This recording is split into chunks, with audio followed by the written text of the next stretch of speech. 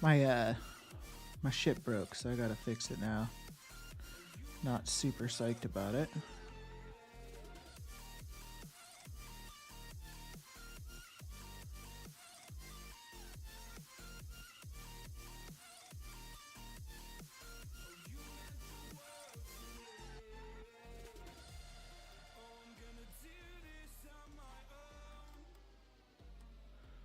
Oops.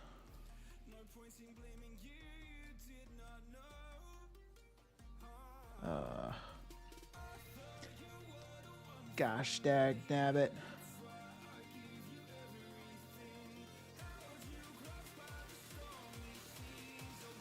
Um,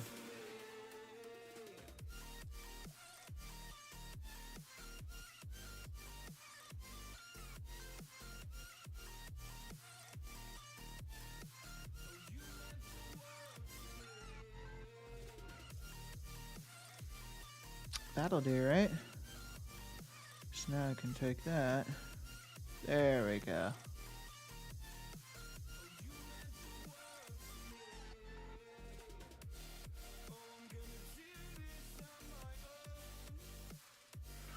All right.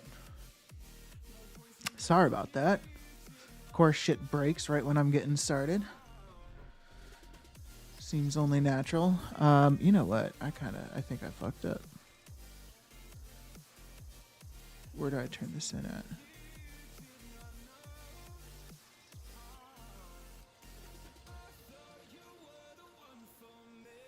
I think I fucked up. I think I just turned this in back in Orgrimmar.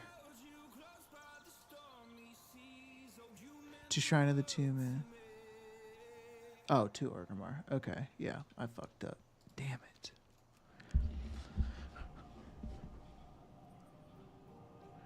What the fuck? Canadia's goddamn name is Big Cock. Our boy Canada is doing a gold challenge today, 12-hour stream. 12-hour stream, and what's it called? Gold making challenge, trying to make token. Yeah, on a fresh character, so it's like completely fresh level 70 character, and I was just laughing because the name's Big Cock. But he might be doing a group farm later on for like pets or something like that. And so if he does do that, then I might join. And all of you, if anybody's out there with us or that would like to join on NA servers, you most definitely can. I think it'll be a good opportunity to build up a stock of pets, especially since I'm getting really close to kind of expanding my reach server wise. So get a stock of pets built up seems nice. Tidu, what's going on, my friend? How you doing? It's going well for me. Hope you're doing well. Does he have a YouTube channel or a Twitch? Soko Wow. So he does have. He actually has both. He just recently started streaming to YouTube as well. It's Canada TV. So if you just do twitch.tv/Canada TV or search on YouTube and the search and then sort by like live channel, you might be able to find him on there as well. But yeah, he's pretty awesome. What am I selling? So good question. I have well, so as the title indicates, I've gotten my third account established now. So I'm selling like basically the same things. So I've got a lot of the engineering toys, and then I've also got a lot of the soul pets, and then just a bunch of other random shit. But I'm kind of just getting to I'm just trying to really get organized and kind of get established. Now that I've got a third account, like it was a little overwhelming yesterday because I kind of started the subscription for account number 3 on a whim yesterday, and I got a little overwhelmed, to be totally honest, because I was like, holy shit, like I don't even know where the fuck to begin with like doing what I want to do now, or I did it was like even like, you know, like I don't even know what the hell I'm gonna do now. But essentially, the long story short is there's just a lot of preparation and that kind of shit that I have to do now.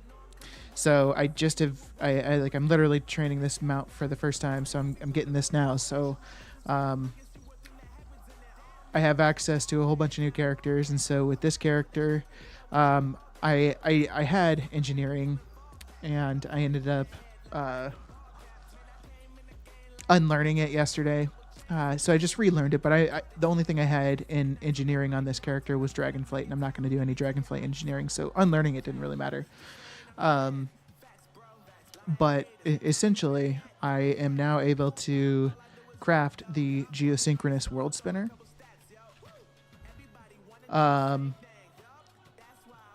So this is a good mount because I also have the Kypyrium rocket. So I already have this to be able to craft, and now I've just learned the geosynchronous world spinner. So now that's an extra mount that I'll be able to craft on a routine basis. And I'm going to get alchemy. I'm going to relearn alchemy on this character and start farming out the Vial of the Sands. And so I can actually show you, I've kind of put a sheet together. It's super basic, but just like what kind of my plan is with some of these characters. Soko, you found him? Wonderful. Glad to hear it. Can I ask a stupid question about craft sim, please? Absolutely. Underneath a craft, it says to craft X, profit X, but in the bottom right-hand corner, it says it has profit/craft, and those numbers are usually different. Let me swap to my character that I've got craft sim rocking on, and we'll see if we can maybe figure out what exactly you're referring to. But that's not a stupid question by any means. If you're saying two different profit numbers, that'd throw me off a little bit. So yeah, let's figure out what you're saying. 3 accounts is wild. Yeah, it's I mean, like, the thing is like one of the accounts, like this account is my third account, and like all it's going to be doing is just sitting here. Like I'm just going to be paying for the subscription literally to just sit here and post auctions. So then it's like 2 accounts that I'm really doing stuff on. And for that, like, you know, oftentimes like one of them might just be crafting something while I'm actually doing stuff on the other. But I have started also to get myself set up so that I could craft or farm Ghost Iron ore on 2 characters at the same time. Okay, so let me... Underneath a craft, it says to craft X, profit X. But in the bottom right-hand corner, it has profit, a craft, and those numbers are usually different. Yeah, okay, I see what you mean. So, I think, and then you said perhaps the basic one is coming from Auctioneator. So that would be my first guess would be, you really only want to look at like this for profit, and like the craft queue for profit. If you're looking like at this information right here, mine doesn't have it, but I have seen where some people say it says to craft and then it says profit right beneath, and it's usually negative, whereas this is positive. The reason this says negative here is because it's unable to account for multi-craft and resourcefulness in the math. So it's just looking at the very basics. It's looking at what's the cost to craft and what is the sell price of the item. And so it's just looking at that and saying, oh, well, the cost to craft is more, so therefore it's not worth crafting this item. But again, that the numbers right here are not taking into account multi-craft procs, resourcefulness procs, and that kind of thing. So if you do have craft sim, I would again only look at this, you can absolutely rely on this menu right here. And then if you are using the craft queue, total profit here and crafting cost, this should totally align, or at least the profit side should completely align with what you see in the average profit section. Brilliant. Thank you very much. Awesome. Yeah, not a problem. Happy I could help you out. Please feel free to ask any other questions at any time. That is like the point of me doing these videos and streaming and whatnot is to be able to answer questions and help like this. So I'm happy to do so. The basic one isn't Craft Sim Profit. It's the one you want to pay attention to because it runs through Auctionator. Yeah, exactly. I've rewatched my videos a few times to try and understand. I hope it helps. Definitely. Thank you, T-Dude. You're such a fucking nice fella. Appreciate you. All right, wonderful. So here's the other things that I am kind of looking to do. Well, let me show you this sheet. Okay, so these are basically the new characters that I have access to within my account. So again, just to clarify, I didn't really have access to any of these characters previously because my main Brez was always having to be logged in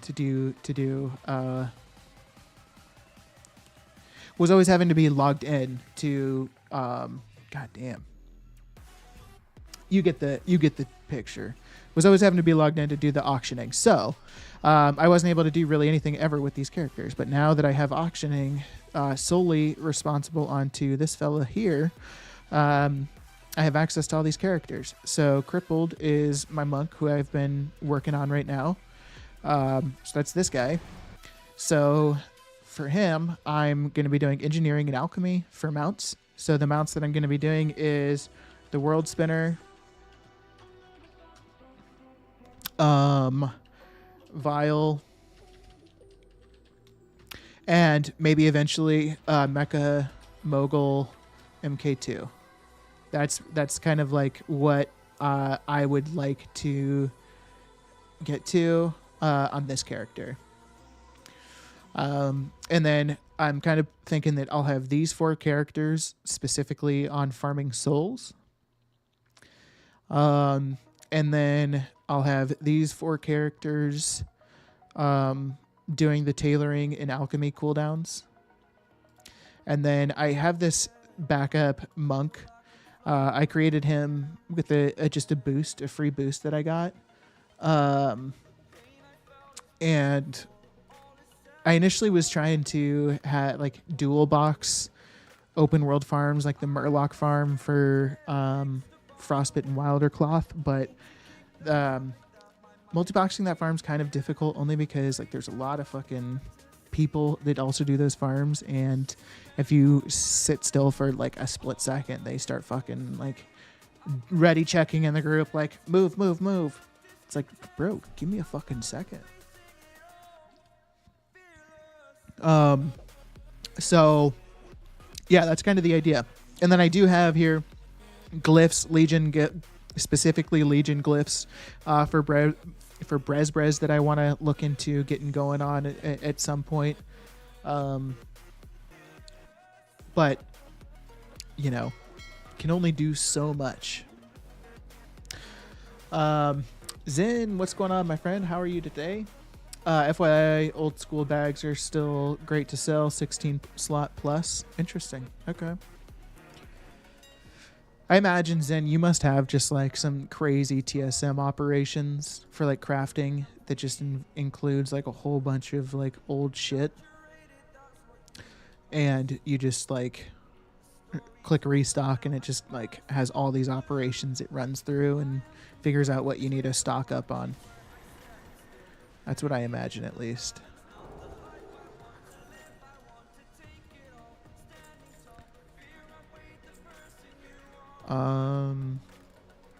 You know what? I'm curious about what Awakened Order's at right now. 146.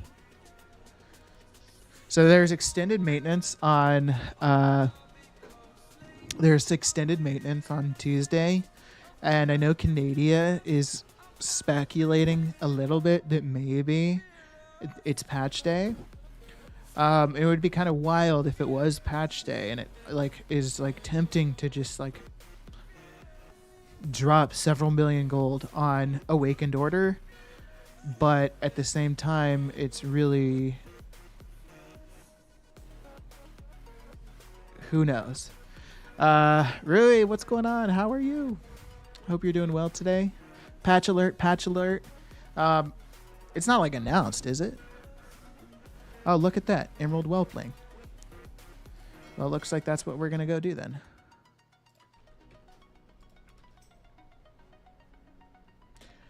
Do you think Dracothis price will go up in Season 4? I don't know. I hope. Because my plan is to get some alts set up.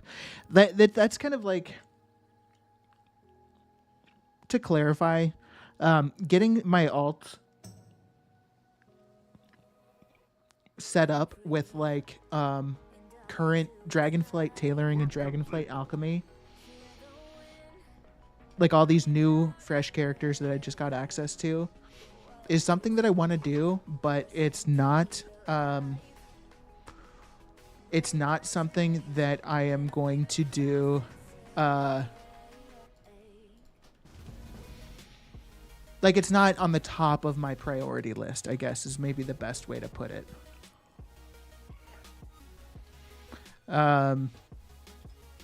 My bigger thing that I'm really wanting to focus on right now is kind of getting established in older markets that are actually established, right? Because like, Dracothist is probably not going to be relevant once War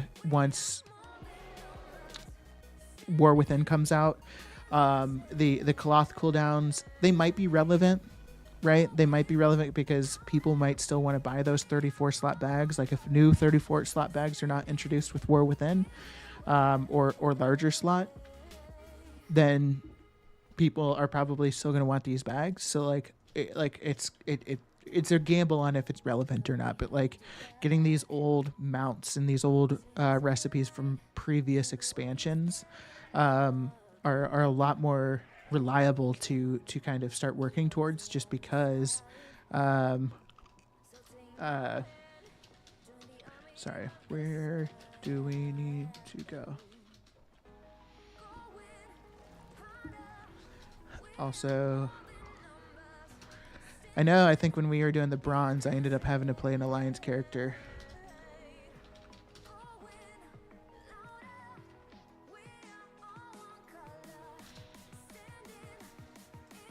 I should probably swap to an alliance character.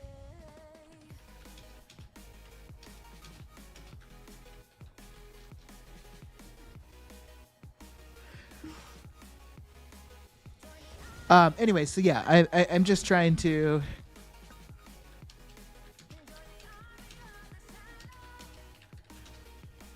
I'm just, again, sorry, just trying to get older stuff established, because those markets have been around for a long time. They are set, and you can confidently get into them knowing that they're going to be relevant in the future. Any market you try to break into in Dragonflight, like in terms of like niche crafting stuff, or not necessarily niche, but any market in Dragonflight, you're just like kind of gambling because you don't know for sure if it's going to be a relevant market once the next expansion. Oh, he's Horde. Wonderful.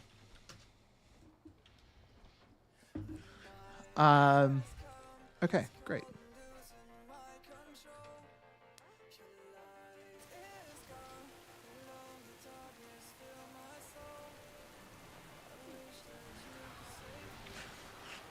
Rui, you're saying you think it's too soon, but are you do you feel like it's probably patch week?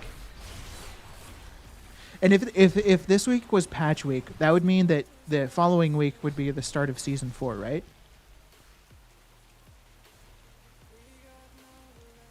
Oh, for patch, it's too soon. Gotcha. Okay.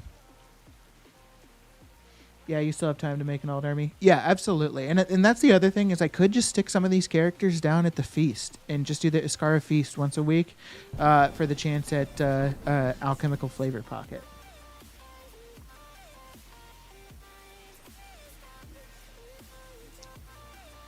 I have 4 alchemists that can make Dracothus at the moment, but the price of them is pretty low in EU. That's unfortunate.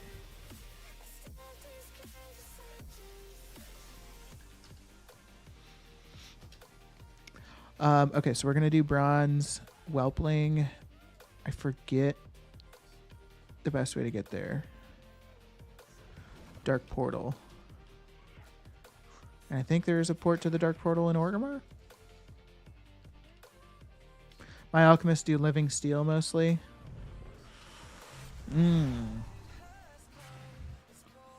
What do you do the living steel for, Rui? Is it for Mechano Hogs, or do you craft more stuff than just Mechano Hogs?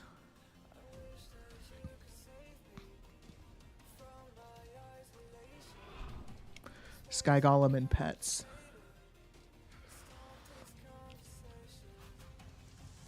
Oh, Dreamwood Dusk. Oh, okay. Thanks. Yeah, my ass doesn't know how to get anywhere in this fucking game. Oh my god. Wadawick OG. Hey dude, it's Finnegar. Changed my name to match my character. Wadawick. Okay, right on. How's it going, my friend? What do you want? What do you want me to call you now? Do you want me to call you Wada? Wad? Wick? OG? Cog? Wada? Okay. I got you. Inge pets from Panda Land. I'm gonna have to look into that. Inge pets from Panda Land. Duskwood.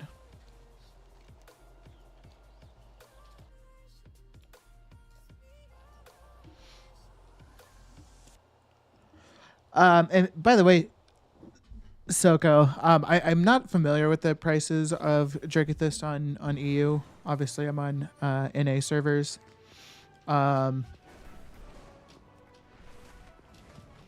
But I think it's probably a similar situation for NA. Like you kind of probably heavily bank on getting some multi-craft procs to really have it be profitable. And that's like part of the reason why I'm like not as worried about it. Like especially the alchemy side. For me, like doing the bolts, getting the bolt cooldowns is pretty easy to do, and I know that like crafting the bolts is considerably cheaper than what they sell for on the auction house, or what they're typically valued at on the auction house. So I would probably first, like for me specifically, go for bolts or tailoring, and then, you know, if I wanted to get into what's it called? Are all of these just Iron March? So let me make a macro. By the way, we are farming the bronze whelpling on NA Horde. If anybody wants to join, there's you know, if we have a full group, you can actually get quite a few of these pets. I think last time we did it for an hour, and I got 6 of the pets. And they sell, like, I'm on the highest pop server, but I'm going to be moving some of these to different servers, and they sell for, like, pretty good. So, la la la. If anybody wants to join, please let me know in chat, and I'll figure out how to get you in here. /cast. Target. Iron. /cast. Moonfire. Oops. /cast Moonfire. right, that should do. Yeah. Bottom or top castle. Wada, I'm doing well, man. How are you? Been doing well. God, I don't know if you popped in yesterday for yesterday's stream, but I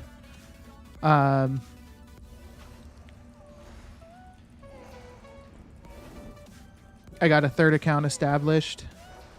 So we're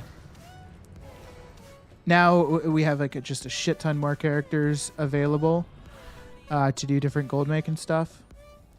So that's kind of what I'm working on now. But Canadia, I don't know if you watch Canadia. He's doing a 12-hour stream today, where he can I cast? Let me get that set up real quick. That'll be way quicker. He's doing a 12-hour stream today where basically he's trying to make a token in the 12 hours on a fresh character. Where I don't know what the Moonfire thing is called.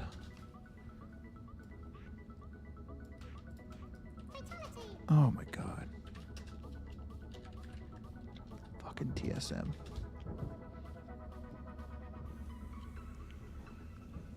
Yeah, so he's trying to make a token in on a fresh character, super fresh, and I'm going to be expanding kind of the servers that my server reach here soon, and so I'm wanting to do some of these farms to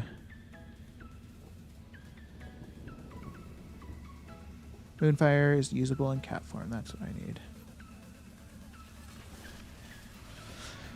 Yeah, so I'm gonna hopefully we can get a little bit of a bigger group here, and get some good farming on bronze whelplings.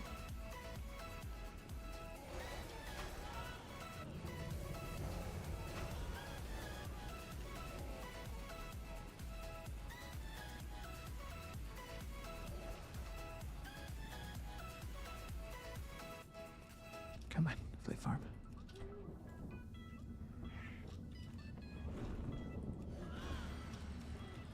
What's that?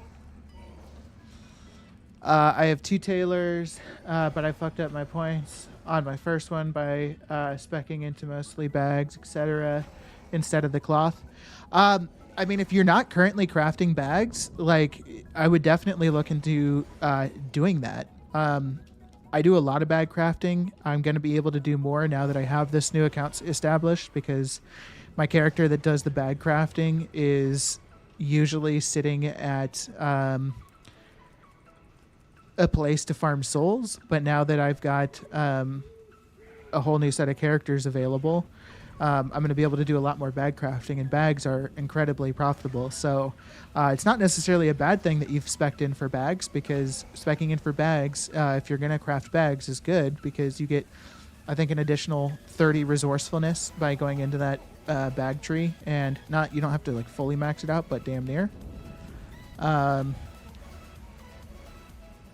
The only kind of barrier of entry for bags, Dragonflight bags at least, is renown.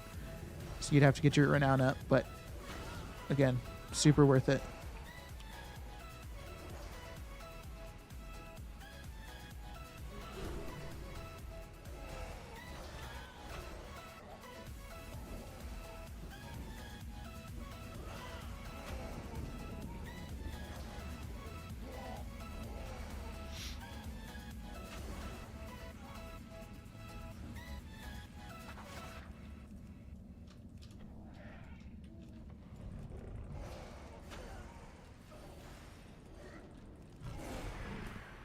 Oops. So how are you putting so many characters on so many servers and so many accounts? You can't be spending the time to level them all. So yeah, you don't really need, like, so if I'm going to be selling stuff on different servers, like all I need is an active sub, and then I have allied races unlocked, so I can just make a level 10 character immediately get to the city, and then all I need is that character at level 10 to post the stuff on the auction house. Because all I'll have to do is just invite that character into a party with the character that has all the stuff I need to sell and trade it over. So that's all I got to do for other servers, because I can just craft all the stuff that I want to sell on other servers and gather it on my main servers where all of my characters, my leveled characters, are. But then kind of the second half of that question is like, I do have a lot of characters that are leveled up, and I'm kind of like continuously working on leveling more, because I just want to be able to have more alts. So how I'm currently doing that, and I'm actually kind of in the process of optimizing that even a little bit more, so to speak. But on my main account, I'm starting to level a new character via my second account. Basically, I just have two characters flying around Valley of the Four Winds mining ghost iron ore. One of them is level 1, or isn't level 1 anymore because I've been farming a little bit now. But he's just going to level up as I'm farming. And then I have a different character that's also out there that's like level 35, so it's a druid, so it has flying, and it has the 2-seater flying form. So I'm able to farm ghost iron ore on 2 characters at a time. So it's just double the efficiency, and it levels them. So, and it's like, multiple birds with one stone, because I'm farming extra ore by having 2 characters out there farming. And then I am going to be able to convert that ore into trillium bars, which then I will then be able to convert that trillium bars along with just buying Spirits of Harmony off the auction house and convert that into living steel. So I'll be able to increase my profitability on all the mounts that I'm crafting, all the crafted mounts that require living steel. And then as I get characters to level 60, so like I'm leveling my one character that's level 1 right now, or it's like less than level 10, that I'm leveling up via mining, and his name's actually Ghost Iron Ore as well. I thought that was kind of fitting. So he will just probably stay in Valley of the Four Winds, and basically as I create new alts to level them, previously what I was doing is I would level them up through Dungeon Finder to level 40 to get flying, and then I would take him to Valley of the Four Winds. But now I'll have my alt that once he's leveled up to level 40 and then higher, I'll just be able to fly the new alts from level 1 or level 10 around on that character and level them up exclusively from mining, as opposed to having to go through Dungeon Finder for the first 40 levels.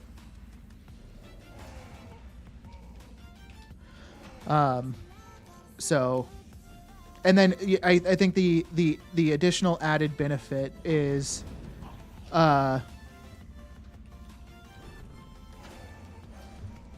having the third account allows me to continue to post auctions while I'm doing, like, if I am just sitting and like doing some mindless mining, I'm still able to like tab over and post some auctions.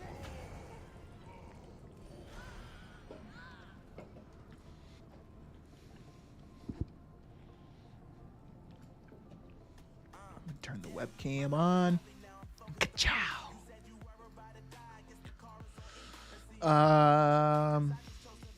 There we go. Makes sense, but can only mail within your region, right?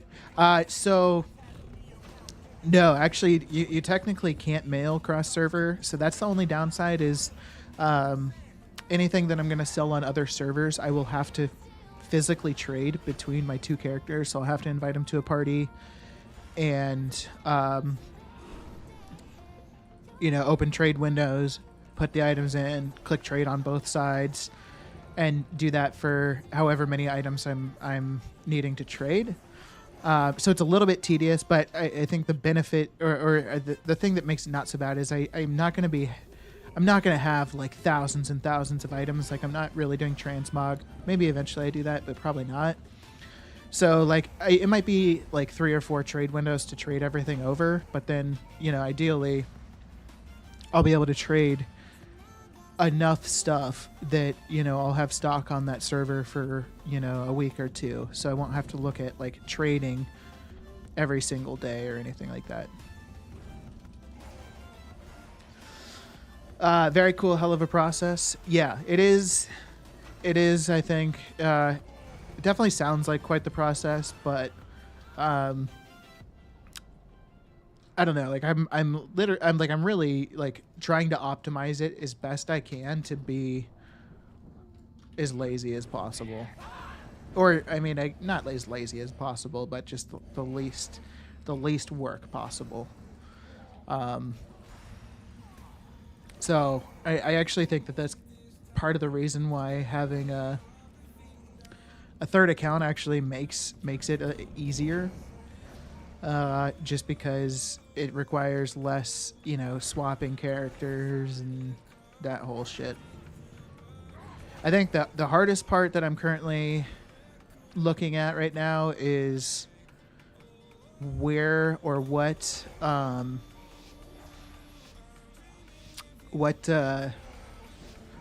how I'm gonna manage all the stock and track that.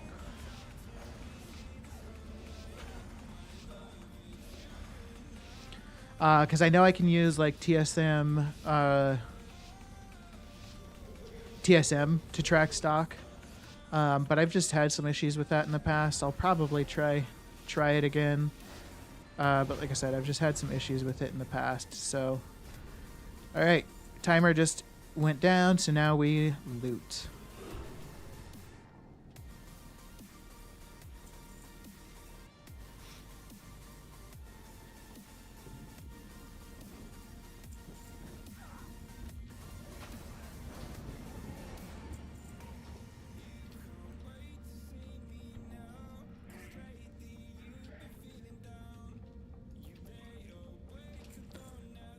Come on.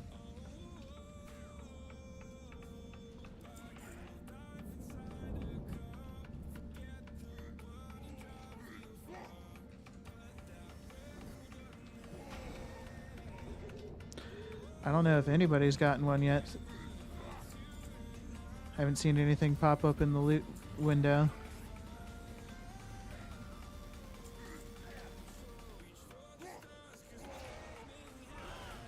Oh my god, fuck off.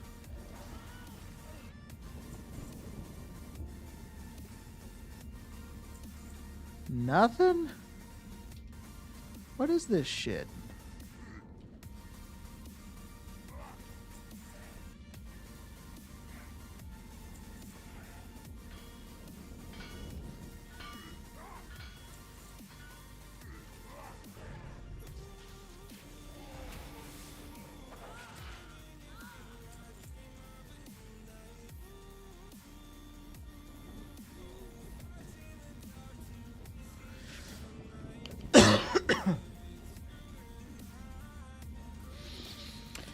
Sorry for the remedial questions. Just starting out with all this. Not a problem, dude. Seriously.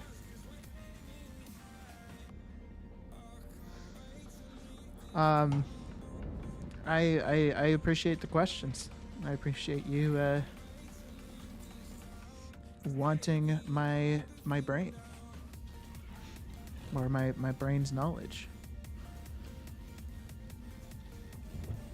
I don't know. Is that weird? So who's managing over here?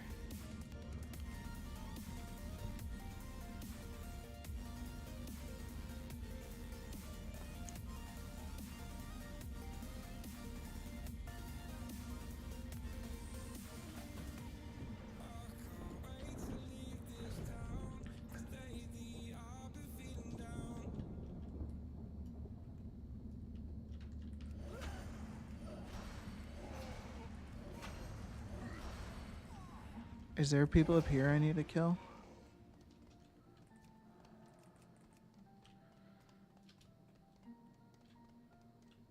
I don't think so.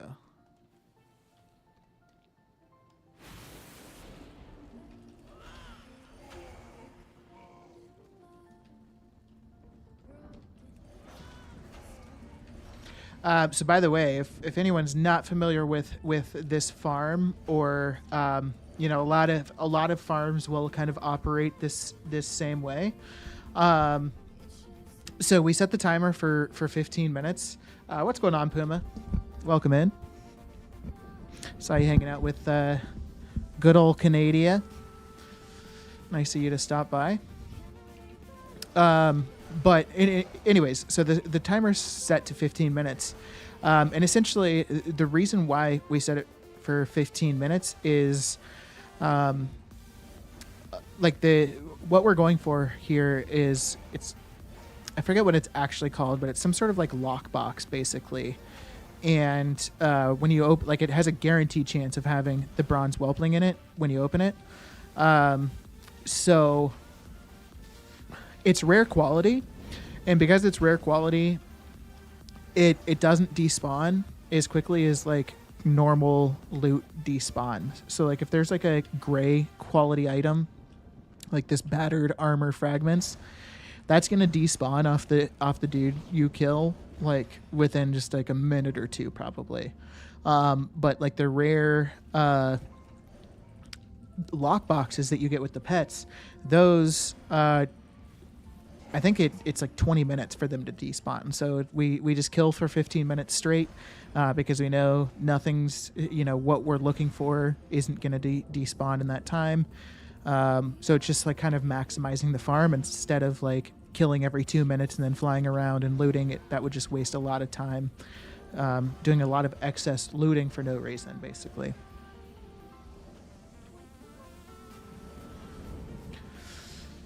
How long you been playing WoW for? Shit. I mean, I started in Burning Crusade. I've played on and off for a long time, but I officially started in Burning Crusade. Yeah,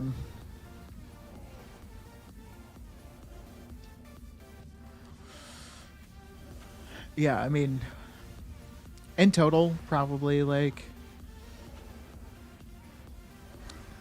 I don't know, it's kind of embarrassing to say, but like 15 years, maybe more, probably more. I've put so much goddamn time into this game.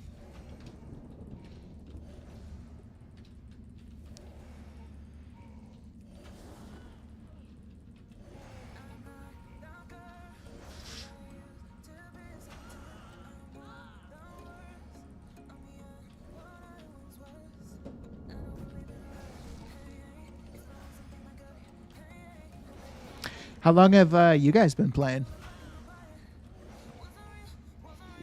I'd be curious to hear that.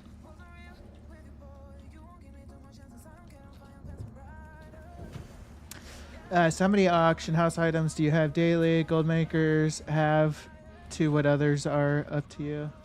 I average 2 to 3K items in the auction house at all times. So I'm assuming you're talking about like unique items in the sense of like not stacked items. Like you don't have like 2,000 to 3,000 fucking burnished ink. I assume you're talking about like different items. So with that assumption, I have probably on average 25 to 30 unique items on the auction house. That's like when I have a lot. I would say when I have a lot of items is probably like 35. But the difference is that I have a shit ton of those specific items for the most part. Like that's like gems. Well, I guess like season 4, when season 4 starts, I'll probably have like 50 items on the auction house at a time. I don't know what, like, you must do a lot of transmog or something, Zen, to have that many items, because that's a lot of shit. Other XYZ, how you doing, my friend? Thanks for chatting. You've been playing since early BC. Yeah, I don't know when in Burning Crusade I started. I wish I did, but I remember my first character was a dwarf paladin, and well, actually, my first character was an orc or a troll mage, but my first character that I got to level 70 was a dwarf paladin. And then, I mean, it was such a long time ago. I don't mind admitting. I remember buying gold to get flying because 5,000 gold at the time was just like an unfathomable amount of gold to me. And so yeah, I bought 5,000 gold so I could buy flying. I started 1 month before Shadowlands. Okay, right on. So you're a bit newer. I wish. I wonder if, like, you know, a lot of like OG WoW players talk about, like, you know, back in the day, like just like the I forget what what you call it. Yeah,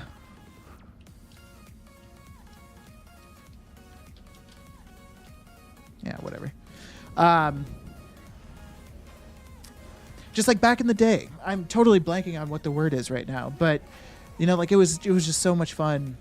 Like nostalgic. That's what I'm thinking of. Like it's so nostalgic thinking of like WoW back in the day, but even playing, like for me playing like classic now, it's not the same. I have zero interest in playing classic now. But like back in the day, it was just something completely different. I always wonder if like for new players in like modern day WoW, if it's kind of like if they will get that same feeling one day, like looking back to when they started in Shadowlands or Dragonflight, being like, wow, like that was a good time. Like, damn.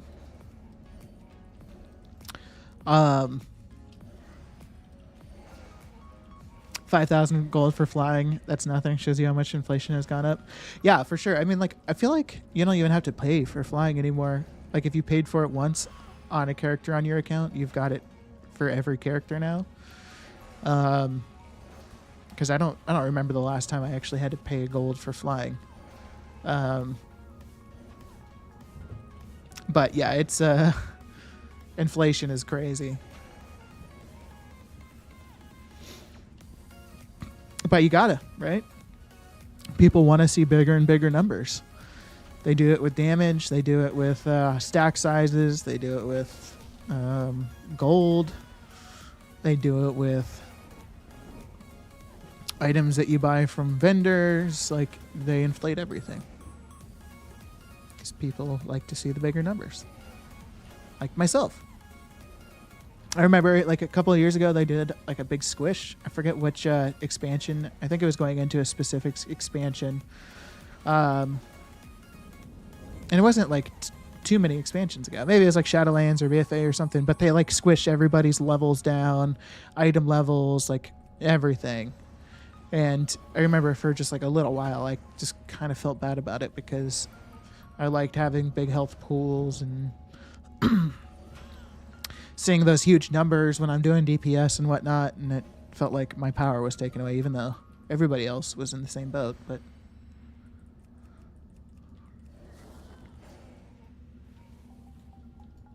oh, look, that person's looting, and they got one of the boxes.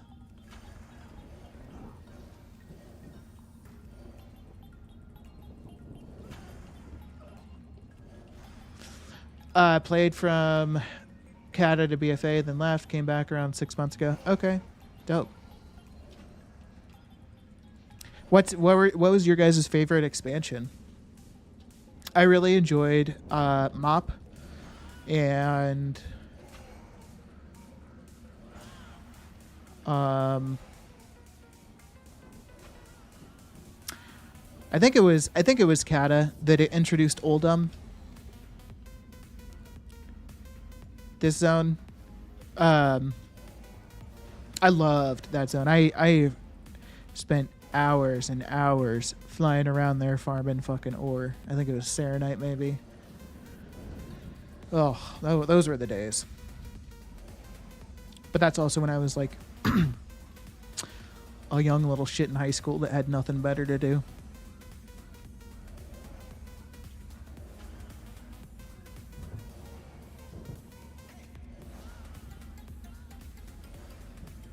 I liked Kata.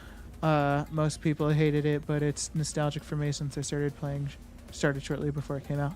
Right on. Okay, yeah, that makes sense. I paid for flying over 20 times somebody else. Damn.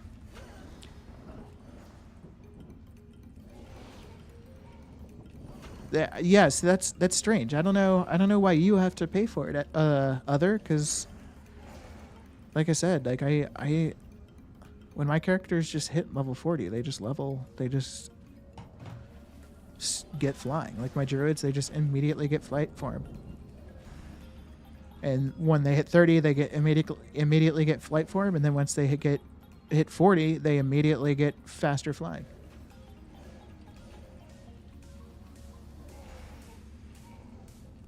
Same. Not sure why you have to pay for it. Yeah, okay. I'm glad we're on the same page there.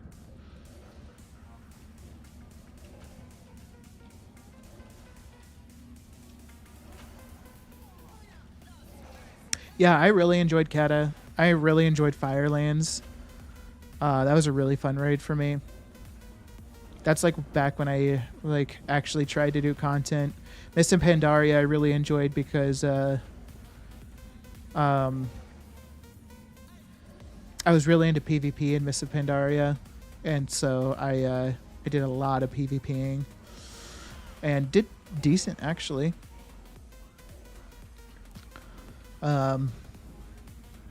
It's just hard for me to now like commit to, especially like raiding. It's just really hard to commit that time. Like 2 nights a week. Most guilds are 2 nights a week, 2 to 3 hours of raiding. It's a lot. Oh, hey, real quick, will you guys let me know, is the quality in both YouTube and on Twitch 1080? It should be now. I made the switch in the settings, so if it's not, I'm gonna fucking blow my stack. As kids say nowadays. Yes, for Twitch? Fuck yeah. Would like to hear that. So then it should be for the tubes. Alright. I'm gonna be pretty fucking salty if I don't get a pet this time around.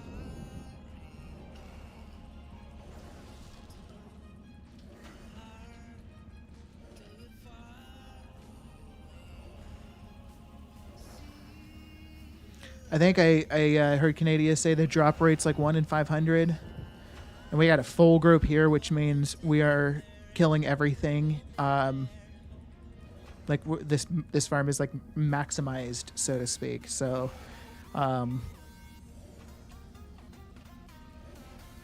we should have several chances at pets this time. Next couple of rounds.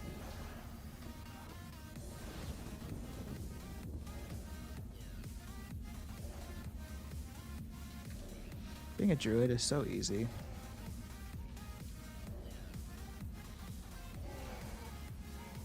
It was also really nice getting that third account established and having my auction house character on the third account because I do have a guild with a guild bank. And previously, my main, who did all my auctioning, wasn't in that guild because obviously my main's in a different guild.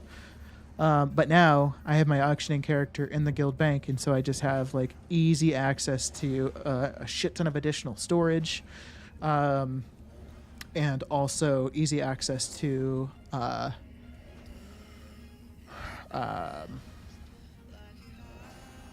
just the shit that I've already crafted in there, like the different engineering toys that I've crafted. I'll be able to start putting pets in there. Mounts, because I'm probably going to want to just craft like, I mean, ideally I would craft like 20 of all the different fucking mounts and just kind of have them ready to go. Oh, loot now. Okay. Oh, pet. Fuck yeah.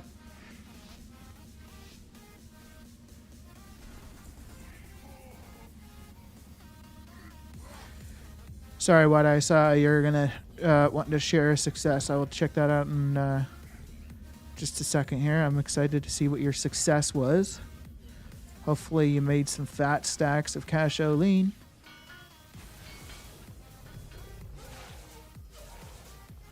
Oh shit, I just literally killed those guys and got another fucking pet.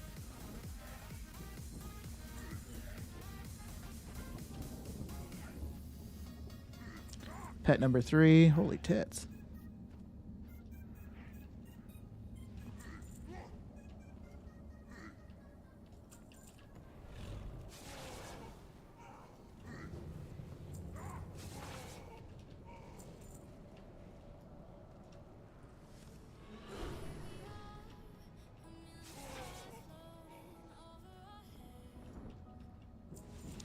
One more.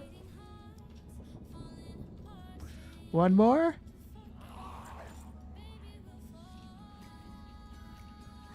Ah.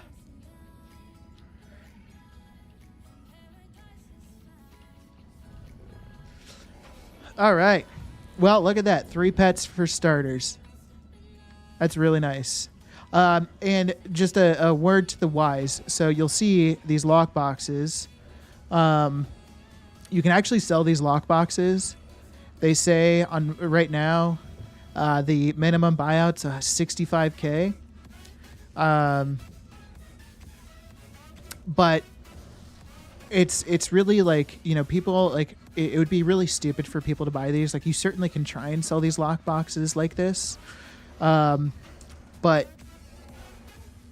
ultimately all you do is open it and then you get a bronze whelpling out of it. So people could just also buy the bronze whelplings off the auction house. So it would just be kind of stupid for somebody to buy the time locked box because it's going to cost them a lot more than what the bronze whelpling is.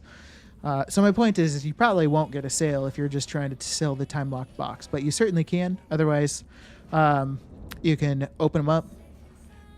These are the bronze whelplings. So again, you have to learn them to yourself, and then put them in the cage to actually sell. But that's the process with all pets. So sharing my first success, I saw Howling Runes for sale on the auction house for 1 gold, 80 silver, like 3,000 of them. Took a chance and bought them and have been flipping them. They're selling for 10 to 13 gold. I still have like 2,000 of them, but I've already made my gold back. Fuck yeah. Good for you. That sounds like a solid flip.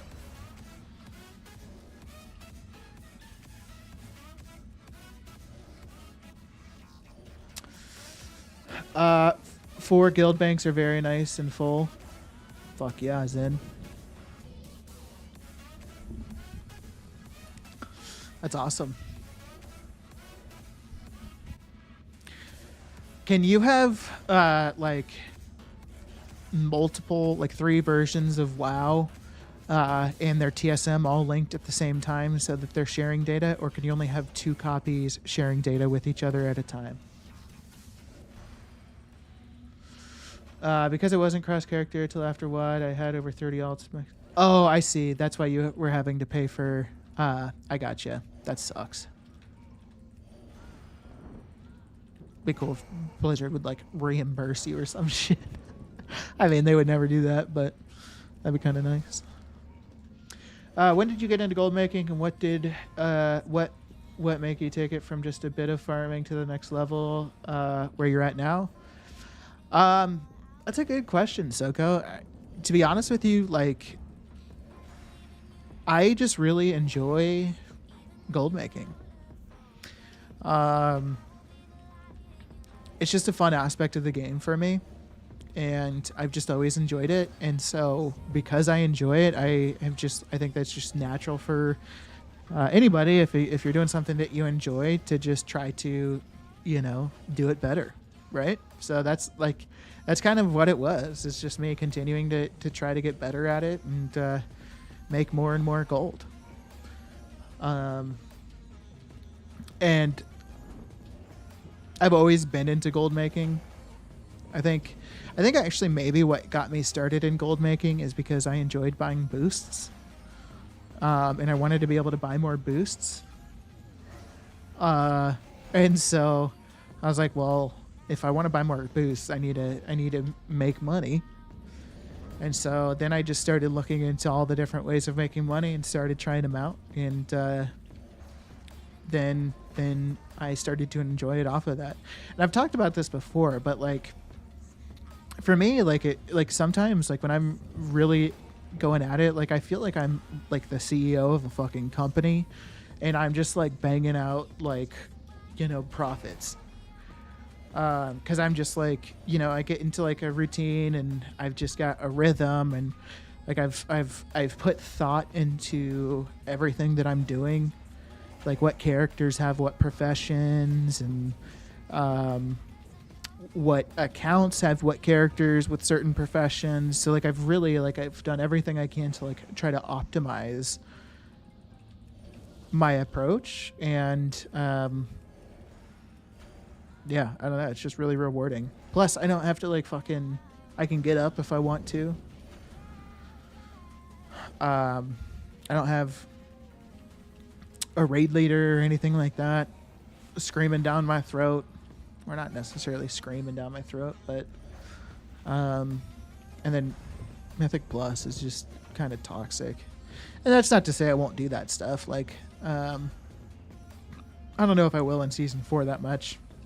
I kind of have zero interest in doing any PvE content right now. But if I get interest in doing some again, then I certainly will. But I don't even like my motivations have kind of changed now. Like I don't really boost anymore. I haven't bought a boost in a long time. If I were to buy boosts now, I think the only boosts that I would buy are like power leveling. Maybe I'd do a mythic raid, or maybe not mythic raid, but heroic to get a character geared or something like that. But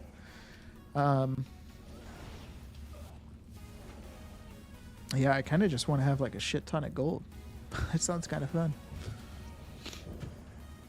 I also I did a giveaway last week, and I really enjoyed doing it. And I want to keep doing that. And so like I really don't care. Like I'll probably give away a lot of my gold, either by giving it to people on NA or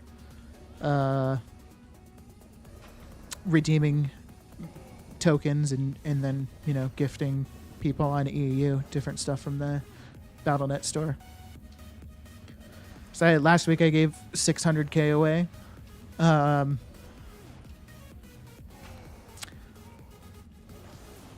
yeah, it was cool.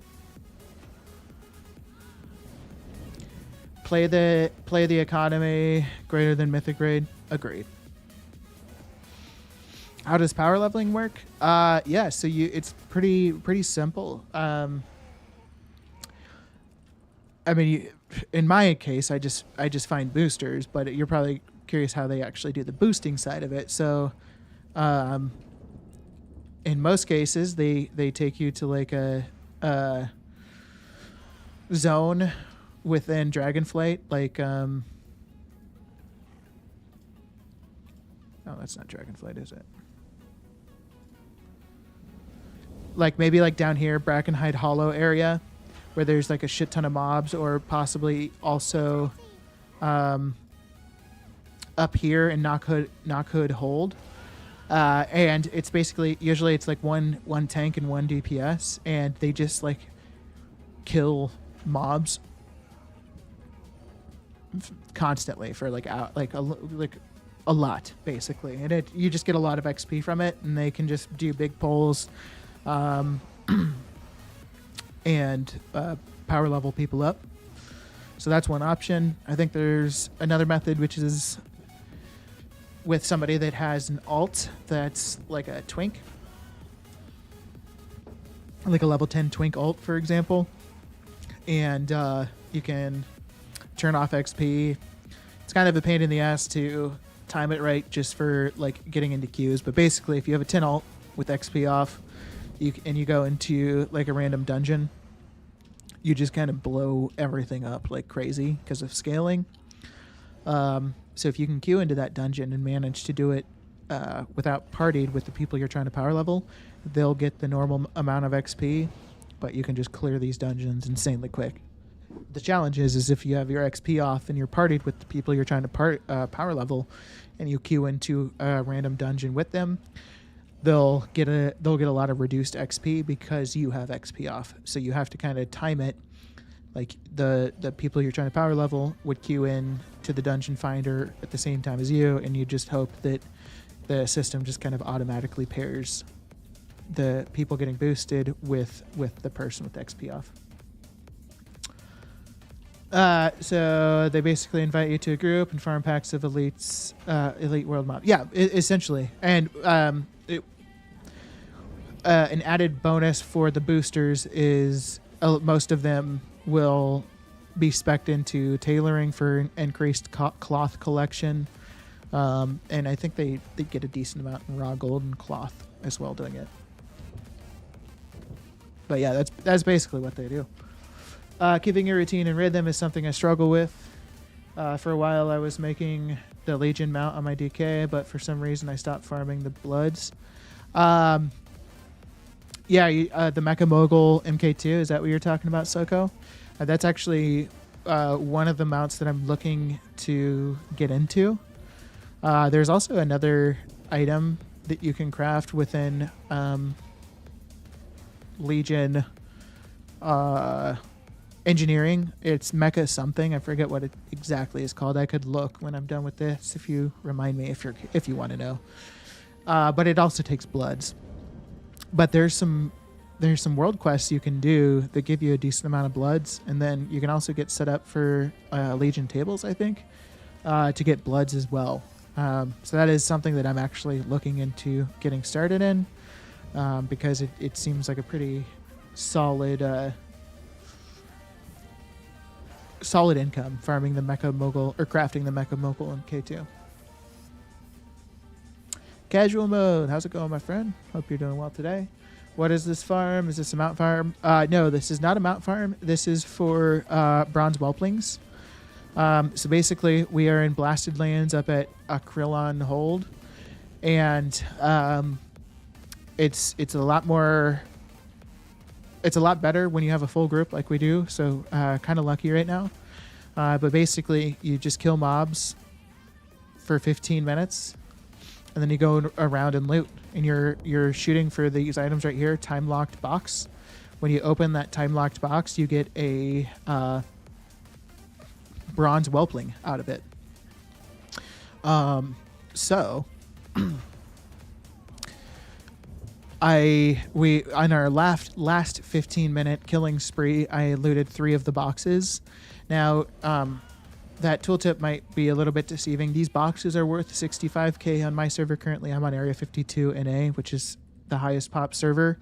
But those boxes really don't sell because all they do is there's a guaranteed drop chance of only the bronze whelpling out of the box. So it's like, why would somebody buy the box when they could just buy the bronze whelpling off the auction house for cheaper? You could try selling the box if you wanted. Otherwise, you can just open them. Learn the bronze whelplings, cage them, and then just sell the bronze whelplings. But I got 3 of them for the last 15 minutes of killing. We are about done with another round of 15 minutes of killing. We've got one person up there, one person down there, me right here, a person killing in that building, and then one person out in front of the gate. So we're basically able to kill every single thing in here, and because we do have a party of 5, it's basically making these hyper spawn, so they spawn super quick, and it's, I think, roughly like 1 out of every 500 kills should drop a bronze whelpling. So yeah, that's what we're doing. Unfortunately, the party's full. Otherwise, I would say if anybody wanted to join. But we could always look at creating group farms for stuff like this later on if people were interested.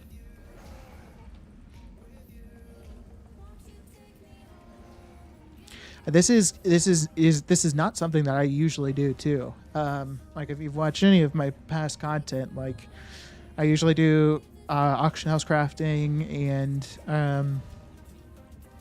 I've kind of like, been branching into more options within crafting and selling on the auction house. But I am looking to expand my server footprint, so I'm looking to be on. I actually don't know how many servers I want to be on. And so because I'm trying to be on more servers, I can have more stuff to sell. So that's why I'm farming this up. And I am also the main person running this, or that organized this, Big Cock right here. That's Canada TV. I'm not sure if you're familiar with them, but they're doing a gold challenge today where they are doing a 12-hour stream trying to make enough gold for a token. And so they threw this group together, and so helping out with that, but also chance at gold for myself. Win-win. All right.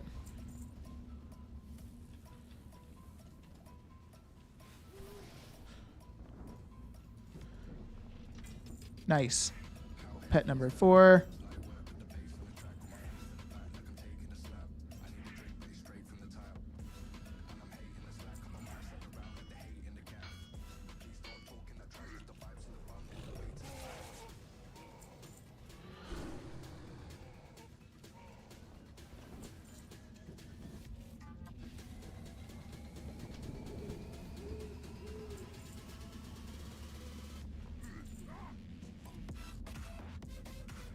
Come on.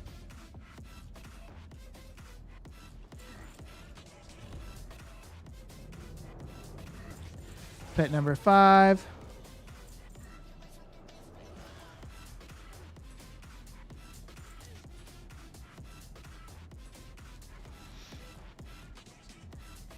We're getting pretty lucky so far.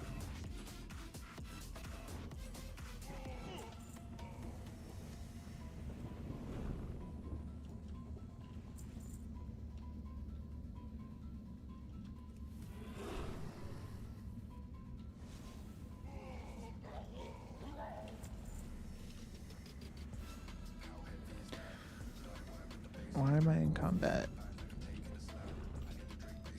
It's all right. All right, so 5 pets now.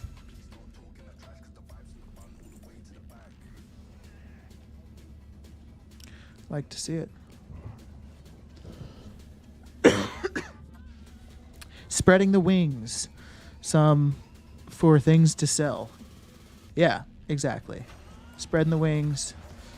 Good euphemism. Is there a spreadsheet or website that shows which servers are included together in region auction house clusters? So with something like pets it's like, it's not like, for instance, I'm on Area 52. If I list a pet on my Area 52 auction house, it's only going to be available to people on Area 52. If it's a commodity, it'll be available to every single person within North American servers. So like a gem is going to be available to every single person within North American servers. The only time you'll be able to post an item like a pet and have it be accessible to people on multiple servers is if it's like, low pop servers where they're all kind of like already tied together. But that would be the only case where that would be the situation. So with that question, and just to kind of follow that up a bit, I'm going to be selling these on different servers, but like, again, just for some added clarification, regardless of which server I take, I put the pets onto, they're going to be on their own individual servers. And so I won't be like, my own listings won't be competing with my other listings. Hopefully that makes sense. Oh, gotcha. Okay, cool.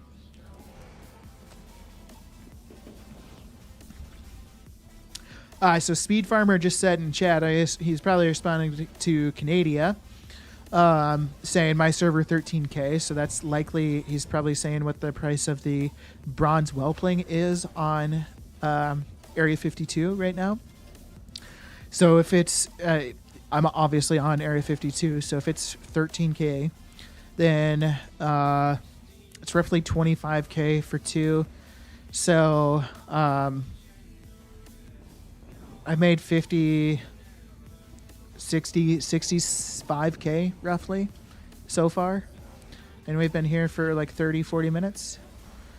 So obviously, like, you know, that's a kind of, I hate saying I've made 65K in 40 minutes because it's really not as simple as that. Like, that so much relies on sell rates and having these things sell, right? So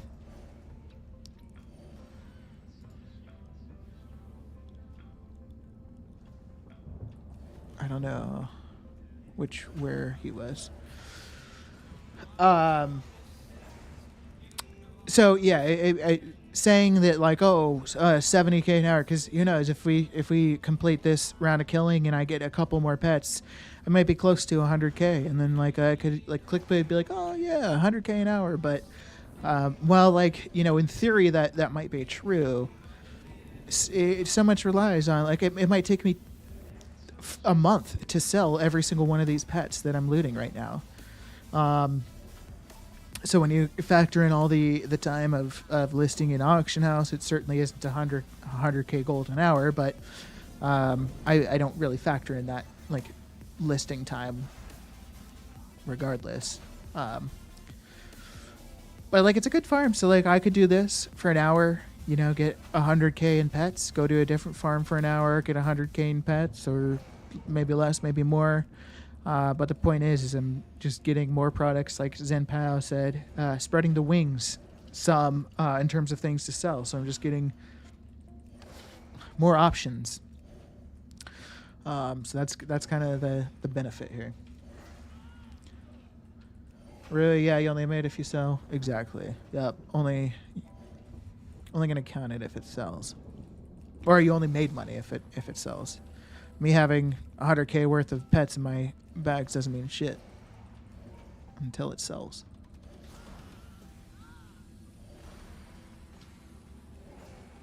And last time I farmed these bronze whelplings, they literally took me. I'd actually be curious to look. I don't think Journalator would tell me when I acquired the pets, but I got, last time we farmed, I got that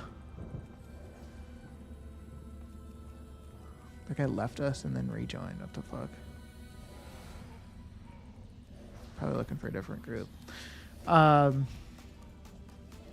got 5 of the bronze whelplings last time, and I think it took like a month for me to sell the first one. But then it all of a sudden, like, they started going quick. I sold like a couple in the like back to back. That was surprising.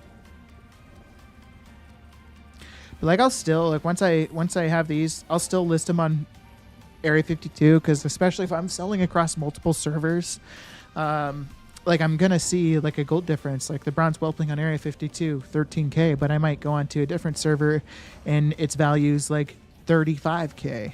But I'll still list them on, like, I'll still list it on the server for 35K, and I'll still list it on the Area 52 for 13K, because I just have so many of them. But if I'm starting to get down to my last 1 or 2, and I have the decision of like, oh, okay, well, I can list the one I have on Area 52 for 13K, or I can list it on this server for 35. Well, in that case, I'll probably just move it to the more expensive server, and also I'll get more experience with like sell rates and that kind of thing. So, yeah, I mean, so many options. And it's going to be kind of an experiment. I've never really, I did sell across multiple servers for a little while, but it was only crafted profession equipment and crafted gear. Dragonflight crafted gear, like close to when Dragonflight launched. So I don't really have much experience selling across multiple servers. So it's obviously going to be a learning process for me as well.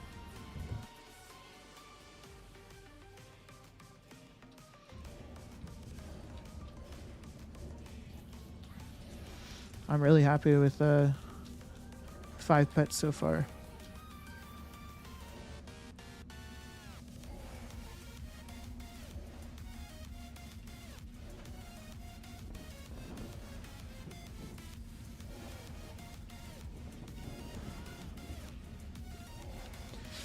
Casual mode. What do you do for gold making?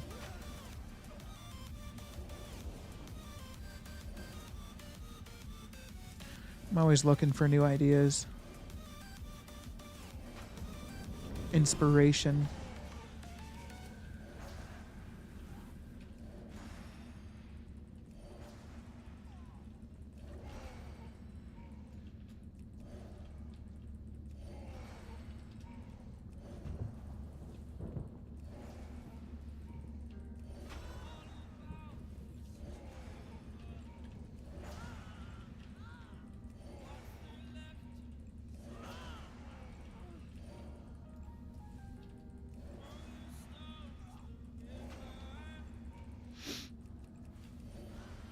I really hope we get some more.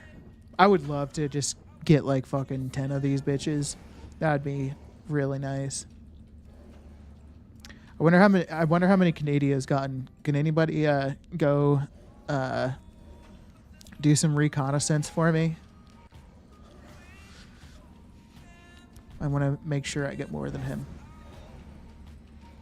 So I might have to do some voodoo fingers or something.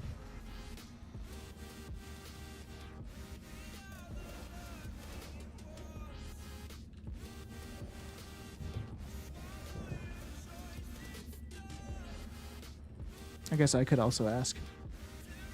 How many we at so far? 5 for me.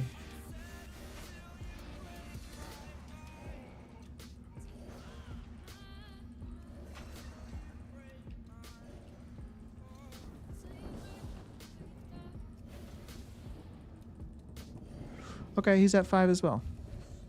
Good for him. So what Canada is going to do is, because he's trying to make a token, if he's down to like that last hour or two closing in on the end of the stream and he's not there yet, any valuable stuff he's gotten throughout the day today that he hasn't still sold, he's going to start selling at discounts. Now, last time, he was selling some stuff to people that were viewers. So it might be an opportunity. I don't know if he's going to do that this time, but it might be an opportunity to get some stuff for cheap. Make some money. Nice flips.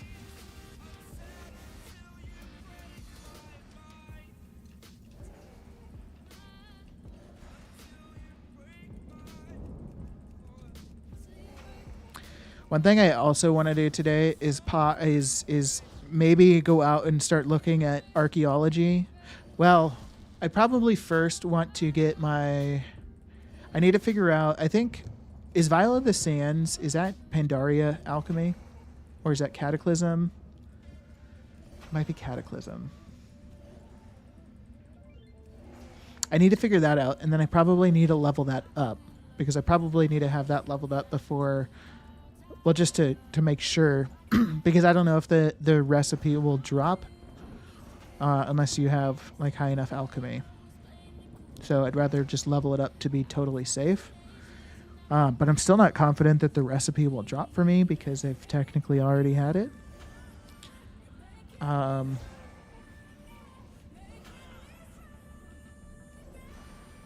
So yeah, that's something that we could look at.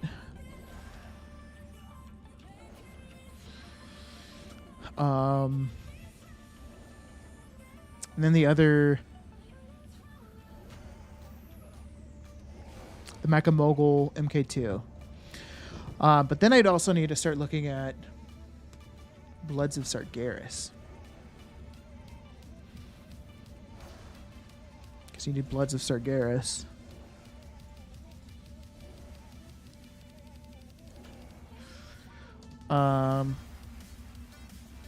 Yeah, I need to do that.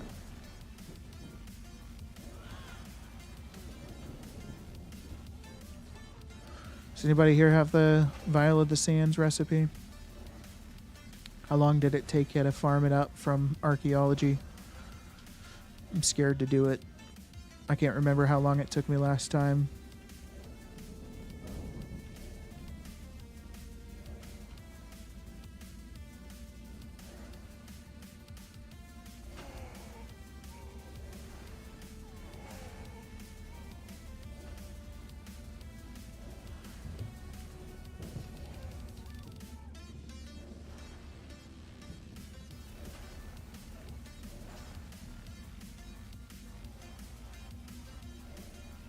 I tried several times, but I always give up. Why do you give up? Just sick of trying, I guess. Just over it. Because, I don't know if you knew this, but I believe, and this is what I need to double check, but at the, and I mentioned this yesterday, so you might have heard this yesterday, but there's a vendor in the Magushan Palace area that I believe you can trade your scraps for other factions within archaeology, specifically for the Tol'vir ones, to get increased chances at the jar that drops the recipe. Because otherwise, you're just having to farm out all the different locations until you get Tol'vir, which is pretty rough. But I think you can turn those scraps in for the Tol'vir ones to complete more Tol'vir fragments. I don't know what the fuck it's called. I don't know.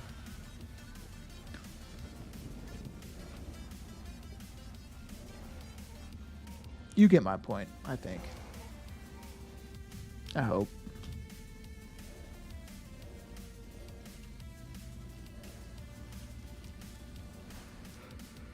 Oh, shit.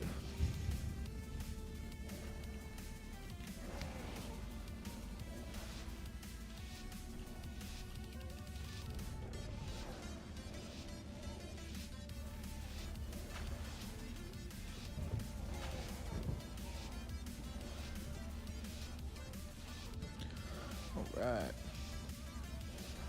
Oh, it's thorium.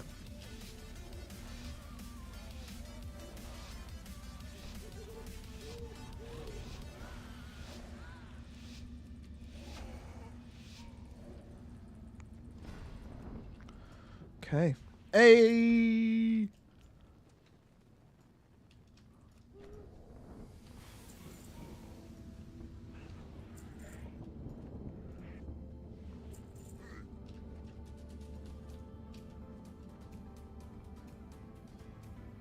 Hey!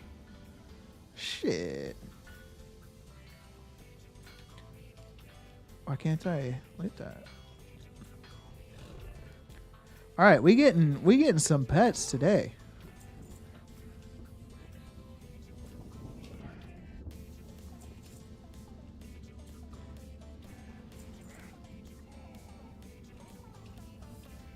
Is this song saying I need you to call me a cab?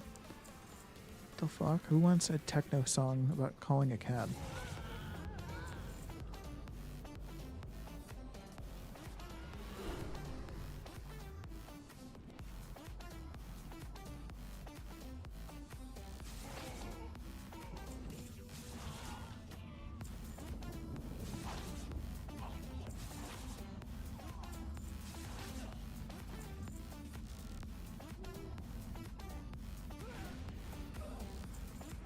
All right, so 2 more.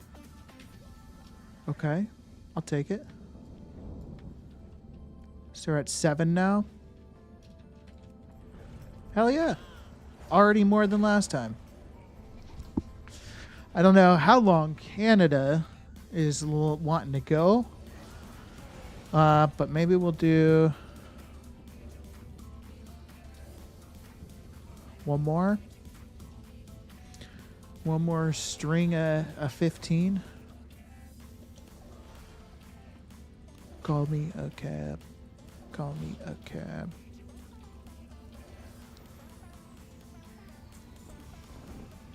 We lost one.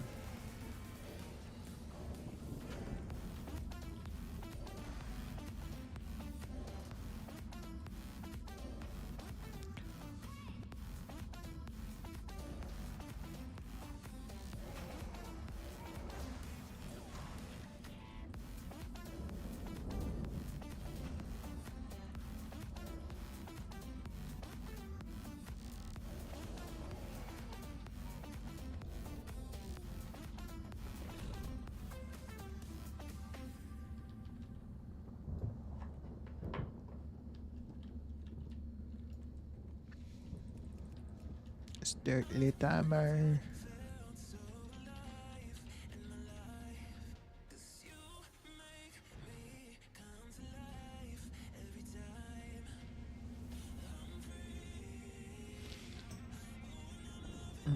Mm.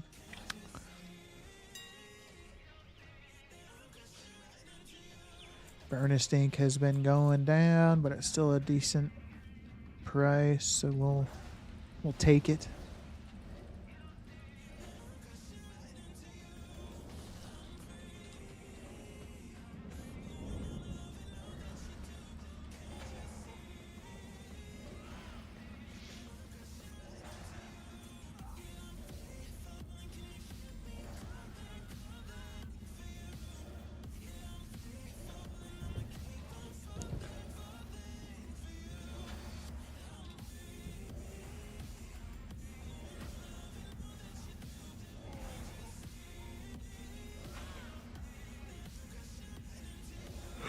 Oh my god.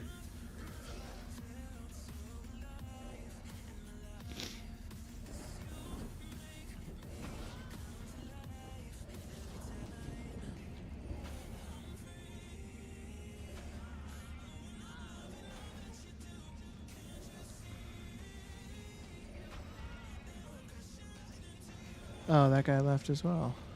Damn.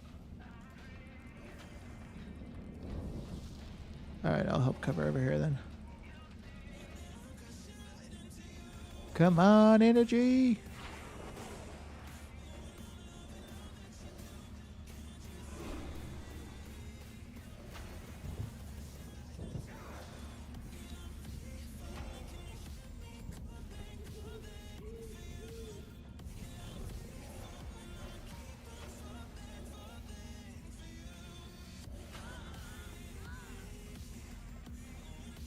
Take care, Rui. Thanks for hanging out. Hope you have a great rest of your day.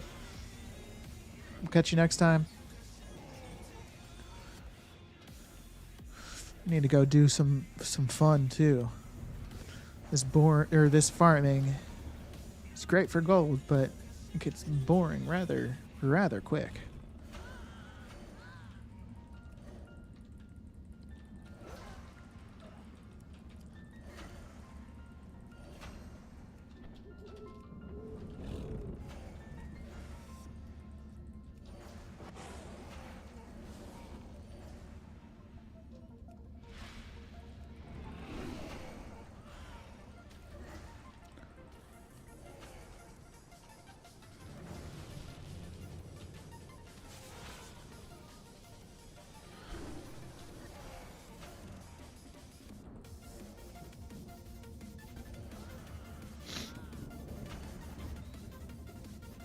Losing people makes this a lot less efficient.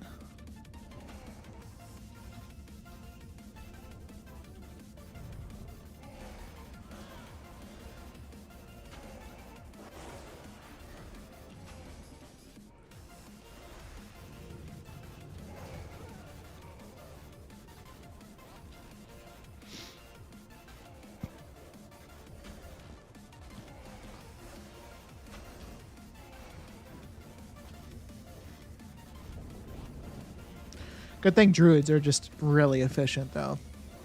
Makes it a bit better.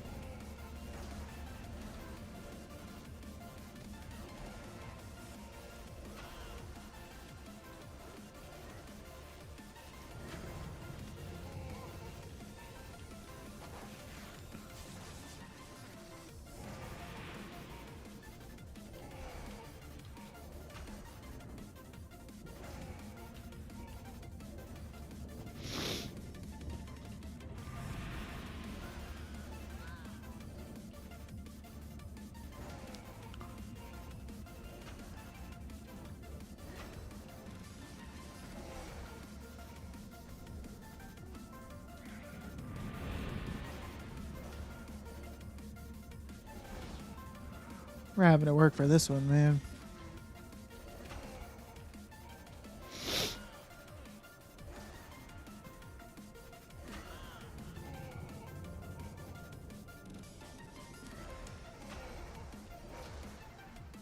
Oops.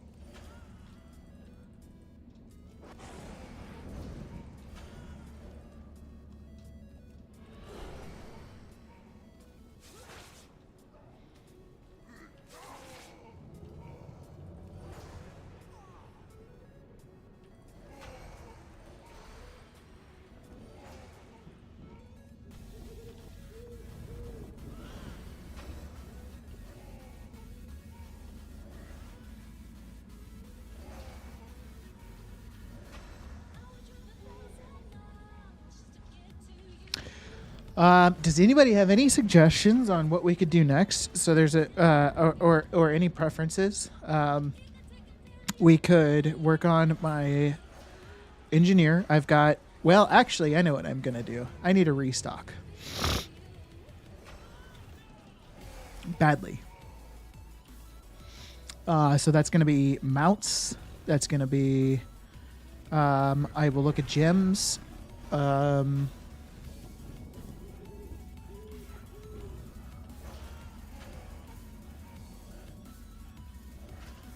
It's okay. It means they don't have anything valuable. Loot will stay for at least 20 minutes.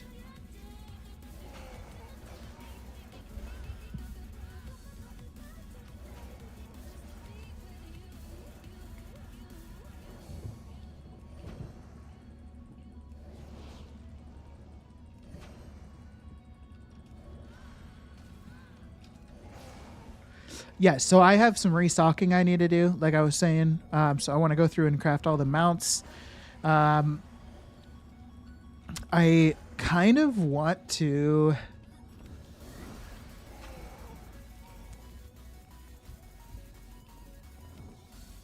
just invest a lot of gold into kind of building up a stockpile. No, I'm not going to do that yet because I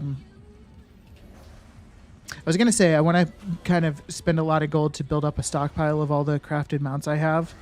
It would take me a lot further away from gold cap, but you know, it would just save some time in the long run. But I think the reason I don't want to do that yet is because eventually I will be able to begin crafting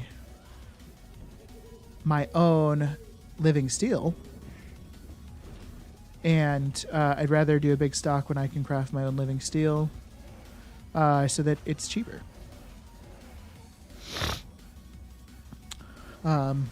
So that's also going to require me to do ghost iron farming. I've already began ghost iron farming on 2 characters. So it's just kind of maximizing and doubling the amount of ghost iron I can farm on a anytime I'm going at it. So going to continue to do that.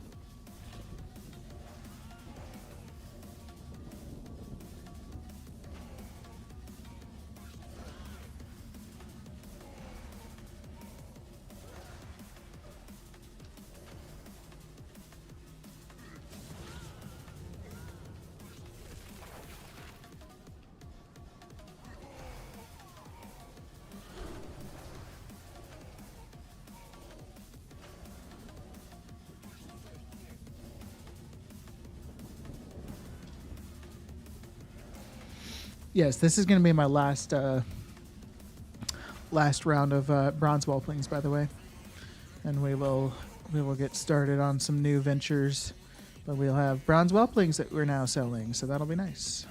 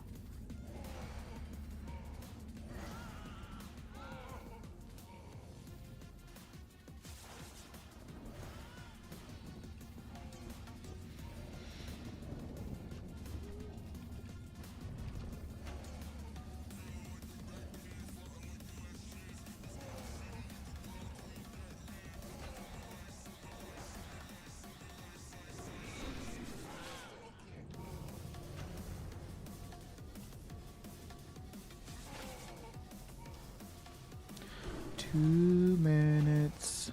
Sorry, I know this might be a little dull here right now. Wouldn't blame you if you felt that way. But we'll get her going here shortly.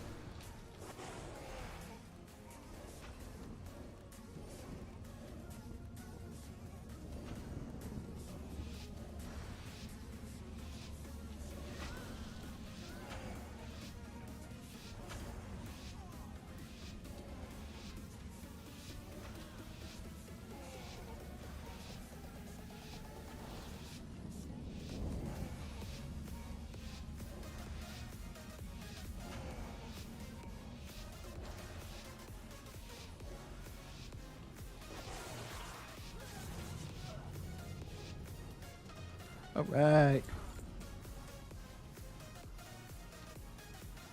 Nice. There's one.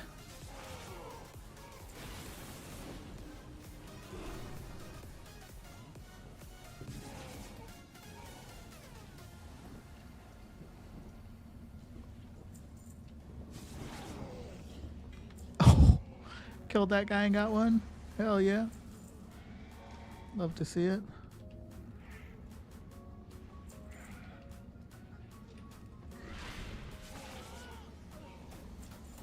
Okay. 3 so far this loot. That's wild.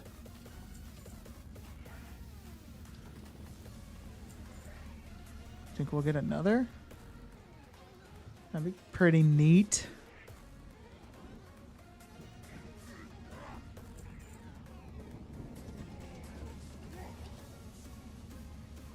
Oh my god. Holy shit. Fuck off, dude.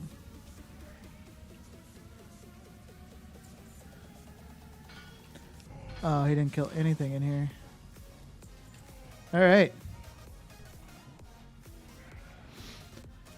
11. That's crazy.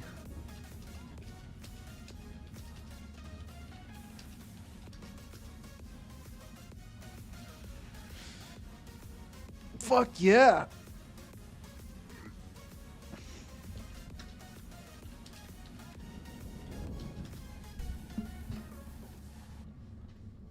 Damn, Blackwater Raider or Groot got none.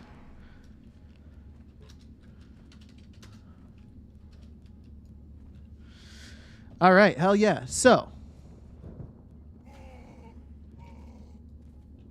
let's move on. And just get away from there so I can hearth.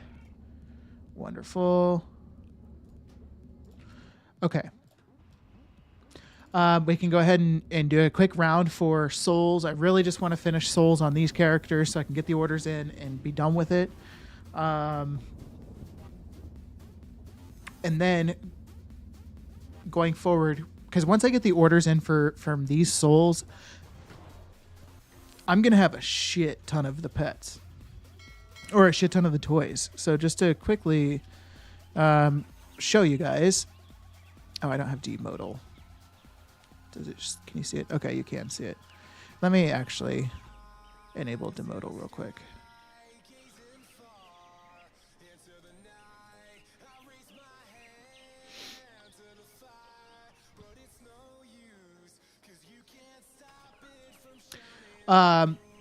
So I have obviously a lot of these. Hey, these have already gone up. They're now at 60K. I bought them for 50K, so they're already profitable technically. But I have quite a few of these toys already. So one more round of crafting orders. I'm going to basically double what I've got here currently. And then I'll be kind of set to set for a while. And I'll be able to move these around to different servers and be completely good. So one thing I do kind of want to look at is what I could sell on all the servers. So I'm trying to think about how I want to go about kind of tracking that. So I wonder if I did like craft /server tracking. So I could have this just be like a black bar to separate it. And I could always, move that down if I needed to eventually. But then I could like servers. What all would I want to track? I would want to track what servers I'm on. I would want to track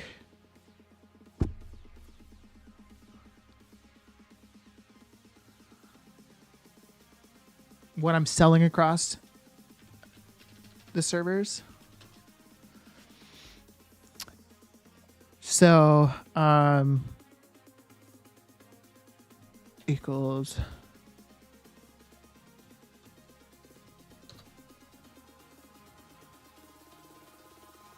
okay. I was hoping I could just like quickly, easily transpose that.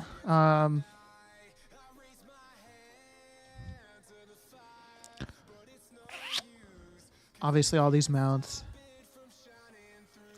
Yeah, so that'll be something that I slowly work on. Because I do need to figure out a good system for tracking everything that I'm crossing across or selling across all the servers, etc.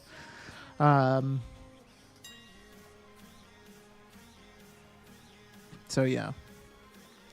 But let's look at restocking now. So I think first things first, we will look at everything on this character. Well, first, actually, bronze whelpling, bronze whelpling, bronze whelpling. Is it going to let me just cage him? I might have to sign out on both of my other characters before I can cage all these. So let me just quickly do this.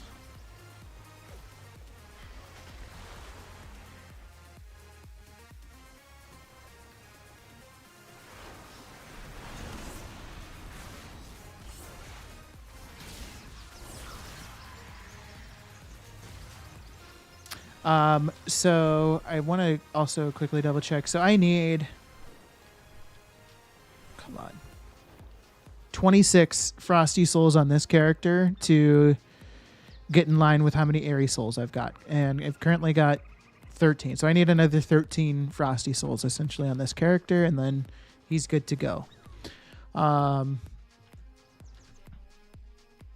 let me log out there. Let me just quickly do this cancel scan.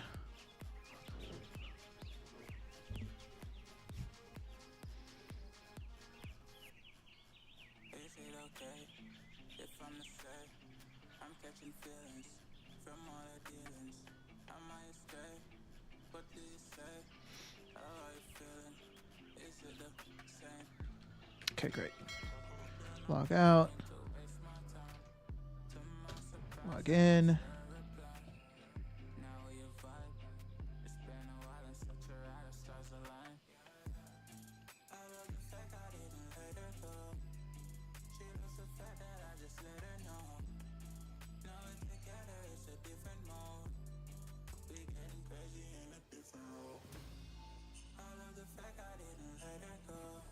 Work complete.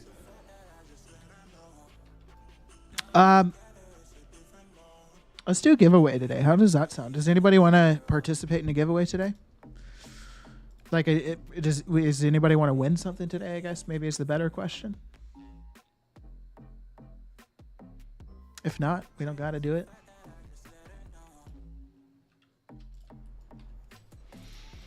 I don't know what it would be. We could do.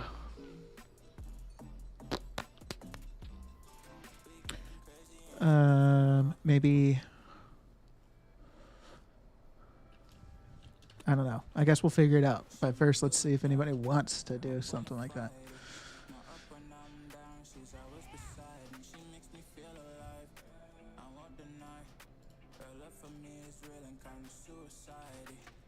Okay. 1, 2, 3. Put in cage. Put in cage.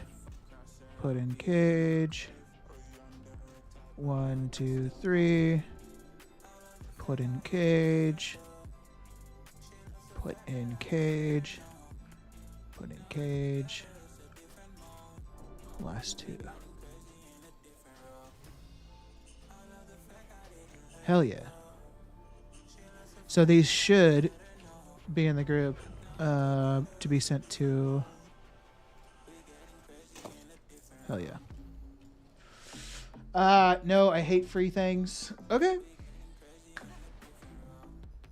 All right, casual mode. You were the first one to speak up. So I'll let you make the terms. What's the giveaway?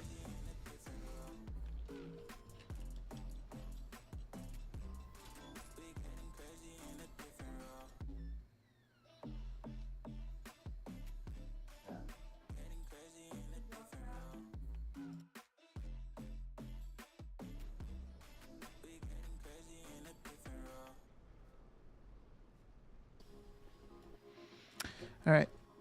Got that sent out.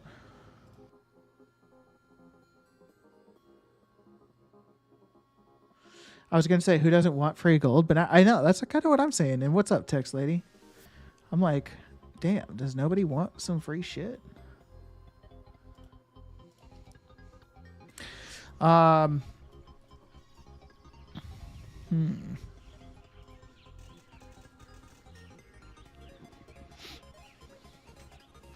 What about...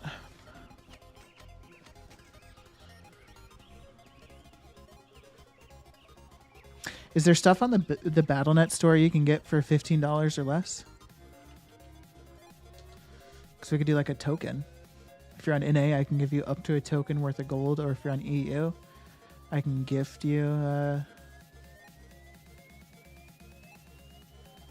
something off the store.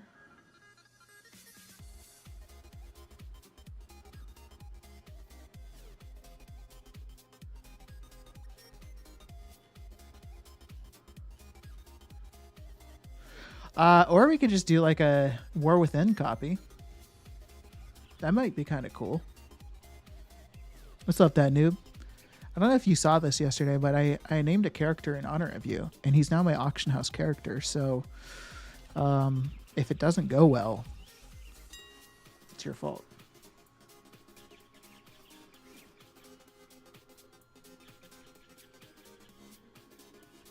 Yeah, let's just do a War Within copy giveaway. How's that sound?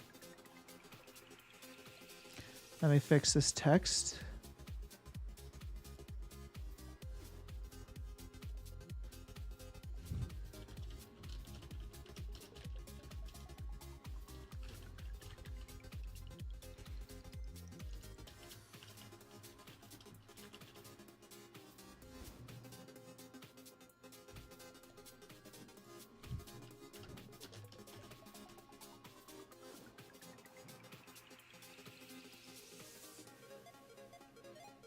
All right, there it is. All you have to do is type. Hold on. Don't type that yet. Don't type that yet. I need to make sure that the bot's set up to register those whatever the fucks. Widgets. Giveaways. Okay, we got it. Now you can do it. If you type me to enter the giveaway, War Within Base Edition. Haha, an XP expansion giveaway would be an additional account for gold making. Yeah, there you go. That's I keep on trying to enter Canadia's giveaways. He does them once a month. Yeah, for EU as well. Absolutely. He gives a base edition copy away once a month. And I try to enter the giveaways.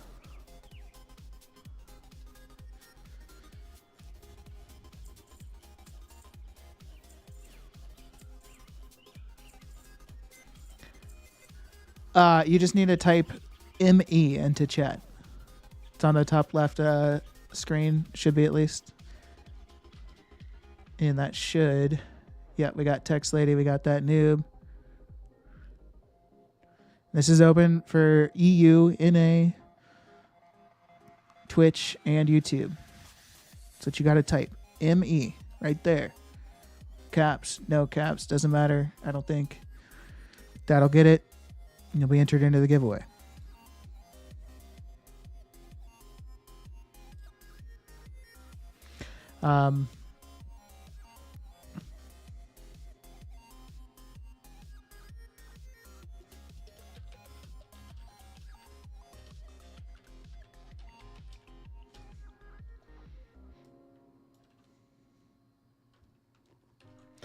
Just updating my title here.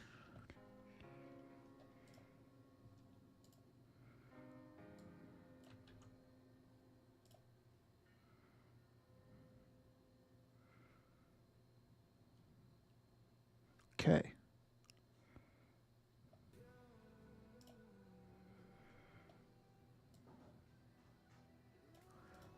Got you, casual mode. There you are. Right on.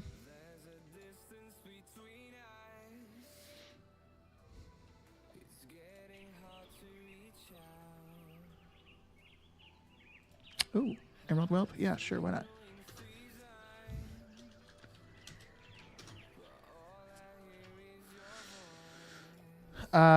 Oh, never mind, I'm available.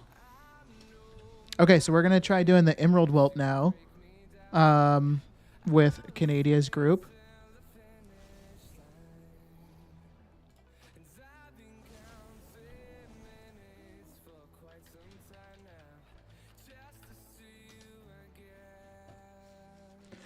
Do some more pet farming. Why not? He's got a 12 person, holy shit.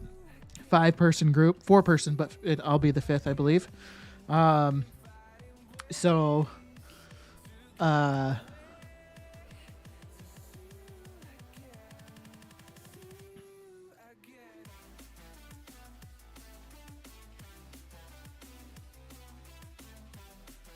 hold on. What the hell are you on? What the hell are Have you you on? been smoking some funny cigarettes or something?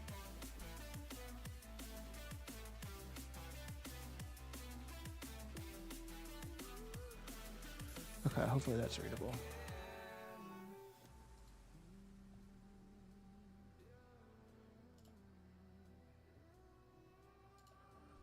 Casual Mode, thank you for the follow. Appreciate you, my friend.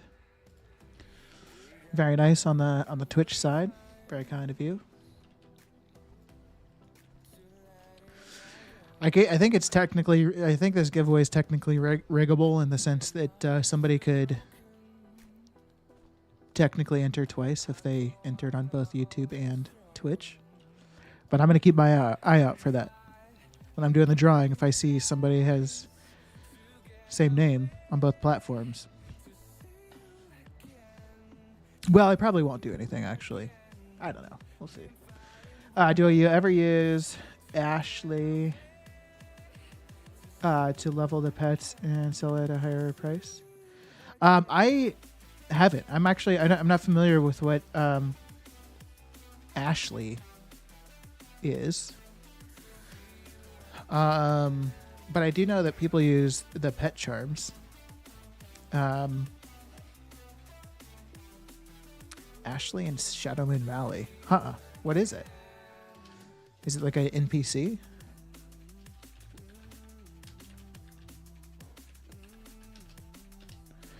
Ashley, Shadowmoon Valley.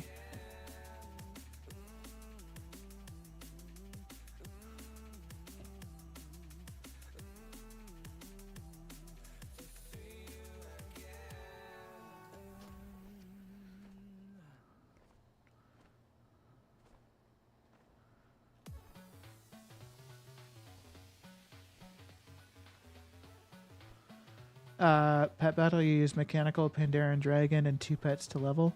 So I would have a mechanical Pandaren dragon, and then I could have whatever 2 additional pets I wanted to level, and I can level them doing that. Would you mind giving me some details just on like how that works? Like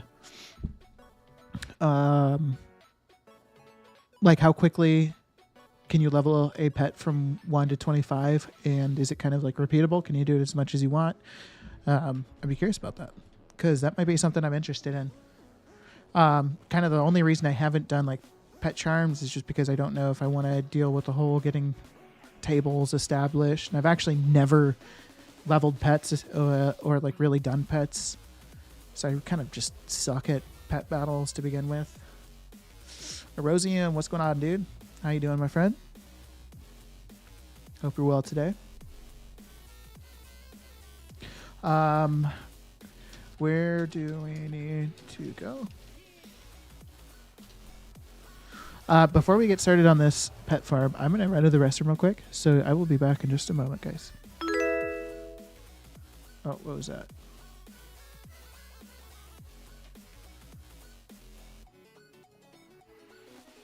I don't know what that sound was. I'll be right back.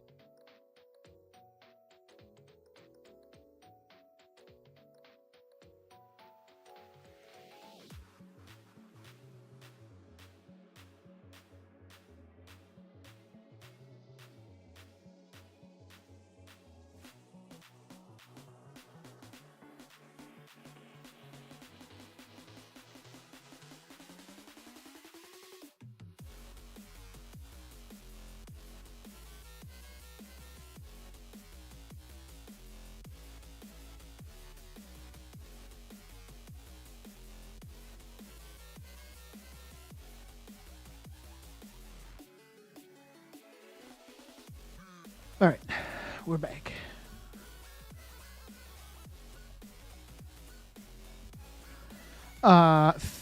Feralis. Okay. Is there an easy way to get to Feralis? I feel like dreamwalking maybe takes me to Feralis, or can take me to Feralis. Feralis.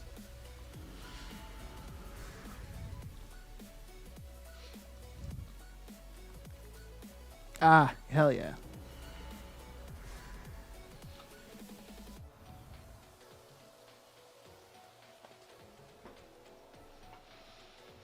Thank you, that noob. How's your day going, noob? Any good sales over the past 12 to 24 hours since we last saw each other? I just finished. I don't know. You might have been tuned into Canadia's stream, but I was just doing bronze whelpling farming. I got 11 of them. So that's like over 100k of bronze whelplings just on Area 52. Obviously, I'm going to be trying to expand out of Area 52 as well. But yeah, super psyched about that. Now we're going to be working on Emerald Whelpling. As of now, I think we've got one spot. So if anyone's on NA servers and is interested, I can see if we can get you in here. Oh, just kidding. We just filled. My apologies. It takes about 45 days to level 2 pets from 225 from level 1. It's like 3 to 4 days on Pet Battle Week. You're going to use Pandaren Dragon to defeat 2 of her pets. The third is just an elephant that does no damage. Gotcha. So once the first 2 pets are dead, you hit the elephant ones. Once you have the fight down, it takes about 2 to 3 minutes a day. Interesting. Okay. Good to know. I definitely am.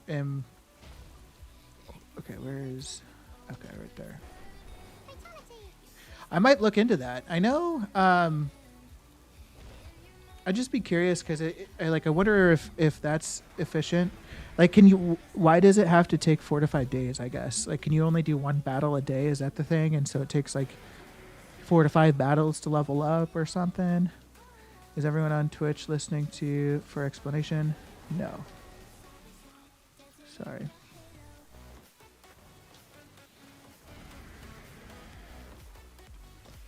Not on Twitch.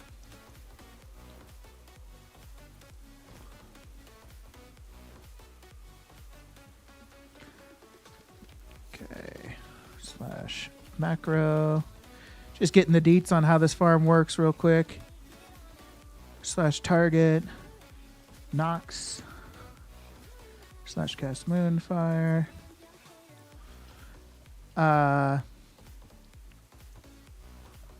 Okay, he's going to explain.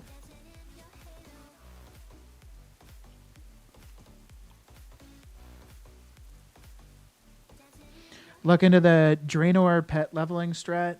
4 to 5 days is crazy. This strat takes 10 to 20 minutes when fully set up. So, Erosium, is the method that you're referring to, is that using pet charms? We will do 5 rounds of 15 minutes. Okay. Purple is a bad spot. We will rotate to get it. Where's purple? I see. Okay. Purple has to be hit when it is up to trigger respawns. If you have purple, only kill the 4 whelps near that spot. So the purple and star. Okay. No, it uses Garrison Petmaster. Oh. Okay. Yeah, I might have to. I have a whole bunch of alts available now, so I actually am definitely gonna look at. I don't know what all is available, free guide wise on Gaming Hero. I've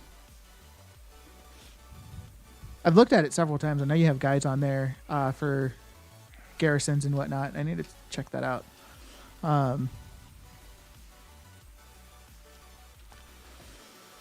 Because, yeah, I think I should probably look into doing some garrison stuff. Okay, if you have purple, only kill the 4 whelps near that spot. Okay. Let me just...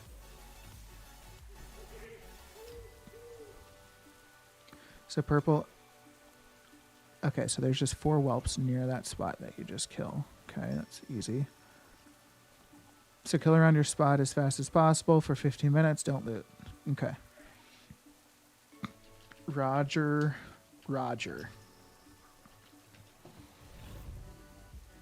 You can only do the battle once per day. It's super laid back way of pet leveling. You can use the tokens to save up to buy for other pets. You can do the faster one with the Pandaren pet leveling, but the way I am explaining is just way too lazy level without getting burned out over a long period of time. Gotcha. Okay.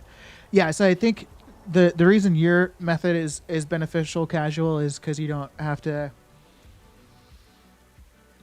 Sounds like you don't have to go through like the whole setup process of garrison, that kind of thing. But the trade-off is it takes a little bit longer to level the pet, whereas the garrison aspect is probably a lot more tedious to get set up. But the garrison's probably a lot more tedious to get set up, but then the benefit is faster pet leveling. That's what it sounds like, at least. So, Noxious Whelps. Okay. That's all we're killing?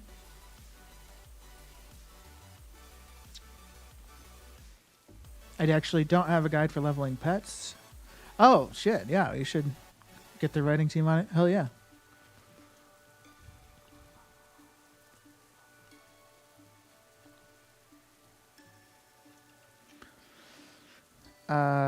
Easy, just being feral spec, but human form, make Mac, tar, noxious, max night, slash cast, moonfire, kill, kill, kill. Okay. Oh, what the fuck?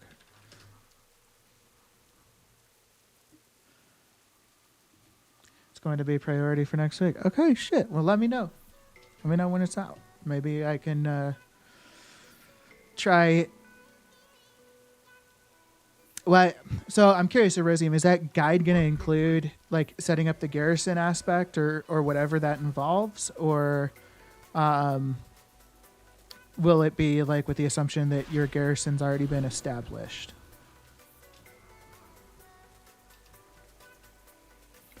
Because I'd be starting from square one. I'd like to check out that guide, but I don't have anything established with the garrison. And I have no idea how to go about that. But I think I will also check out your method, Casual, because I know there is a gold making method, which is literally just buying pets off the auction house that are level 1 because they're cheaper, leveling them up to 25, and then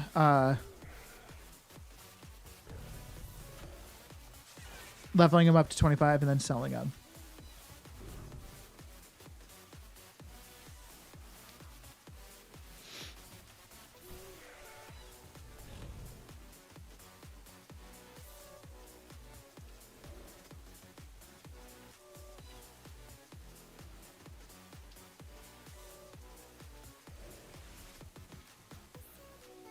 Who's that?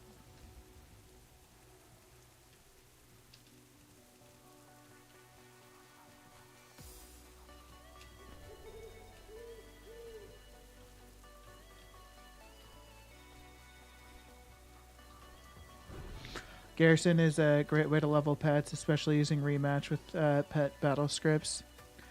I've seen Canadia use the pet battle scripts.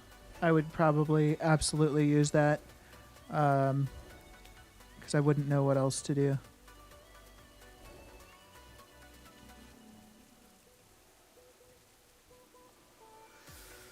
We already have a garrison guide, so we'll already be an established one, but I can have them include a drop-down section covering setting up the garrison. Yeah, that'd be cool. Exactly when Dark Moon is around 2, it's filthy. Interesting. So what is Dark Moon do in regards to the garrison? Or pet leveling, maybe, is the better question, Erosium. Christopher, you are registered for the giveaway. Good luck, my friend. Gonna be doing it at the end of the stream. Unfortunately, don't have a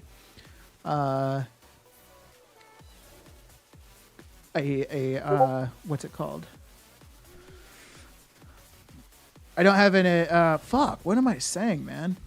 I don't have an idea of when the stream is going to end. Have you been smoking some funny cigarettes or something? Fairydos, thank you for the follow. Appreciate you. If you have any questions about gold making, please feel free to ask. Also, we are doing a War Within giveaway. Everyone is eligible to enter. All you have to do is type me into the chat, and that will enable you for the giveaway. Going to be doing the drawing at the end of the stream. So yeah, if you're wanting a chance, it also is a good opportunity. Maybe you already have War Within, but maybe you're looking at setting up a second account or third account. It's a good opportunity to get that next account going. So if you're interested in that, and this is available. Whoa, I never knew I did that. This is available for EU as well. So yeah. DMD the link. Okay, appreciate you. Eero, I will absolutely check that out.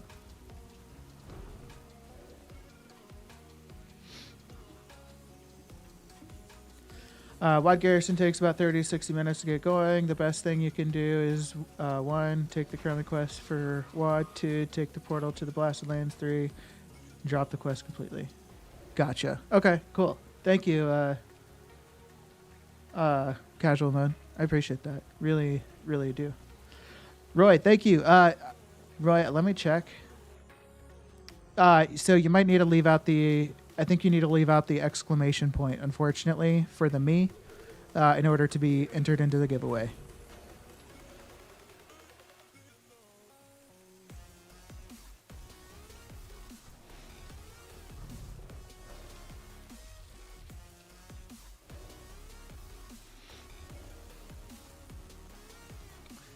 Yeah, you should be good now. We got Roy, Chris, Casual Mode, that noob, Text Lady.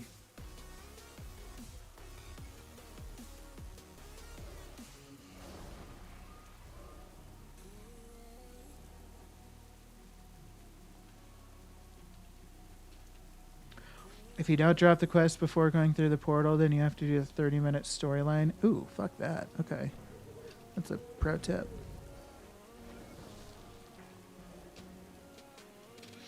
So I'm curious what the drop rate is for these Emerald Whelplings. Is it similar to Bronze? I'm sure it's not. We're killing a lot less dudes unless it's a higher drop rate. So I'm curious about that, and then I'm also curious how Emerald Whelplings sell compared to Bronze. If they sell for more or what.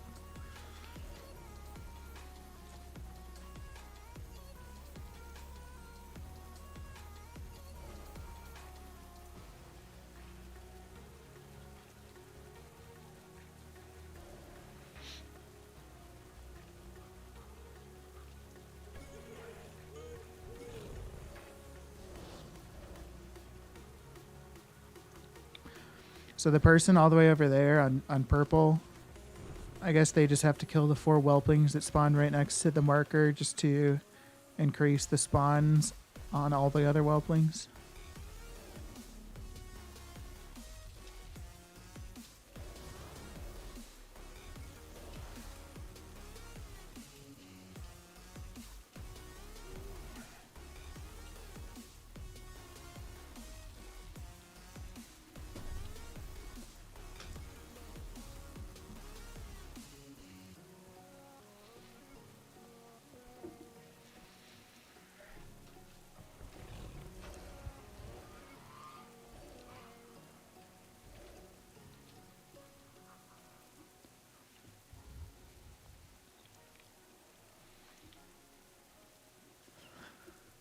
What do you guys think in terms of this giveaway, by the way?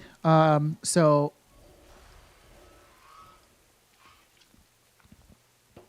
I feel like most people or most streamers for giveaways, like the person that wins needs to be like present in the stream in order to actually like be the winner. And I'm curious what you guys think, if we should do that, or if we should just do the drawing, get a winner, and even if they're not necessarily here, they still win. Be curious what your guys' thoughts on that are.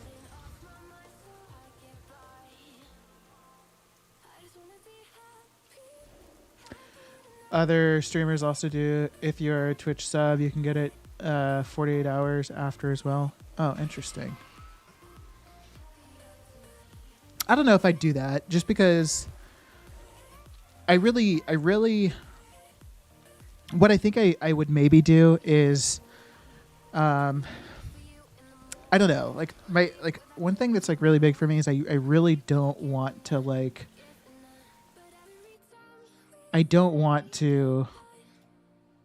make people feel like they need a like sub and give me money. Like I really want to like stick to like this can be completely free forever. At least on the stream side and YouTube side. But maybe having a benefit like that isn't a bad idea. I don't fucking know.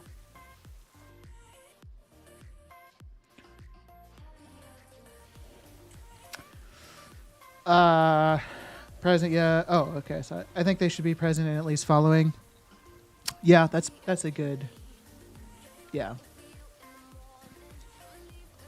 We need some MB content. What's MB content?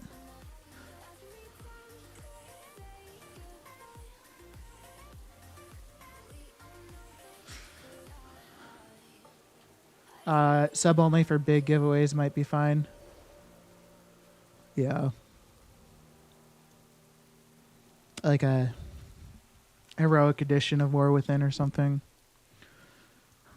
Just push your audience to get Twitch Turbo. It's cheaper overall. Is it? How much is Twitch Turbo?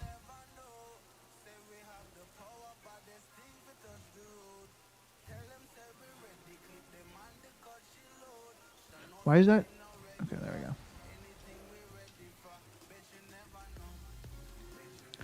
It costs 2 of tier 1 subs, so it's $10 a month. And then Twitch Turbo, you get ad-free viewing, I think, right? Well, I think actually the streamer has to opt for Turbo to get ad-free viewing. Or maybe that's for subscribers, opting for subs to get ad-free viewing. And then Turbo is guaranteed ad-free viewing. I'm curious. Do streamers actually push people to get Turbo? Because I feel like most streamers wouldn't just, and maybe I'm wrong, but I feel like most streamers are just looking for more, like what's going to put the most money in their pocket. And I don't know if Turbo would do that. I think a good giveaway idea is to give away 30 to 60 minutes of your time to help someone get set up with gold making. That could be by reviewing TSM setup and giving tips on their... Holy shit, that's actually a really good idea. Casual. Just curious if anybody would like want that.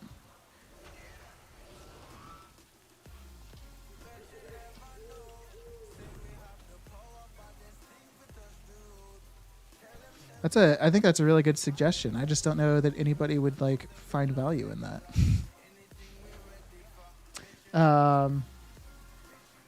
That noob, one-on-one with semicolons, great idea. Okay. Erosium, good suggestion. Well, shit. Maybe people would like that. Or maybe that could also be like well, no, probably not a channel redeem. Points redeem. That might be tough to swing.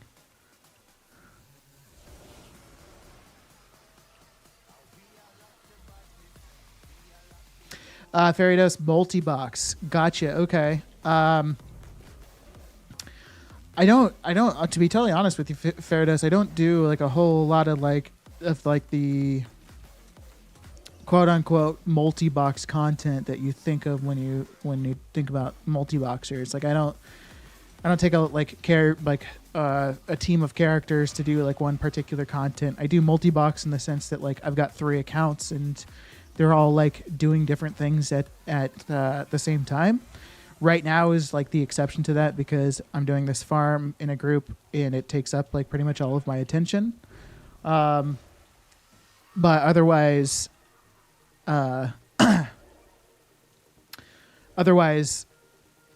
again, it's just like I'm just like I have my 3 accounts all doing different things.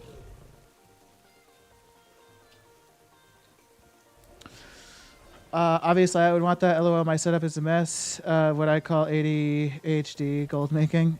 Gotcha. Okay. I mean, honestly, like I feel like that would be a fun thing to do. Like that might even be a fun thing to do on stream. Because I feel like I actually feel like if I was watching somebody getting kind of not coach on gold making, but like watching somebody get a third party perspective on their gold making process and getting input, I think I might find that like super valuable.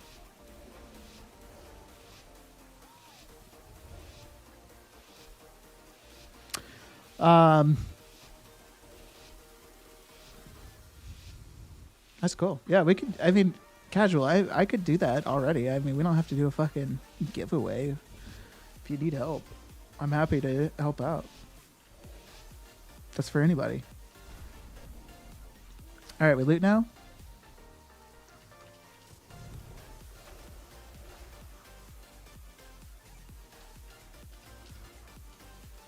Loot now, yeah? Okay.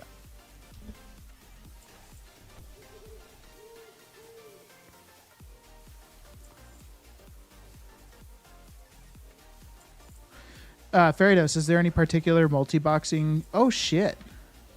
Would you look at that?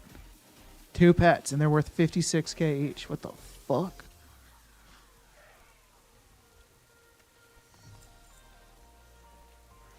The one-on-one would be a benefit would really benefit as a giveaway when there's new alpha or patch drops.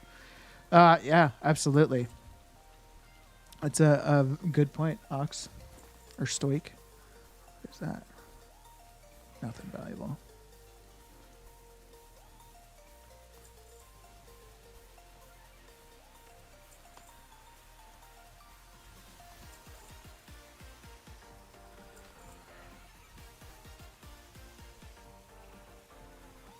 That's great content as well. To see pitfalls or something might solve issues for many others as well. Yeah, absolutely. I can't even loot any of that. Make big gold before everyone else hits the market.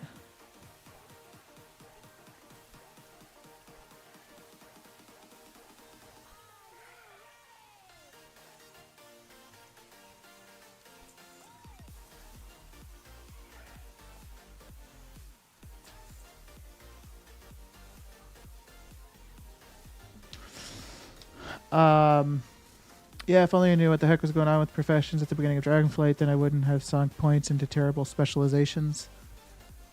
I feel that.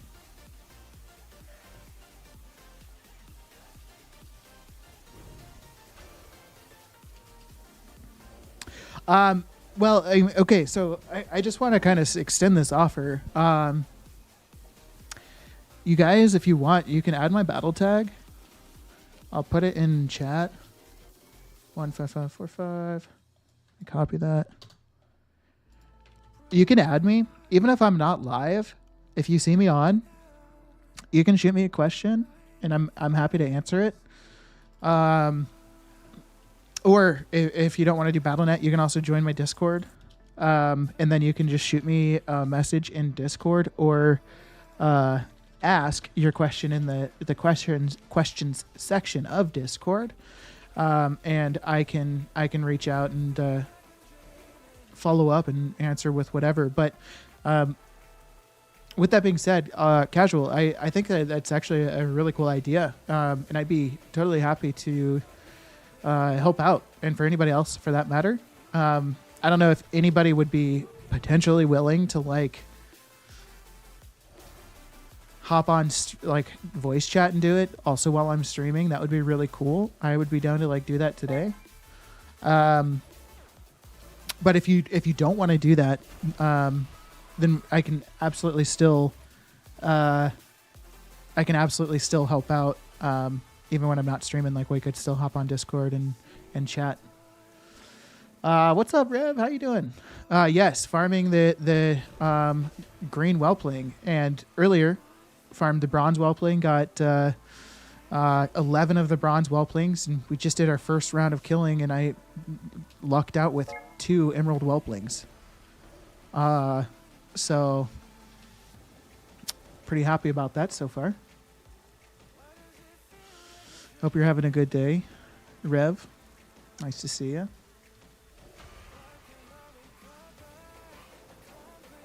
Yeah, 2 of them. Pretty happy about that. They're okay, so they're 56K on Area 52 right now. But the region market value average says 180K, 190K. That would be kind of crazy if they're actually worth 190K.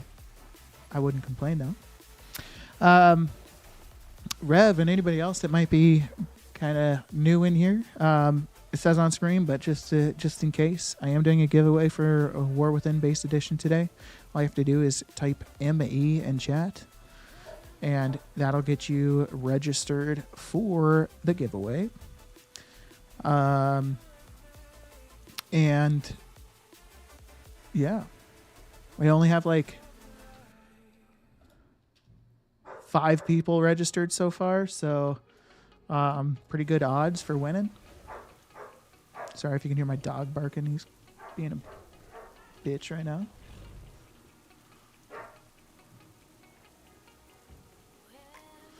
Alex, that definitely got you. You are now registered. Good luck. Already bought mine. Haha, couldn't resist after BlizzCon. Fair enough. Well, I was also saying it's a good opportunity too. If you've been curious about possibly doing multiple accounts, this might be a good way to get going on account number 2. FYI, I discovered your videos a couple days ago, and I gotta say, it's refreshing to see a new gold making streamer, new ways, new inputs, other than student. Thank you, Alex. I really appreciate that. That's really nice of you to say. I'm happy to hear that you've found some value in the videos I've made. If you have any questions, please feel free to ask. Happy to help out. We got a suggestion from Casual Mode earlier. Actually, I'm going to write that down real quick. Tune tracking.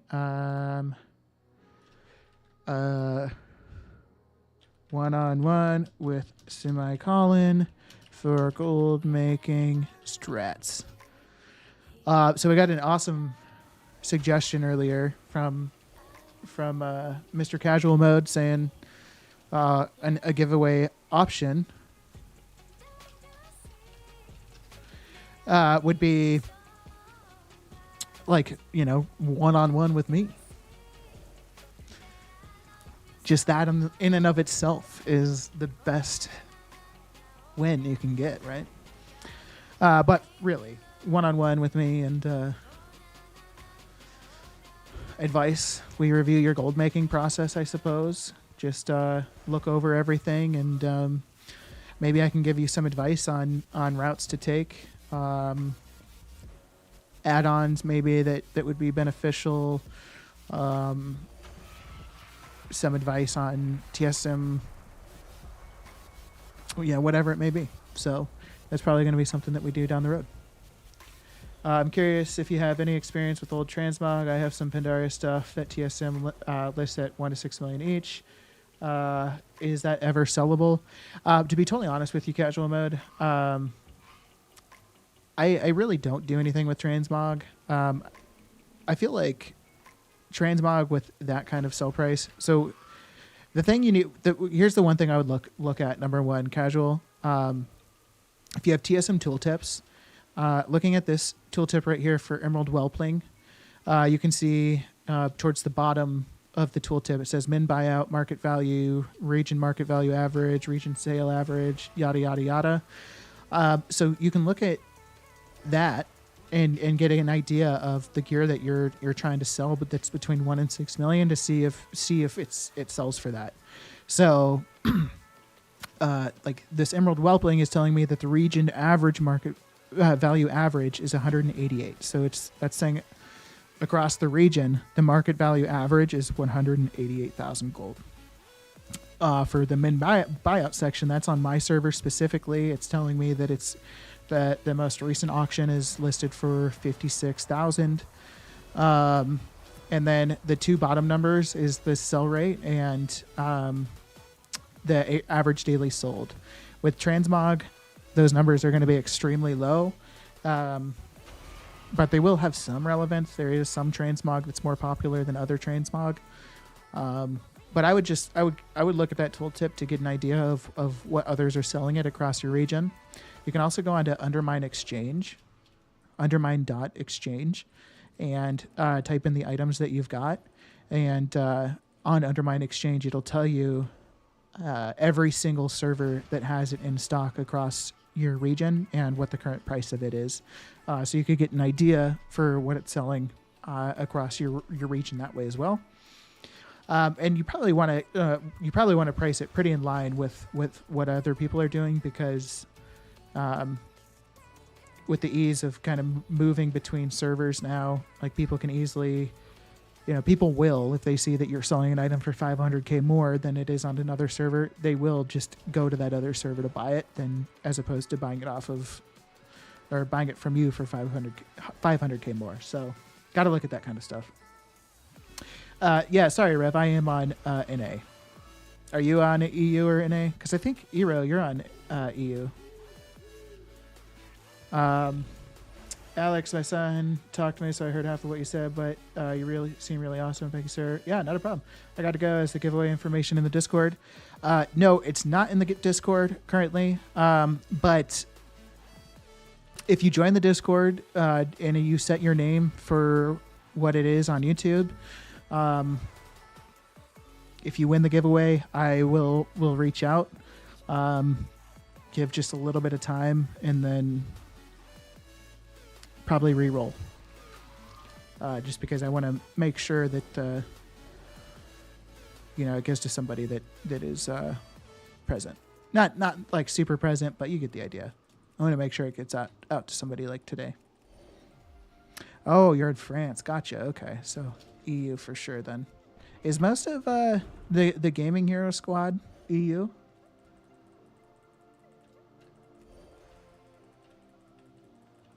Of course, when is the giveaway? I'll get myself available and it's probably going to be in like an hour and a half, 2 hours or so.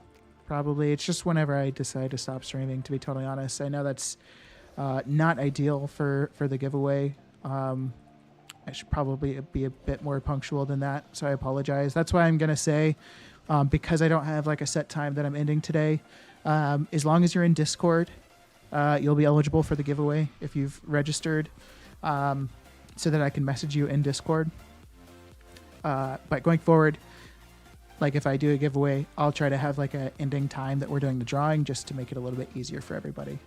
So just join the Discord. Make sure your nickname copies whatever you signed up for the giveaway on Twitch or YouTube, so that I can message you if you win.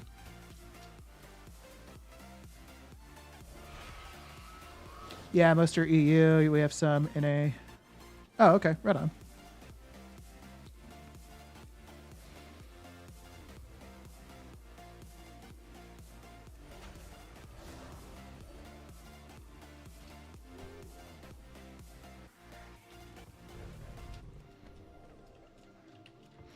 BRB, no worries, Rev.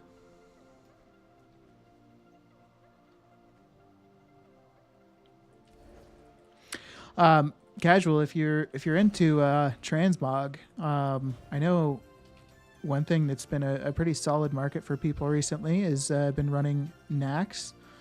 Because every boss you kill in Nax, you get this token, and once you get 3 of those tokens, you can exchange that token for an item, which then that item that you receive you can use to buy I think that's roughly how it goes. You can use that item to buy these chests from a vendor within Nax, and the chests have a chance of containing like super high value transmog items. They also have a much higher chance of containing just complete fucking trash. But like lamented, like if you search up lamented leg plates or just lamented gear in general, it sells pretty good. Like the price is pretty solid and it has a decent sell rate because it's a pretty popular transmog set. But that would be some options for transmog farming if that's the kind of stuff you enjoy doing. I don't personally do a whole lot of transmog farming. That might be something that I branch out to eventually.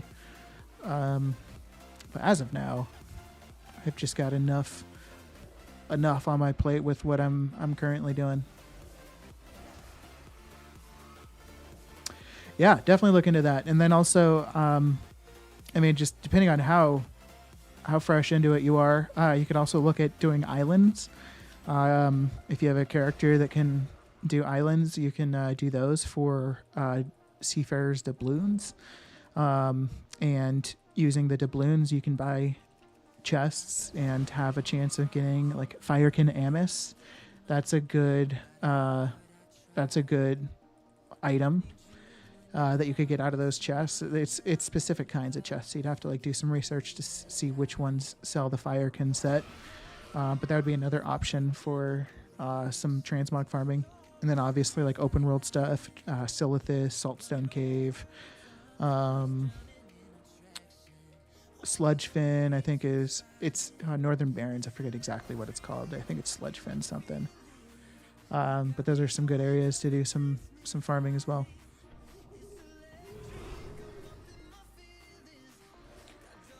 It's hard to play all the markets WoW has to offer. Yeah, it most definitely is.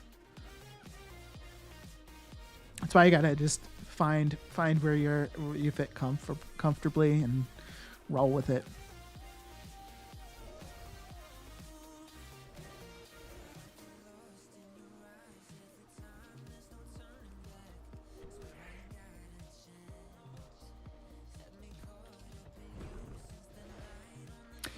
Puma, just in case you missed it, I am doing a giveaway for War Within Base Edition. All you have to do is type me into the chat, and that'll put you in. It's available for NA and EU servers. And not only Puma, that goes for anybody else out there that might not be registered for the giveaway but wants to be.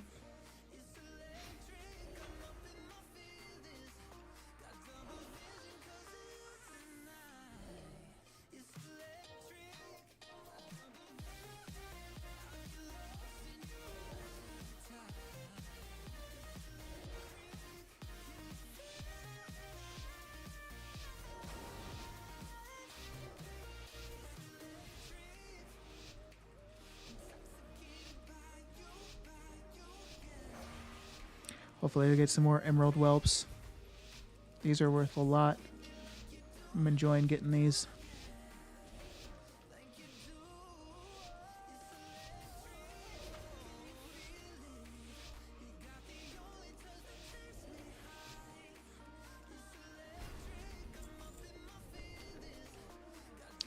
Hellslayer Battle Axe.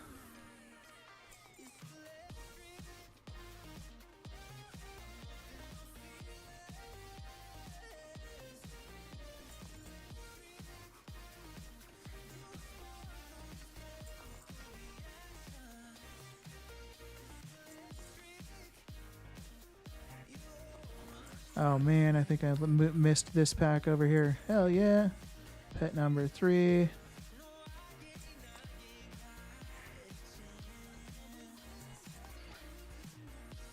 Oh, I definitely missed some packs over here. Fuck. What is that? No thanks. Don't want that quest.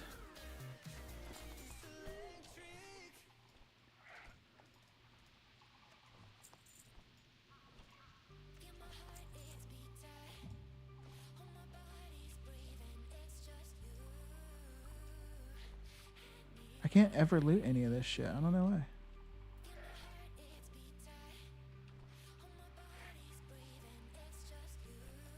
Why can't I loot that stuff?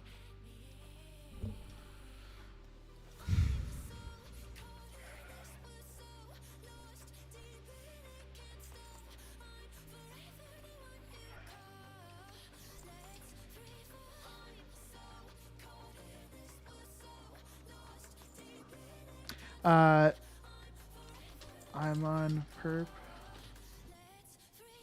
now.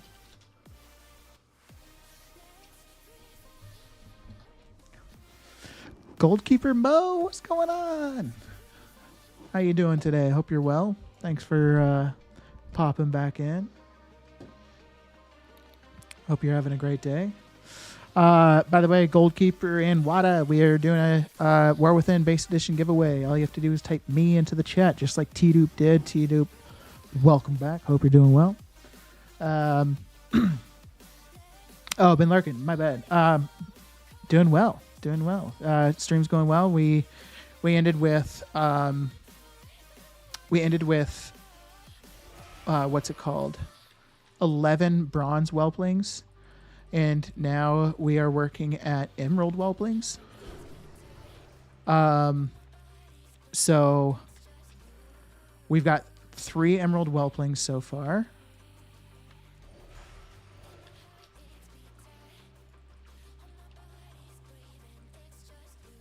T-Tube, Twitch and YouTube are included. So you're all set. You are registered.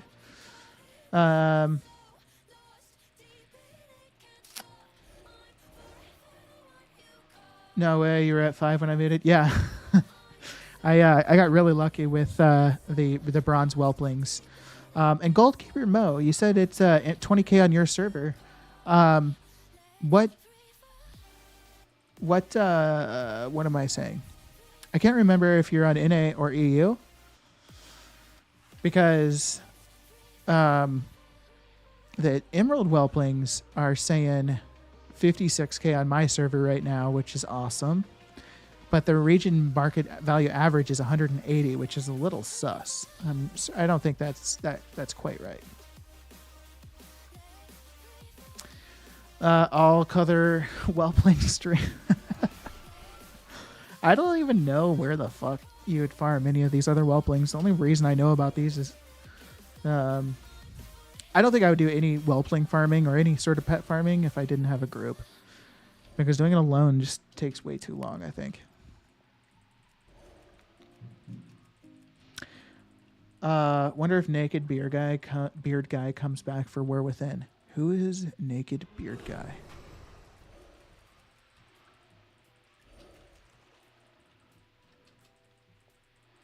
I'm on Earthen Ring EU. Gotcha. Okay.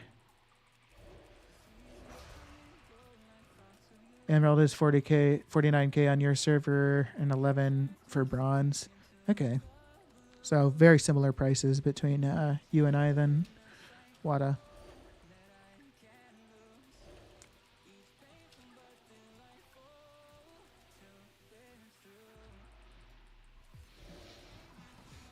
I bought War Within when it was available, so I passed on that giveaway. Gotcha. Okay. We did get a suggestion earlier for another type of giveaway we can do, which I think is a great idea, and it's definitely something I'm gonna do. I don't know that everybody will find value in this, but basically it would just be like like I could help you with gold making, essentially. So we could hop in Discord and just chat for I don't know, 30 minutes to an hour, or however long, I guess, really, probably. And we can just look at what you're currently doing gold making wise, and I can try to give you tips and suggestions on different things you can kind of work into or do where you're currently at. So that's probably going to be a giveaway that we do a good amount. But I was also saying that I think that's a really cool idea, and I'd honestly be down, like,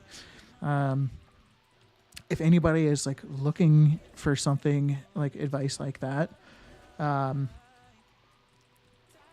I'd be totally down to do it like not giveaway wise, but just like if you're down to like hop on Discord, or I guess we don't even have to hop on Discord, but down to do it on stream. Well, we'd probably have to hop on Discord at least so I could. I guess I'd have to think about how this would work. I feel like hopping on Discord just so you could share your screen would probably be easiest so that I can see everything that you're doing. I don't know.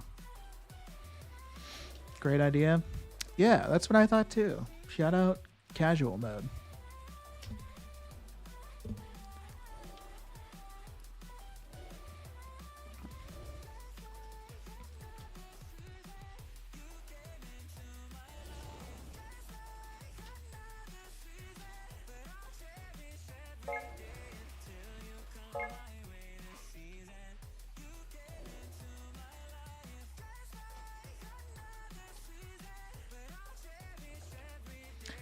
Casual mode. I just realized saw that you and I are server buddies. And who else did we feel stoic? Oh, okay. An alliance player. Or maybe you're not alliance. I don't think you are. Horde player on Darkspear. Interesting.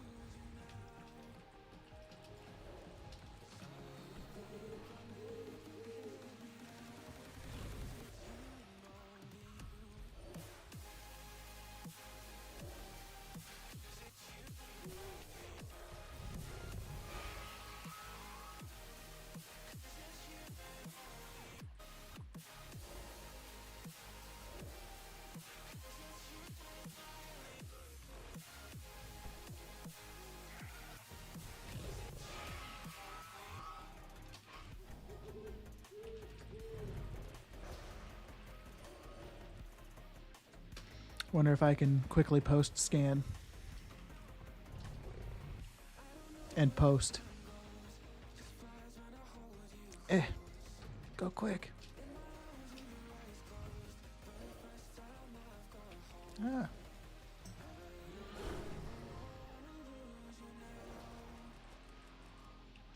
By the way, for the giveaway, since I'm going to be doing the drawing for the giveaway at the end of the stream. I don't have a set time at when the stream is going to end. So because of that, I am going to say that you do not necessarily need to be present for the drawing. But my only request would be if you're not going to be present for the drawing, please be in Discord and have your Discord name matching just whatever name you registered for the giveaway on. So that I can shoot you a message in Discord. Good night, everyone. 2:31 a.m. here. Try to hold out, but I'm buggered. Sounds good, Pumbaa. Have a good evening or a good night, man. I saw you registered for the giveaway, so best of luck. Hopefully, I think you did, right? Yeah. Hopefully, well, I guess I'm not going to say hopefully you're a winner, because if you win, then rigged. Confirmed rigged. But take care, Pumbaa. Thanks for stopping by and hanging out. We'll catch you next time.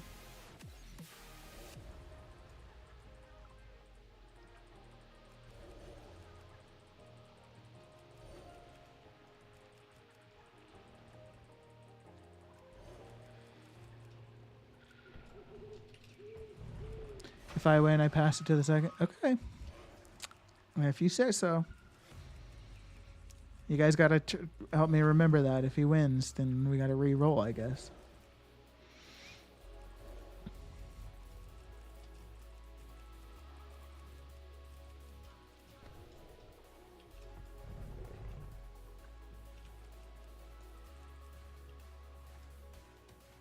Well, that was good. Yeah, absolutely. Pumbaa seems like a very generous soul.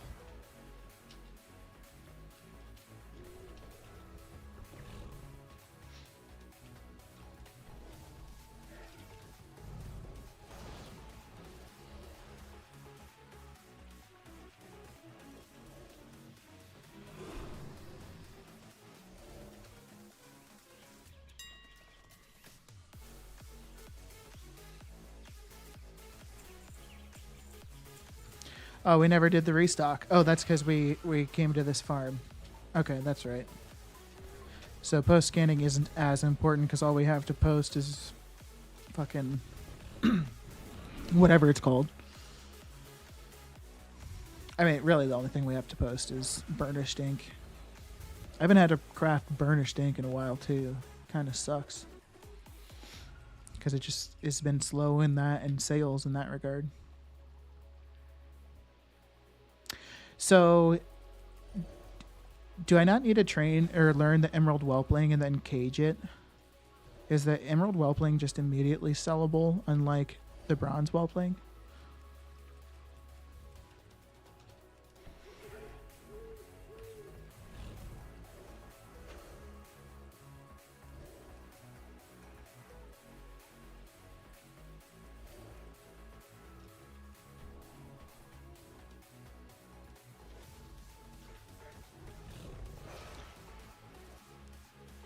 If you open it and cage after it drops value. Oh.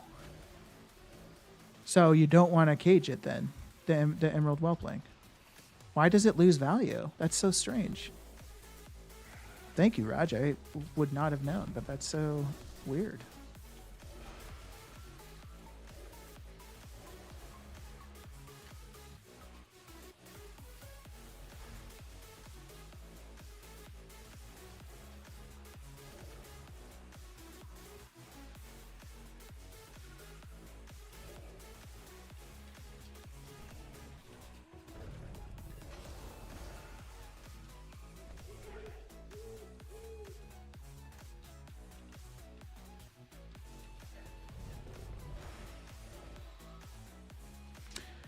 People want to open them by themselves. I have no idea. Oh, okay. Fair enough.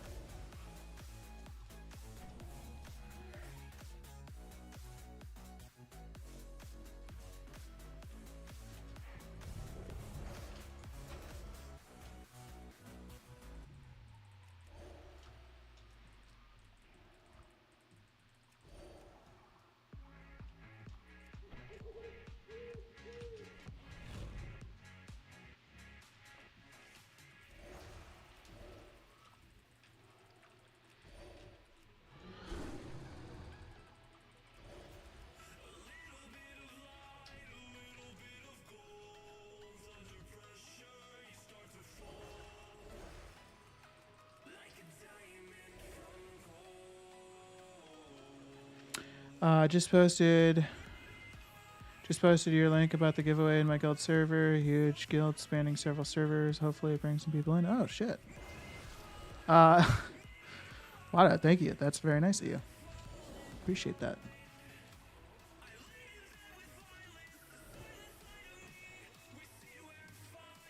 It's very kind of you.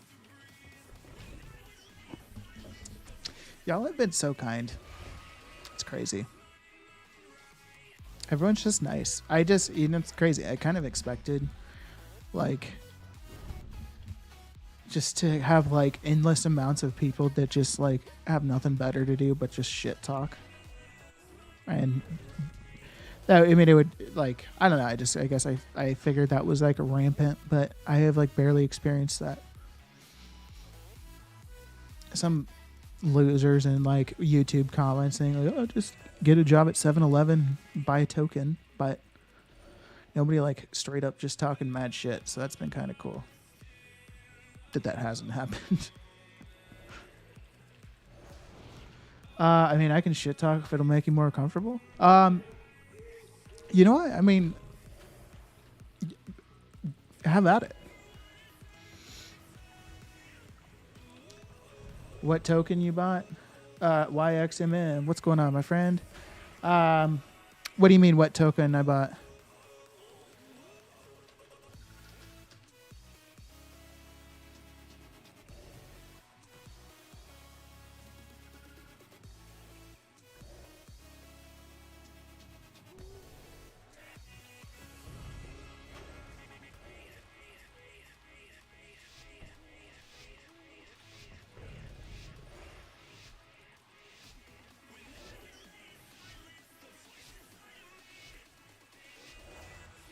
Oh, I don't do crypto. Sorry, YXM.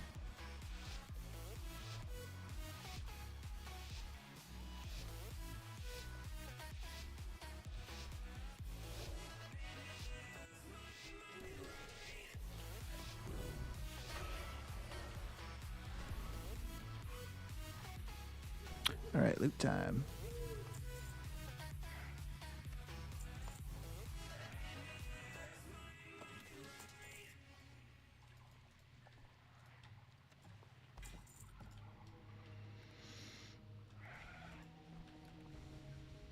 It's funny you get random like little transmog shit doing this.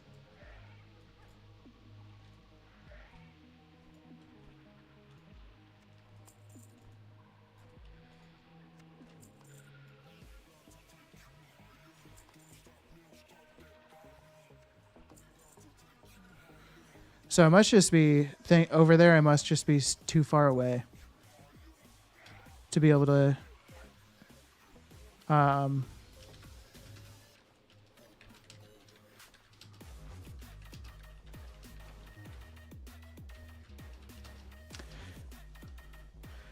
Doing the purple ones, you just can't loot everything. It's kind of unfortunate. Oh, shit.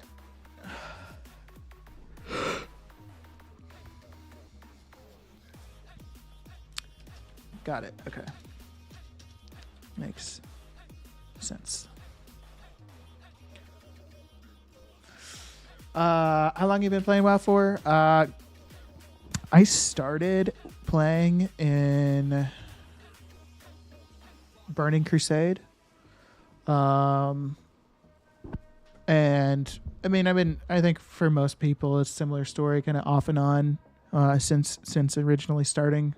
So it's the same story for me, off and on. But yeah, started in Burning Crusade. It's funny. I was just talking about this earlier, but one of my only memories from Burning Crusade is buying 5,000 gold to buy flying. And then I remember ripping around, I think, Shadow Moon Valley with my new flying mount on my dwarf paladin, and I felt like I was a king.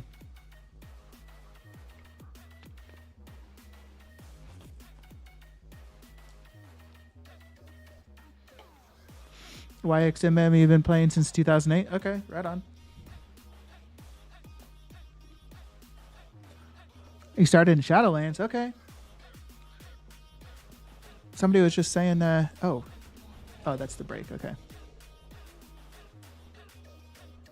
Somebody else said that they started in Shadowlands, or I think right before Shadowlands. You might be in an ad right now, Rez, so I'll re-ask this if I don't hear back from by the time the ad ends. But are you happy about starting in Shadowlands? Did you like Shadowlands? Because I was actually talking about this earlier, but I'm curious, like, you know, people that started in like Burning Crusade have like a lot of like super happy, positive, nostalgic feelings about Burning Crusade and whatnot, and it's just like the old days. And so I'm curious if people are like feel the same way about when they started in like Shadowlands.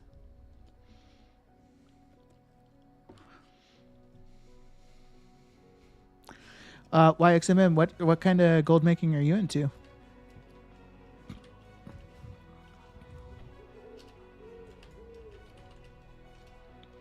And also, by the way, YXMM, there's a giveaway if you type me into chat. That'll enter you for the giveaway, War Within Base Edition. It's on the screen, but just in case you didn't see that. So a chance to win. Yeah, I liked it because when you start the game, it feels awesome, discovering the world, questing, etc.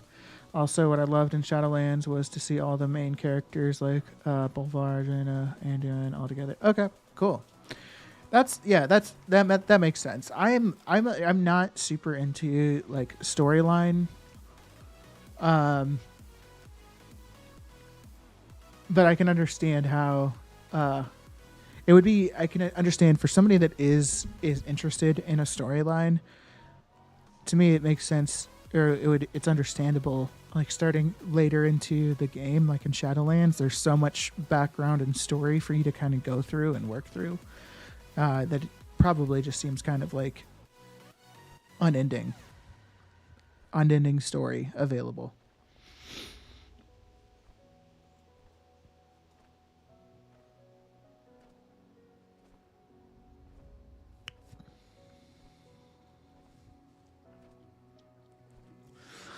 We're just giving it 50 seconds. Somebody was just taking a quick break, and then we will continue going at it. Guess this is a good time to do a cancel scan.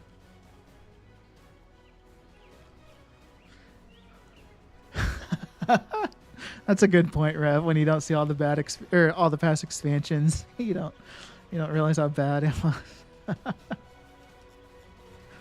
Yeah, that's a good point.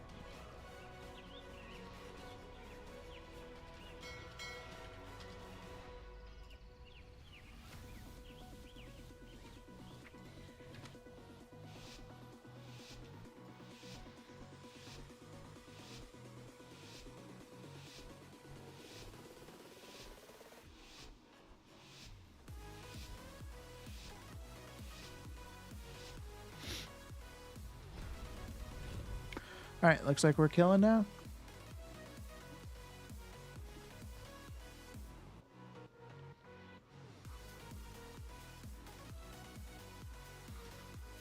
About to be killing.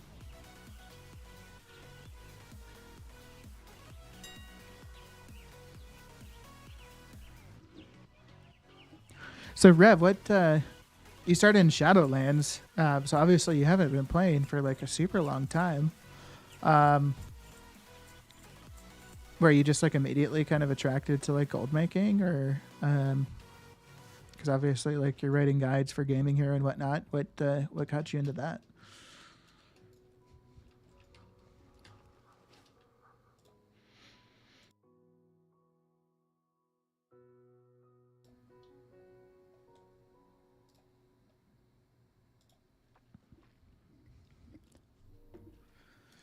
I'm gonna start.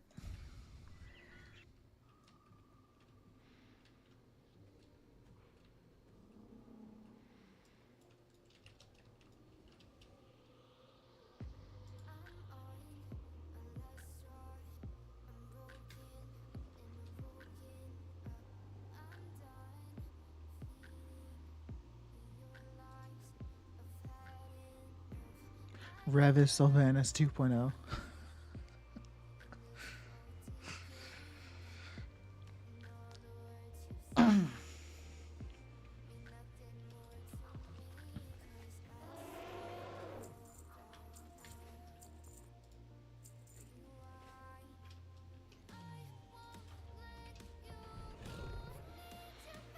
Honestly, I discovered Erosian's videos, and that got me interested in gold making a lot. Nowadays, I would say I'm more passionate about writing guides / researching and testing stuff rather than the gold making alone, if that makes sense. Gotcha. Okay, cool. Yeah, that makes sense. I did read your profile on Gaming Hero, and it was saying how you're like super passionate about like educating, and I can't remember the exact words, but super passionate about like educating people and sharing the knowledge and that kind of thing. So that's cool. Rev is an upcoming YouTube creator. He's really good. Gonna be massive one day. Hell yeah. Rev, do you stream? Am I following you? Maybe I am. I'm not. Now I am. No, you don't stream. Gotcha. Okay. But are you not making videos yet? You do YouTube every now and then? Gotcha. Okay. Post like gold making guides and shit on there? Or what do you post? YXMM 5 million gold. How long does it take to farm that 5 million gold? Oh, you're looking at my bags. Gotcha. Okay.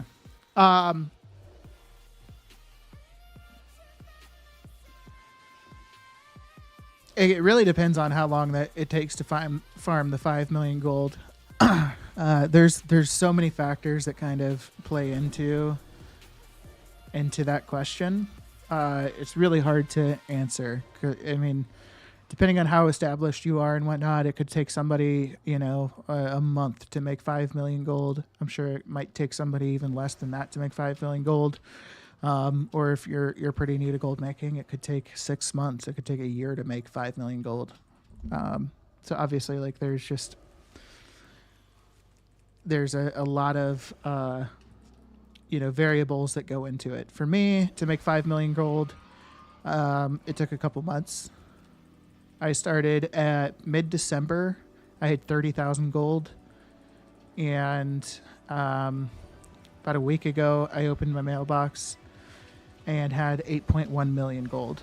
So it was like 2.5 months for me to make 8 million gold, roughly. But I've been doing gold making for a long time. I've got like a lot of experience in it. And I've kind of like, I've been doing gold making for a long time, so I've got a lot of characters established into certain markets. So it was just like, really for me, it was kind of just restarting those markets. Yeah, I done some gold making guides, some dragon riding guides, some mount guides. I'm still trying to figure out what I like the most. I really want to try to make a WoW machinima next. So what, Rev, could you what do you mean a WoW machinima next? That sounds kind of like I know what I remember the old like YouTube channel Machinima. So I don't know if you're like trying to like accomplish something that like Machinima did, because I wasn't really familiar with what exactly Machinima did.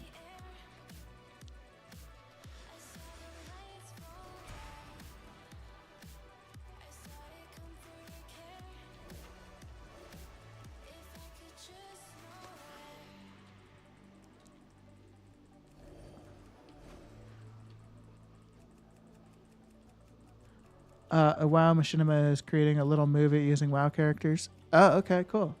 Casual mode. Yeah, sounds like you kind of hit the nail on the head there, casual mode.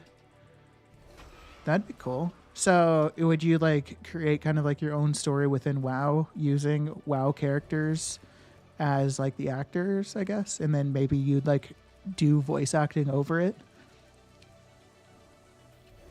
So that would be kind of cool.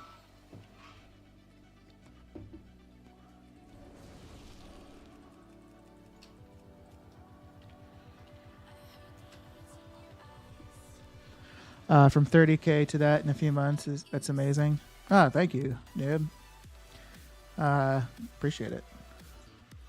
It was some hard work, but it's been fun. I really want to get like millions and millions of gold. Check out the add-on Scene Machine. Maybe that's perfect for that use case. Scene Machine.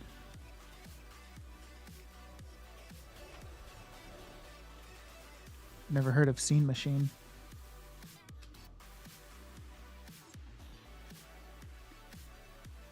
Scene Machine just allow you to get like cinematic shots within the game? Because that might be cool.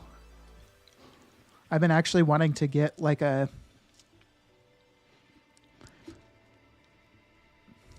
I've been wanting to get like a... how do I describe it? Like if I go away for a few minutes, I want to have something that just like I can like turn on and play. Like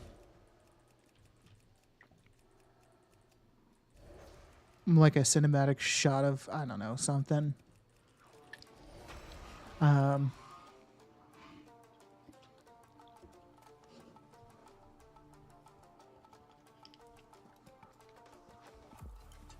What's up, Puddles of Cuddles? Are you at my house?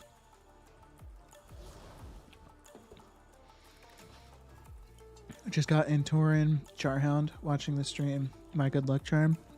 Maybe you are my good luck charm too, because I've gotten 3 of the Emerald Whelplings. Maybe we can be each other's good luck charms.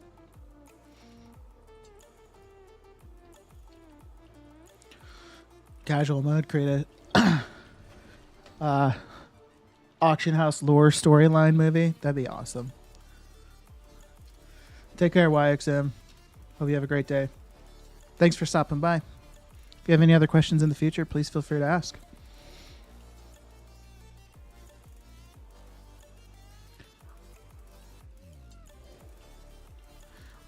try Narcissus. Is that an add-on, Raj?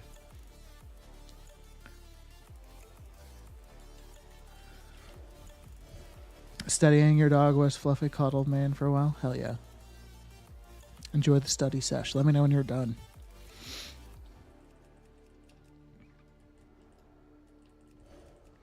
Yeah, I'll have to check out. I'm actually going to write those names down.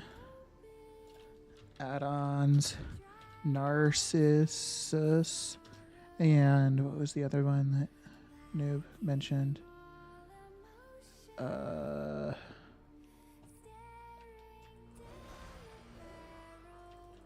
Scene Machine.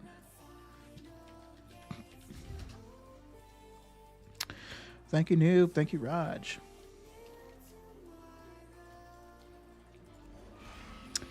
Layu, hey man, thanks for all the videos and suggestions for the gold making. My first hundreds were made from your vids. Kudos. Hey, thank you so much. I'm really stoked to hear that you've made some gold off of my videos. If you have any questions about anything on my videos or any gold making questions, whether I've made videos about them or not, please feel free to ask. Happy to help out in whatever way I can.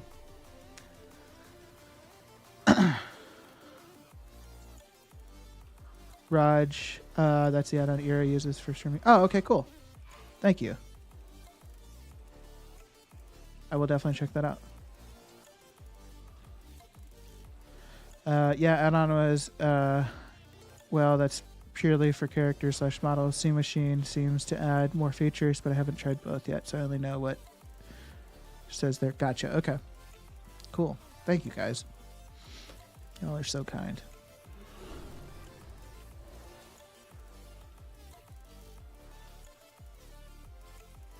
Ah!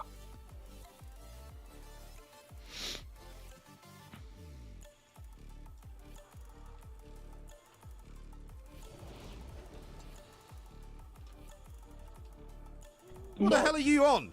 What the hell are Have you you on? been smoking some funny cigarettes or You've been something? smoking some funny cigarettes or something. Layu, thank you for the follow. Appreciate that. Very nice of you. Welcome in. Oh, also, Layu, we are doing a War Within giveaway. Everyone's eligible. All you got to do is type in the letters me into chat, and you'll be entered into the giveaway. I'm gonna do the drawing at the end of the stream. Don't need to be present for the drawing, only because I don't know exactly when the end of the stream is going to be. But if you're not present, all I would ask is just join the Discord. You can do !Discord, and that'll give you a link for it. And I guess my final ask would just be is set your nickname in Discord to your Twitch name. So if you win, I can shoot you a message on Discord letting you know you won. You should do Kai Cam. That's good. Yeah, that would be a cool cam to have. Except for that fucker doesn't sit still for more than 10 minutes. So the cam I'd have to have like a videographer follow him around all the time. You want to be my videographer, Puddles? So you can be my Kai Cam? Did I hear you say once you don't sell larger bags from the Azure Chronocloths? If not, what do you do with them? So no, Tex, I do sell the Chronocloth and Azure Weave bags. I don't really sell the smaller ones, so like the Wilder Cloth and the Simply Stitched reagent bag.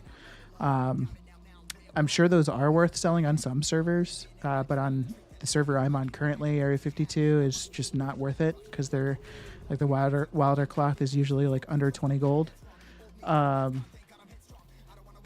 But yeah, the Azure Weave and Chronocloth bags are incredibly good for that.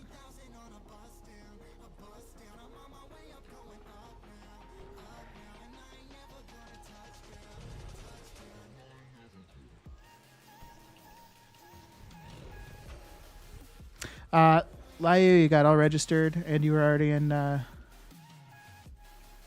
already joined the Discord? Awesome. Love to hear it. GoPro selfie mode. Oh, self-mounted. I gotcha.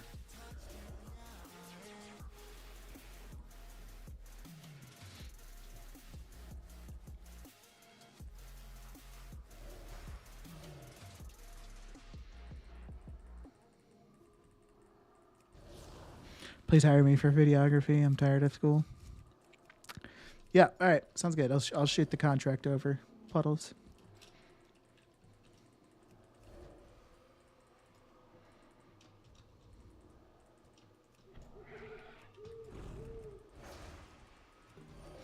Hopefully we get some more whelplings here.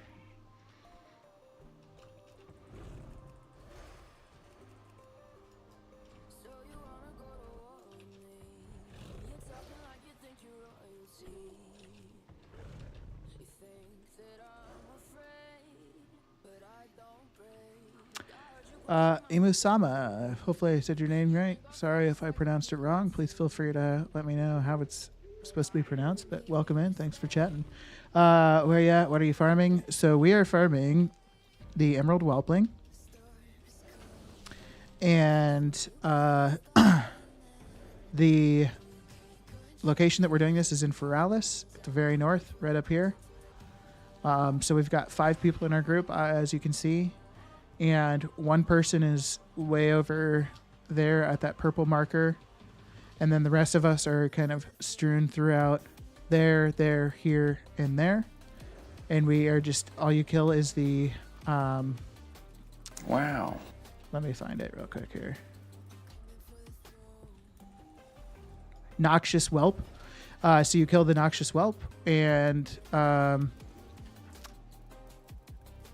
that's all you need to kill. Kill for 15 minutes, and then you go around and you loot. Stoic, thank you for the 2 gifted subs, man. You're incredibly kind. That's very nice of you. D-Roy and Tex Lady, congrats on the sub. Congrats on the gifted sub. Enjoy the rest of your day. I got to do yard work. Hey, have fun. If you live in Ohio, I'll come mow your lawn. Sorry. Maybe I won't, but I would. I'd mow your lawn. I enjoy some yard work. I'm going to have a house soon, and I'm excited for the yard work. See, oh, you're in Texas. Weather's nice. Okay, right on. We literally yesterday was like windows down here in Ohio, driving around. It felt great. This morning it fucking snowed. Like, what the hell?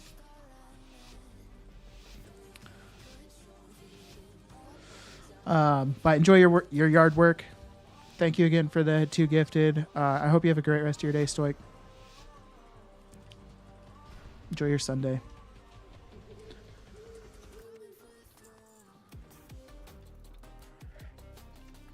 I got mining and herbalism, but seems too time taxing, and the gold doesn't seem worth. Emma, yeah, that's a very common problem. So my question would be: is if you are you farming dragonflight herbs and ore? Because if you're focusing on dragonflight herbs and ore, it's going to be very draining. Because the gold isn't really there with dragonflight mining and herbalism. You could look at doing some old world mining and herbalism. Fuck yeah, we got another pet. So you could like install the add-on Worth It. And that will give you some ideas of places that you could go do some mining. Like really old world mining is where it would be at, not really herbalism. But those are some options you could look into. Like you could go around Nagrand and try to form a group for like group corium farming. But I'm also happy to give some like more like specific advice. If you've got other professions, I could try to give you some advice. Also, you're watching on YouTube. If you go to my channel, I don't know if you've seen anything on my channel yet, but I do have some in-depth gold making, one in-depth gold making guide specifically for jewel crafting and inscription. So you could check that out if you were looking for like specific guides. But if you have any specific questions to gold making, please ask. I'd be happy to try to help out. There was one day where I sold 30 or more Wilder cloth bags with a profit of 25 gold each on the second server I play on. Yeah.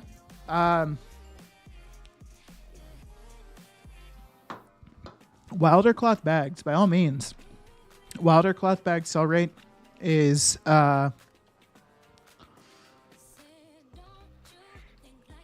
Wilder cloth bags sell rate is definitely going to be higher than like most other things. Or most other bags, just because it's like kind of the most common bag. Can I link Twitch? Yeah. There you go.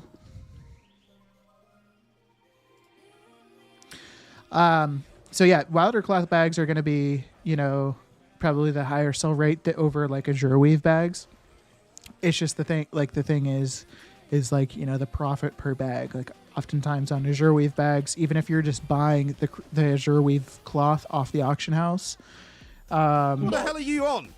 What the hell Have you been smoking some funny cigarettes or something? Hagen and Thor. Hag in Thor. Thank you so much for the follow. Emu, if that was you on the Twitch side, thank you so much. But if it wasn't, Hag, again, thank you for the follow. If you have any questions specific to gold making, please feel free to ask. Oh, it was you? Okay, right on. Still, if you have any questions about gold making, please feel free to ask. Also, again, I do have the giveaway. It's available for everybody on Twitch and YouTube, US and NA, or NA and EU. War Within Base Edition, giving away at the end of the stream. So all you got to do is type me, and that'll enter you into the giveaway.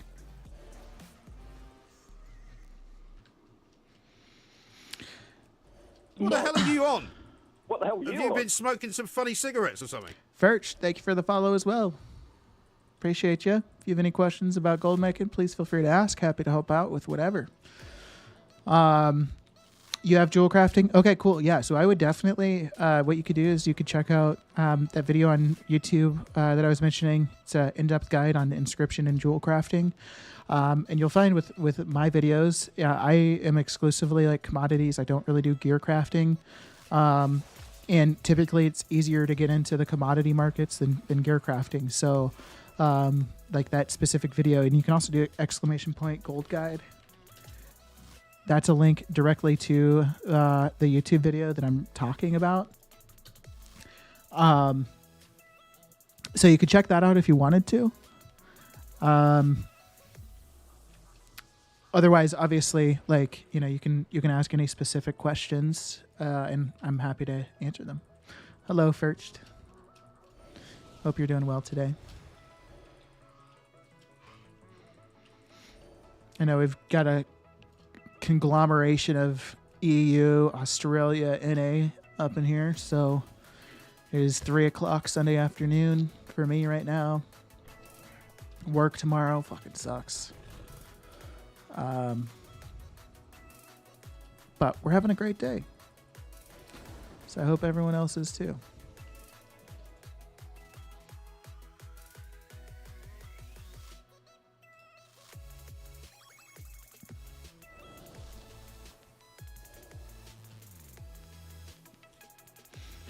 How many bronze whelplings are we at so far? I think 5.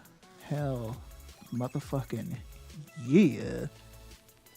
So here's this clickbait video. You come into YouTube. How to make 250K so far an hour. I'm kidding. I'm not going to put that video up. That'd be bullshit. But some good pet sales. They're going to take a while to well, let me rephrase that. Some good pets that I can sell, but they'll probably take a while to actually sell.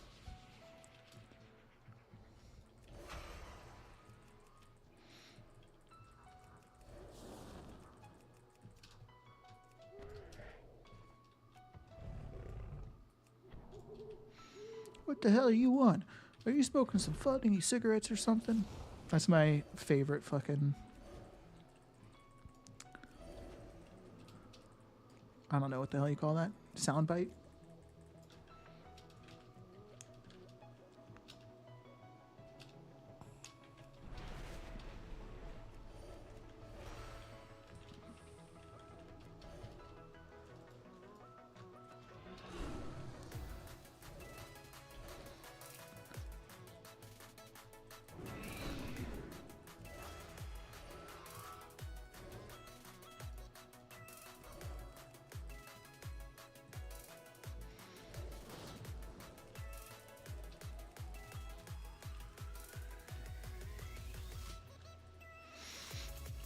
So text lady, how are bags treating you? Have you, did you, because you were asking about the Chronocloth and Azure Weave, did you get those recipes? Are you able to craft those? And I'd also be curious, are you also doing Wilder Cloth and Simply Stitched bags and how those go for you? Because I would love to, who said it? Oh yeah, Goldkeeper Mo selling the bags, 25 gold profit each. I would see if the profit for me was 25 gold each, I would absolutely sell them because why not? But the bags literally sell on my server. Most of the time they're like 16 to 18 gold per bag. And like it's still technically profitable because all the cloth I technically gathered myself. But it's just such a little profit. It's just like I don't know. It's not worth the time crafting them up, and bags take up a lot of inventory space too, right? So like, I'd rather have,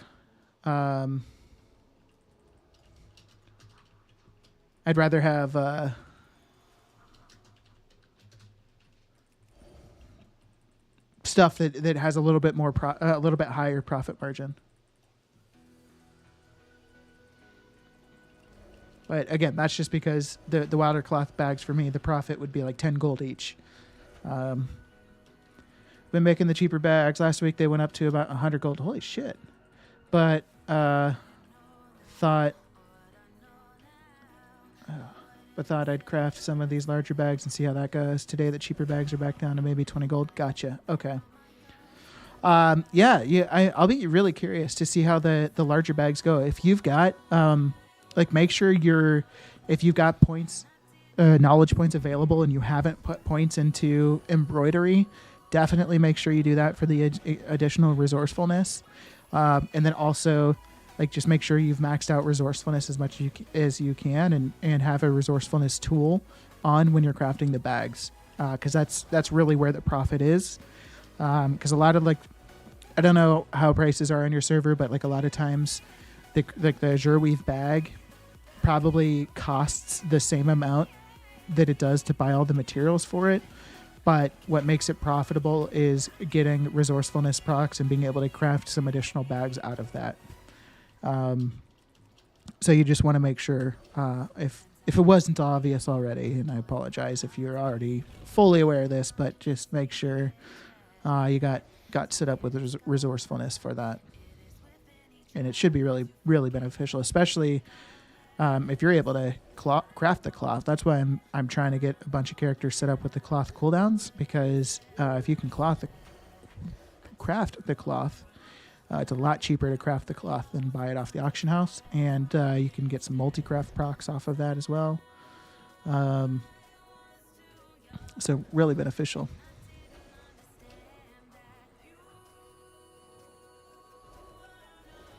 That's awesome, though. Wilder Cloth bags being 100 gold per. Sometimes I see on Area 52 the Wilder Cloth bags get reset, and so the price will go up temporarily, and it's really nice to see. But it always just drops so quick. I don't have any points at the moment. I didn't spend them in any specific order. That's fine. Well. Do you have like craft sim? Like, are you able to, because like I wouldn't want you to, do you have like craft sim to see if craft sim even tells you that crafting those is profitable?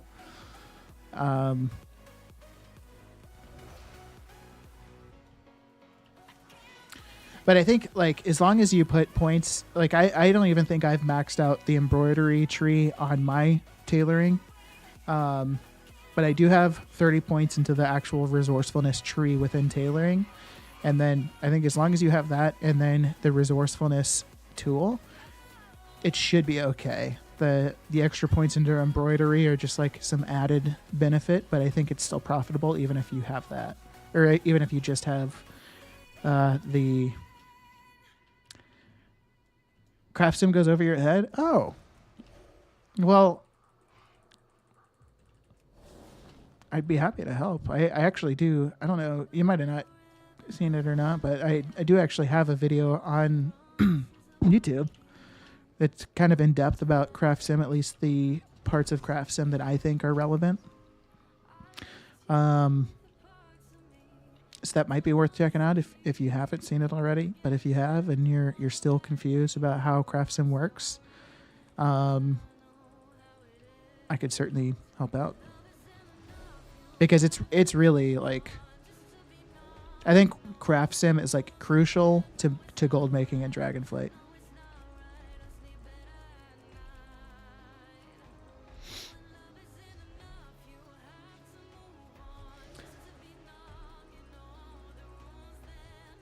Are there any mobs that drop knowledge points for jewel crafting?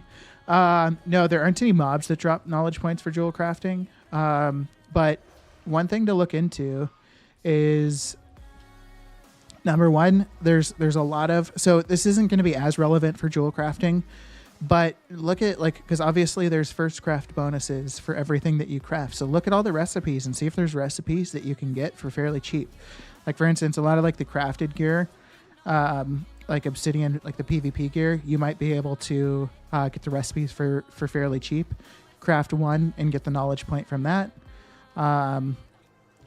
But yeah, I would say look at all the recipes and see if there's any new ones you can get. There might be some cheap recipes on the auction house you can buy to get those knowledge points.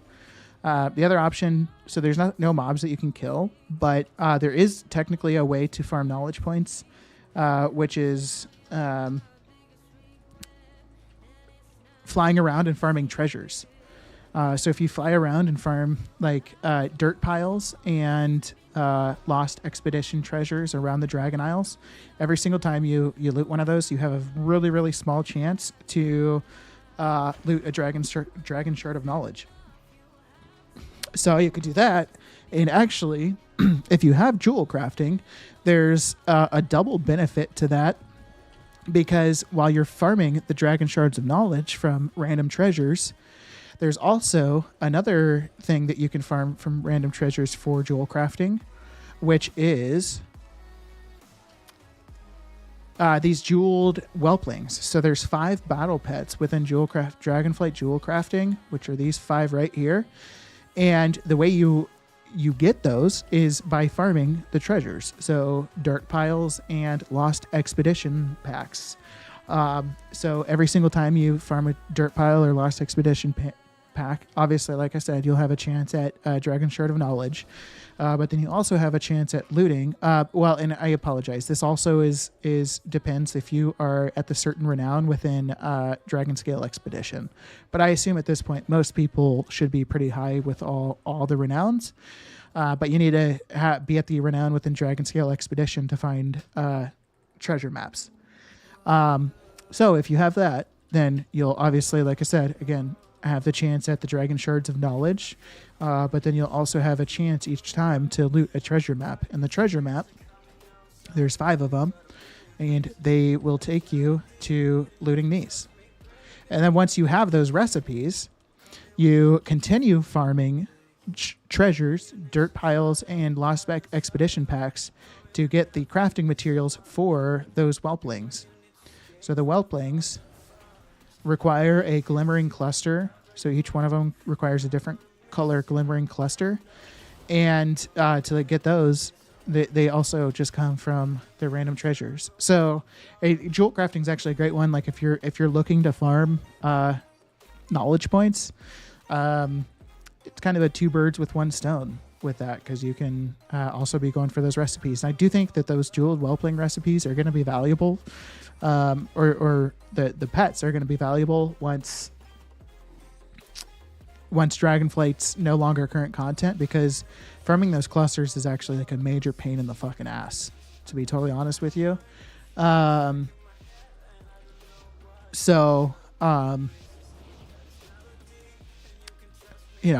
That's kind of food for thought.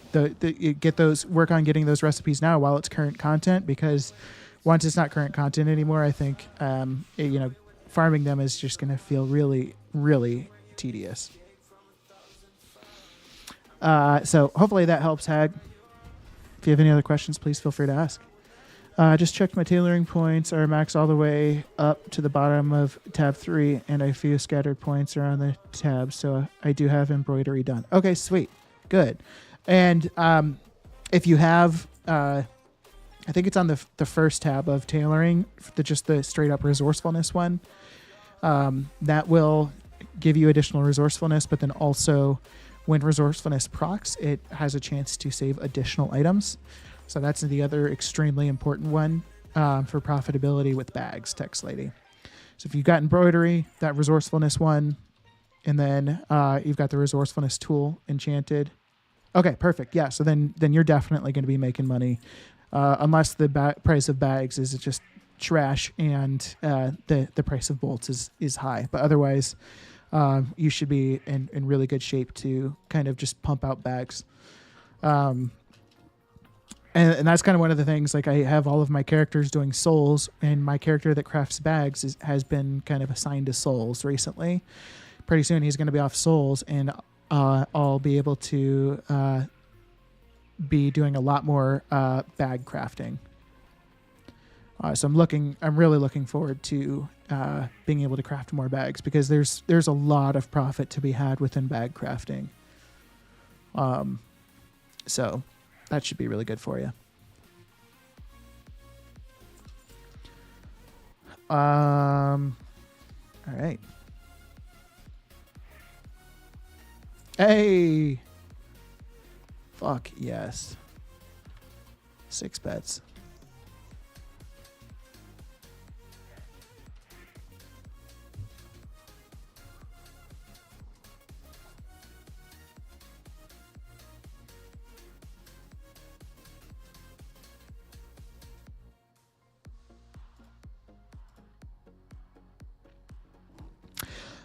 For anybody that might be just kind of coming in here, I am doing a giveaway for War Within Base Edition. All you got to do to register for that is type me into chat. I will show everybody that's registered so far. We got Lumi, Wada, T-Dupe, Puma, Alex, Roy, Christopher, Casual, That Noob, and Text Lady. So all you have to do is type in ME into chat, and you will be registered for the giveaway. Giveaway is going to be at the end of the stream, and then if you're not in this stream when we do the drawing, I would just ask that you join my Discord. You can do !Discord.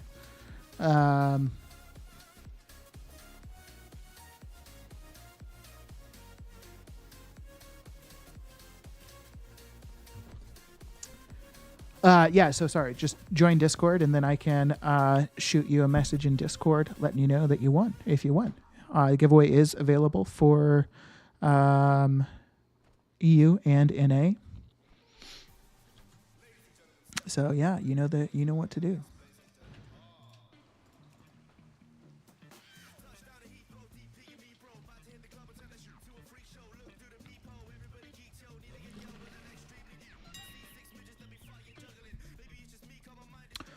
That should be well one.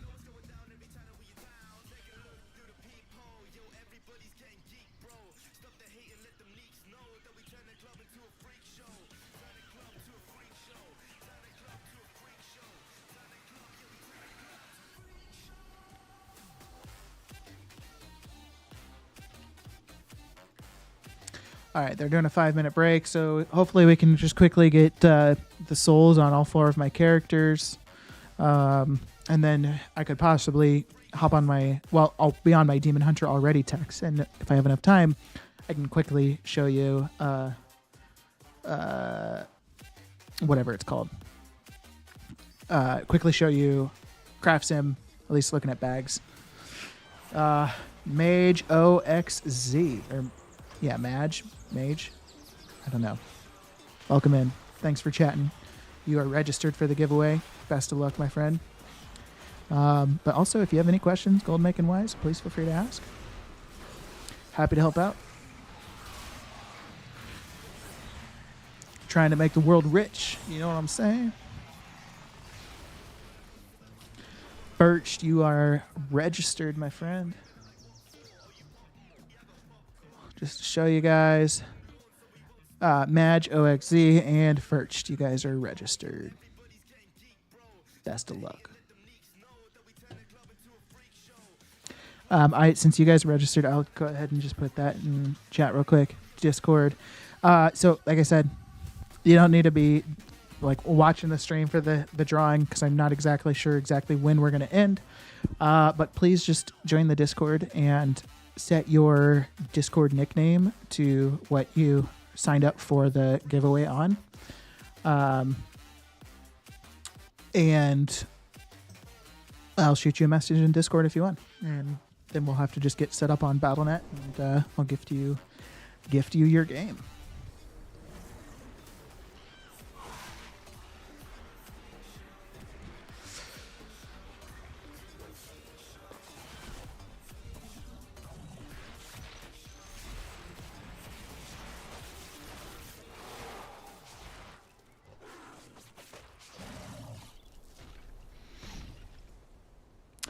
Do you already have some plans for the next expansion or not yet? So first, I don't have any set in stone plans. I have been thinking about what exactly I want to do, or I've put a little bit of thought into it, and like the biggest thing that I'm trying to figure out is like. I guess the biggest question always for everyone is like what items are going to carry value into the next expansion. But the way that I'm kind of approaching that thought process is I'm trying to figure out what items are going to be sought at, what Dragonflight items are going to be sought after. And so once you land on like certain things that you might think are going to be sought after, then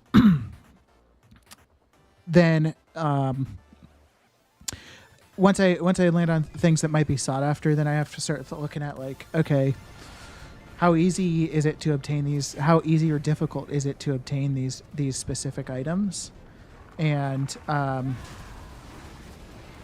that's kind of like the approach that I have to take. So I don't know.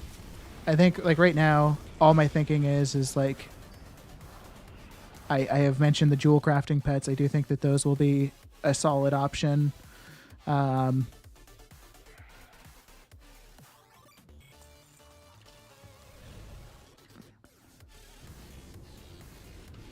jewel crafting pets might be a solid option. Like I like, so the thing with the jewel crafting pets is like nobody's going to be farming them. I'm convinced nobody's going to be farming those once the new expansion comes out. But the other question is also just because nobody's going to be farming it, does it like, are people going to want it? So that's also what,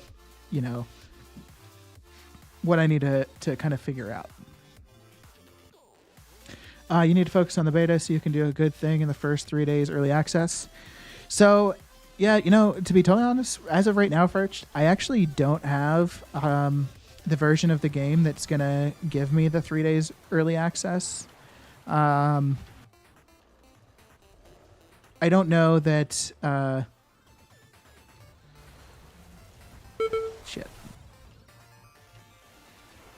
I might upgrade to get the version that includes the 3 days of early access. But I'm not too worried about it, to be totally honest with you, I guess. Are we killing or what? Not yet.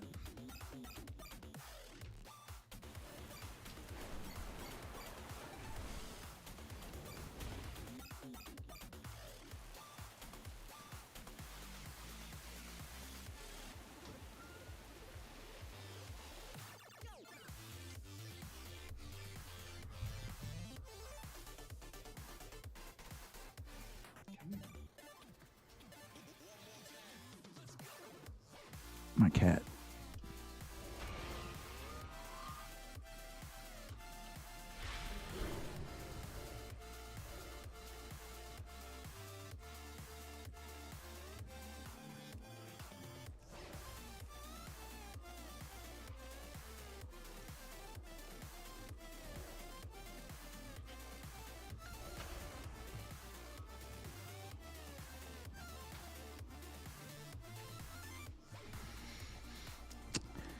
Three days early access would be good for farming, skinning, mining, herbalism. Yeah. So I probably like it's definitely gonna be good for that. But at the same time, casual, like I think a lot of people are gonna be having that same approach. So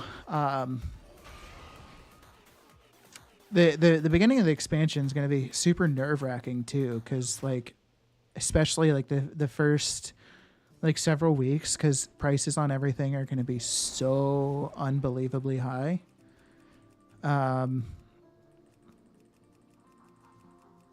So it's just that fact alone is going to be nerve wracking, because it's like having to buy stuff and spend like a shit ton of gold to buy different crafting materials. But I'm probably gonna be like doing the same markets in War Within that I'm doing now.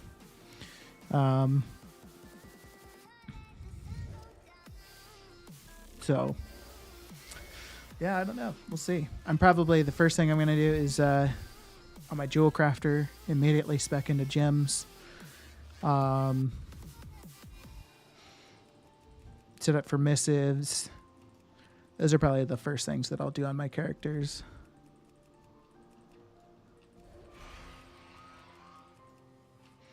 I'm curious, how many people here have bought the version that includes the 3 days early access? I remember people were pissed when they first announced the 3 days early access. For buying, I forget what version you have to buy. I think it might be like the most expensive version of the game gives you 3 days early access.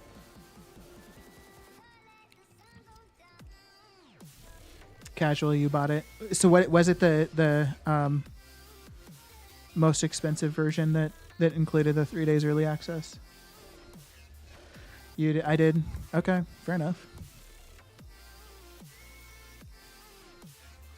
You haven't bought it yet, Text Lady? Gotcha. Okay. Yeah, most expensive. Gotcha. Okay. By the way, just in case you missed it, there is a giveaway for War Within current expansion, base edition. Sorry. I know you said that you bought the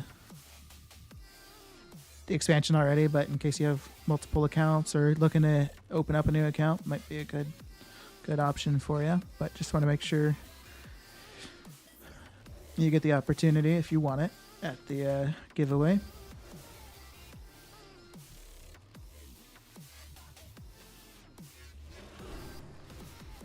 Or I mean, like shit, you could, even if you win the giveaway, if you've got the game, you could give it to somebody else. I don't care.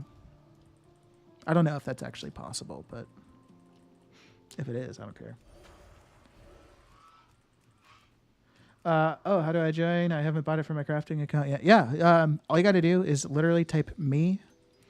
Tell me if you can't see it, but there should be text on the top left of the screen that says type me to enter the giveaway. I just want to make sure that my output to both platforms. I know it's on Twitch, the Twitch side. I just not confident that it's actually working on the YouTube side.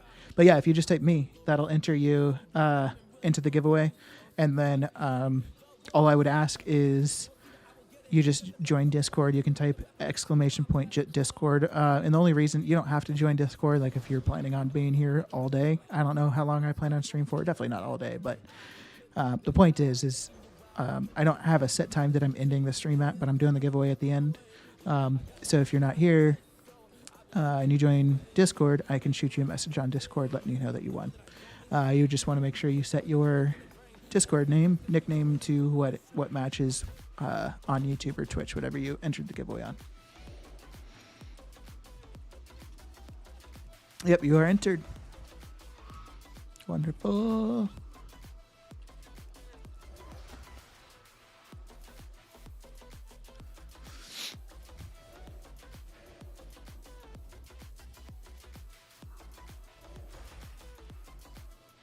So this is our last round for the Emerald Whelpling, and then we're going to be done on this. Been doing a lot of just miscellaneous farming today. But it's nice. It builds up a little stock of items to have.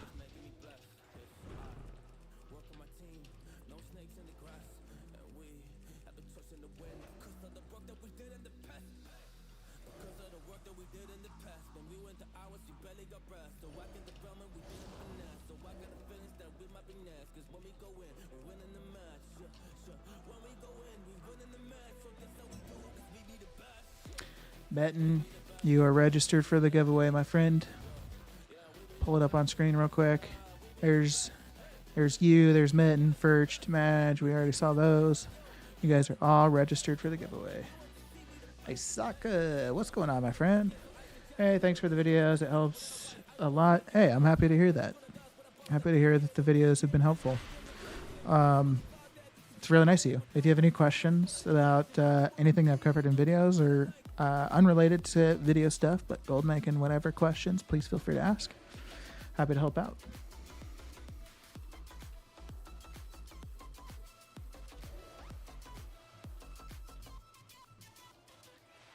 Turn my light up. Hey.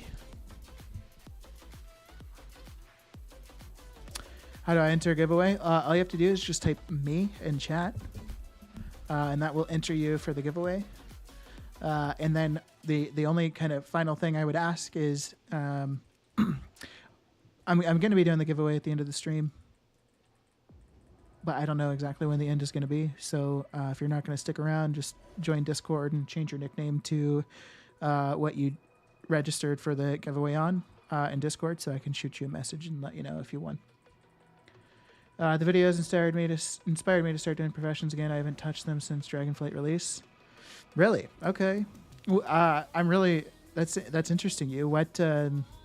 Why'd you stop touching them? Was it just, or why'd you stop using them? Was it just like a lot, kind of confusing? I'd be curious to hear.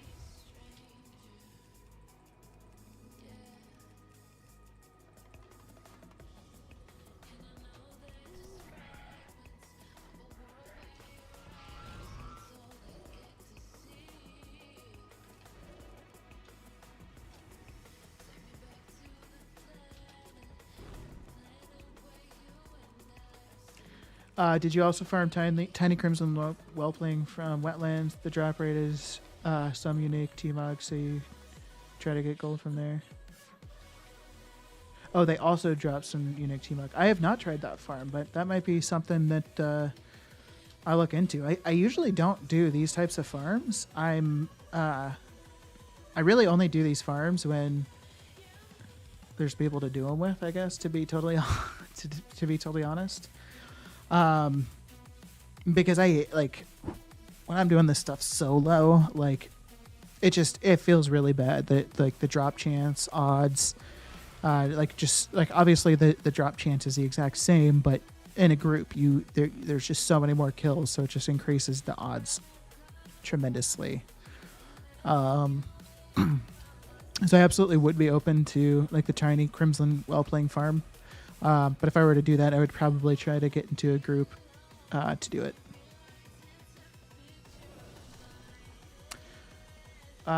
Because I had more gold than I needed, they looked confusing and annoying to level, so I just didn't want to touch them.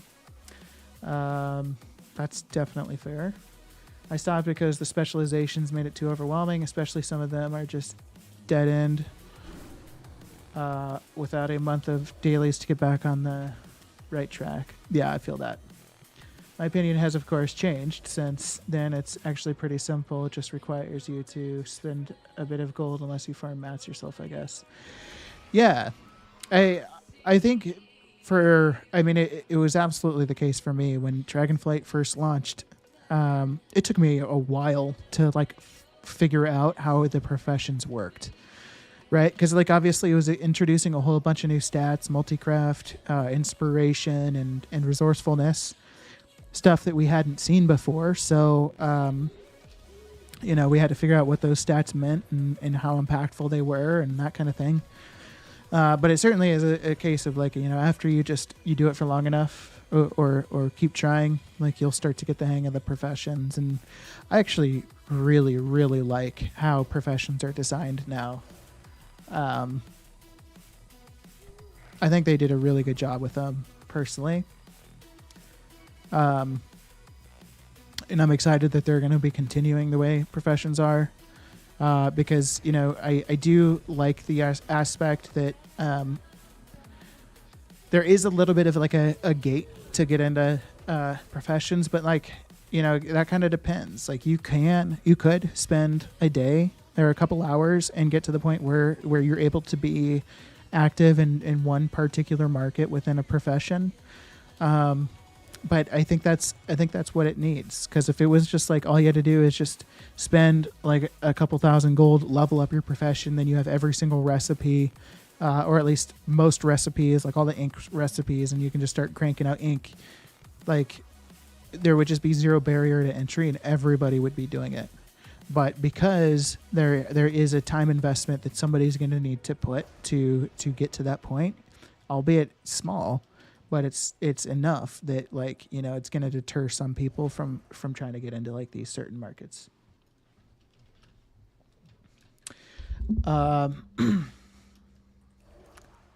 Hey, I was just doing work orders, but started auction house with inscription with your guide. Now checking your guides. Big thanks. Good luck. Awesome. Happy to hear that, Benton. If you have any questions specific, please feel free to ask. Happy to help out. But I'm happy to hear that my guides have helped you out. That's awesome.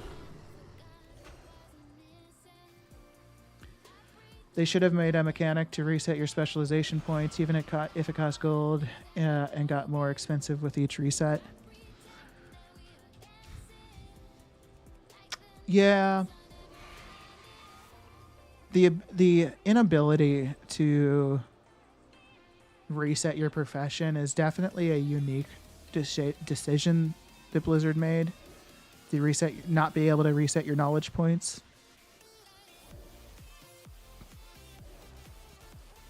I mean, I get it on one hand, because if you could reset your profession points, then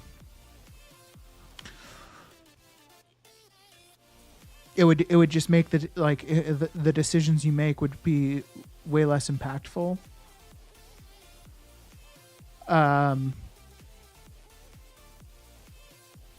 So yeah, I see what you mean, Casual. I would be okay if there was some sort of system in place to kind of reset knowledge points. I'd be okay with that.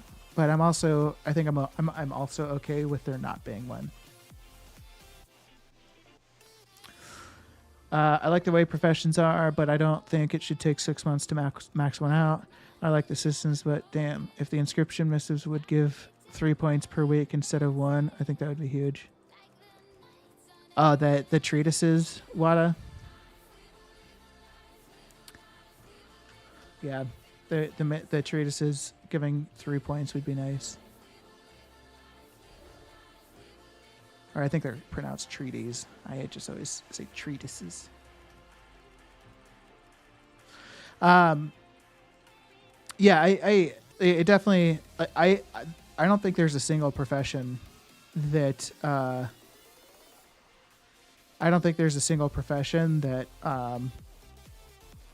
have maxed out technically. It does. It is a huge task if you're wanting to max out your profession.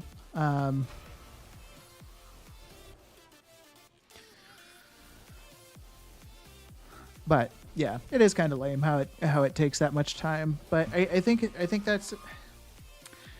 What the hell are you on? What the hell are you Have you on? been smoking some funny cigarettes or something? Nalix D, thank you so much for the follow. Appreciate that. If you have any questions about gold making, please feel free to ask. Also, there's a giveaway going. Type me in chat. You'll be registered for War Within Base Edition. But thank you again for the follow. I've been playing for 5 to 6 months now, and just now able to max out skinning next week, maybe the week after. Yeah. But the thing is like, it doesn't like, yeah, it takes 6 months to max out the profession, but you're able to get to a point where you're able to make that profession profitable. Like, at least I know for a fact. What the hell are you for on? some professions, it's Have you been smoking some funny like cigarettes or same something? day. You can get to that point. For others, maybe it takes a couple of weeks, but yeah, to like completely max it out, it is a bit more of a thing. It's Soka. Thank you so much for the follow. Really appreciate that. If you have any questions about Goldmaking, please feel free to ask. You guys are being very nice. I really appreciate that. And now you did get registered for the giveaway. Thank you so much. All right, let's loot. Final chance at pet. Oh, Isaka. Okay, makes sense. Thank you so much. Appreciate you.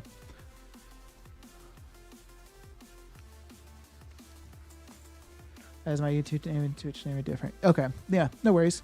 Thank you. Text lady, is there a profession tool enchant for skinners? Yes. So for skinners, enchanters, I think it's the same for skinners, enchanters, and herbalists. For deafness, perception, and finesse. You should absolutely be able to use one of those, though.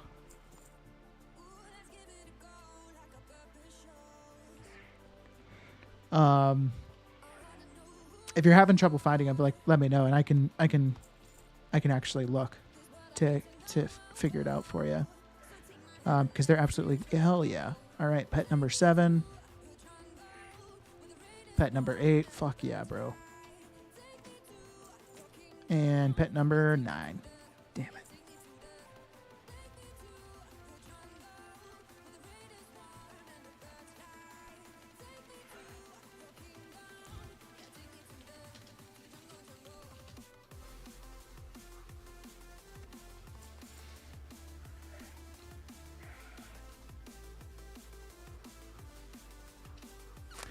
Yeah, really lucky. Canadian said, lucky boy, this semicolon. I got 8 of the Emerald Whelplings. Pretty crazy.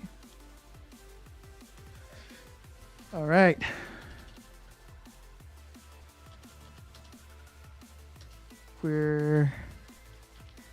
Thank you all. Much appreciated. Make sure they're done.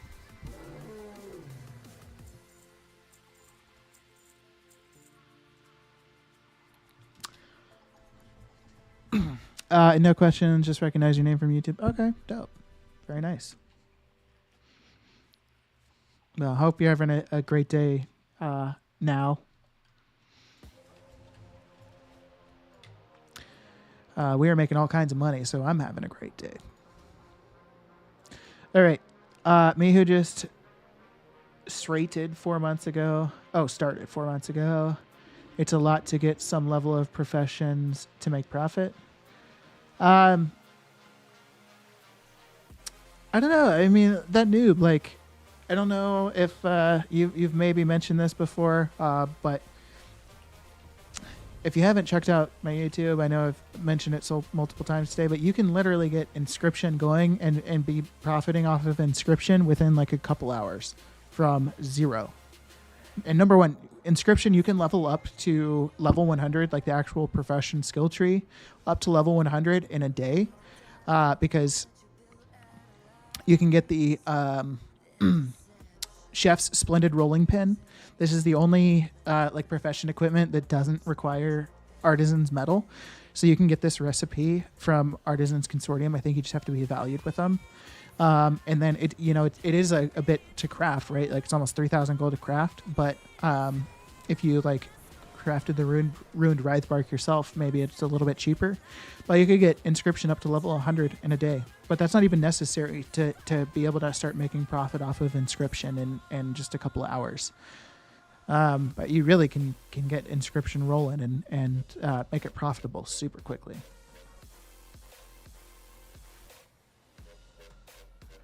You need the pocket change first to buy the mats for that thing. Gotcha. Okay. Well, so even if you don't do the like Chef Splendid rolling pin to get up to level 30 or 100, you could just go into like Understanding Flora and Perfect Practice. So max out resourcefulness and then milling, and then like that's what I know you watch Canadian. That's what he's doing on his gold challenge today.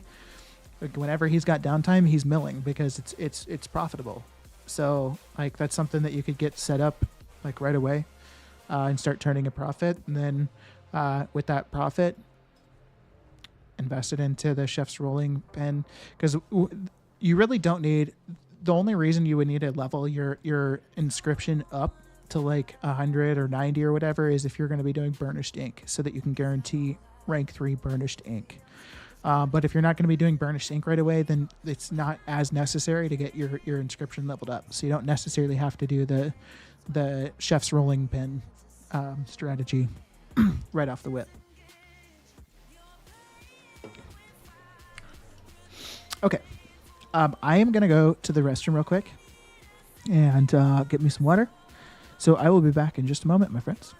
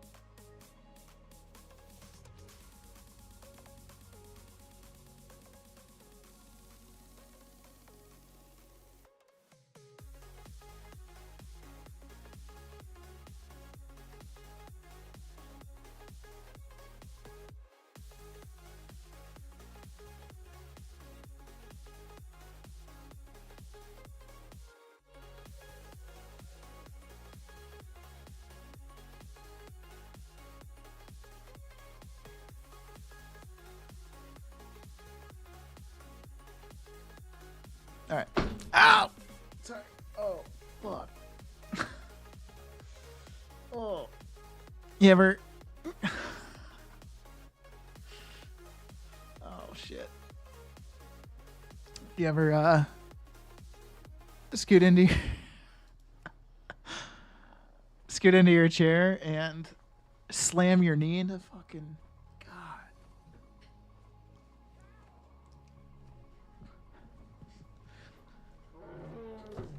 All right.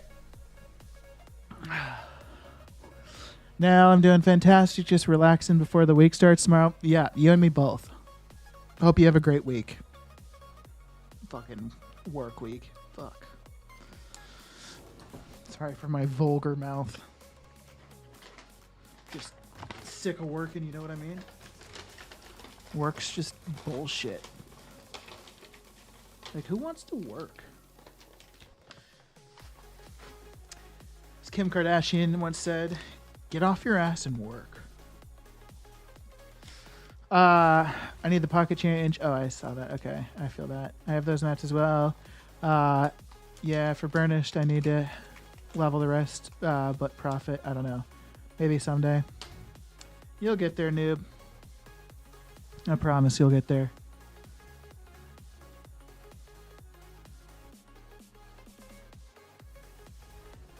Text lady, I found I never make anything for milling unless I babysit the auction house and keep reposting. But I have seen others make a pretty profit from it. Yes. So that is absolutely kind of the catch, right? Is to make that profit, it does require babysitting the auction house. But I think the ink, like, at least, and I guess I've never really like clarified this, and I probably should. The ink is very much so just kind of a thing to start off on. Or I mean the pigment, sorry, is just something to start with. I don't do very much milling to sell the pigments. I do a lot of milling to craft the pigments into inks. But pigments is a very good thing to get started in while you're like for the week or several weeks while you're kind of getting the knowledge points to do inks and that kind of thing, getting your inscription leveled up so you can do rank 3, because like that's kind of the thing is like once you get high enough, like I think actually once you put all the points into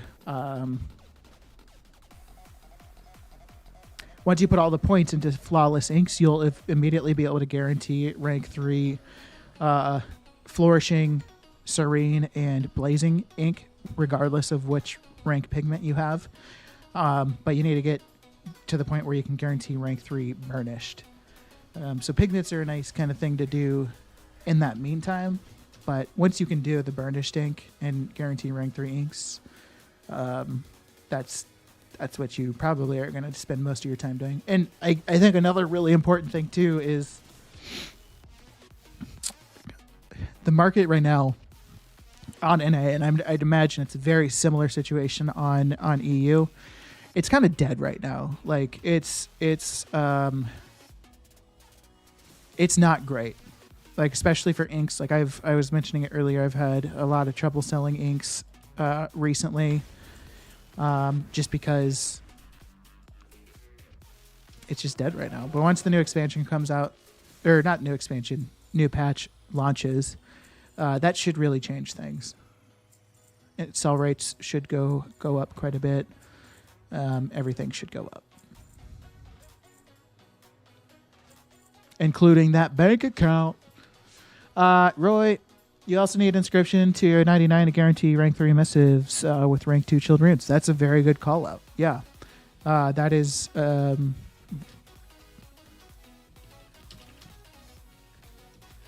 That's a very important, because rank 3 guaranteed rank 3 missives with rank 2 chilled runes is obviously important.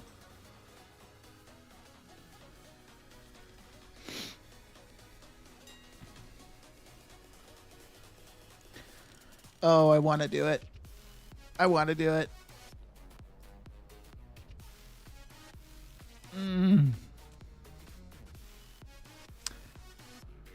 When did the last expansion or the last patches drop? Does anybody know? Like when season 3 started, when season 2 started?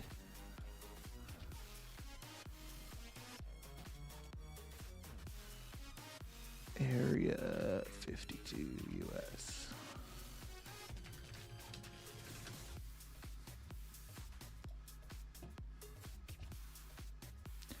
Like,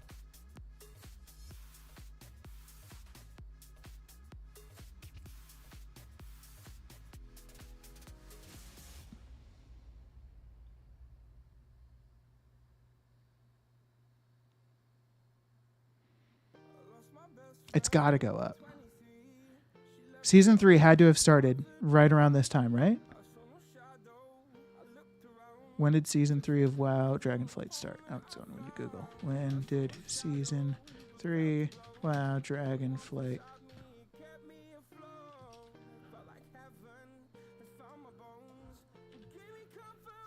start? No, Dragonflight, November 14th. Look at that. Yep. Prices are absolutely going to go up. I'm going to do it. Fuck it. Nah. I don't know. Oh, it's such a painful thing to think about. All right, whatever. We'll just do gems for now. Let's get the restock on.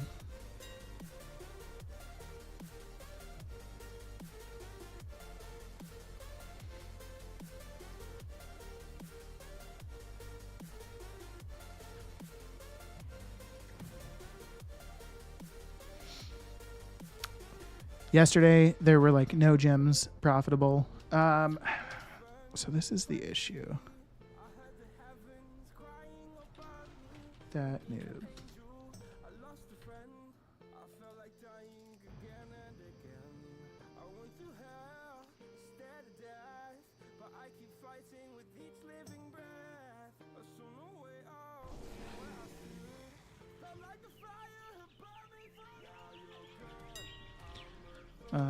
TSM connected to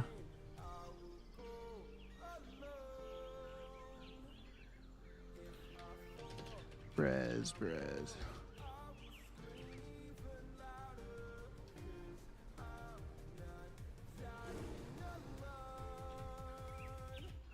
So how do I, does anybody know? Like, do I need to reload?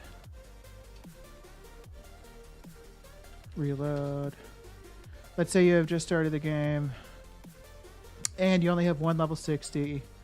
How will you go for gold? Would you level it fast or would you start inscription?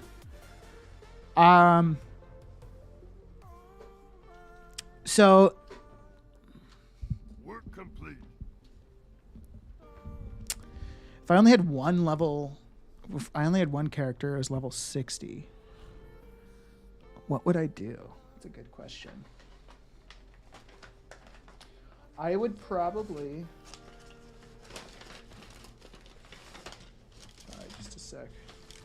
Digging through a bag of goodies.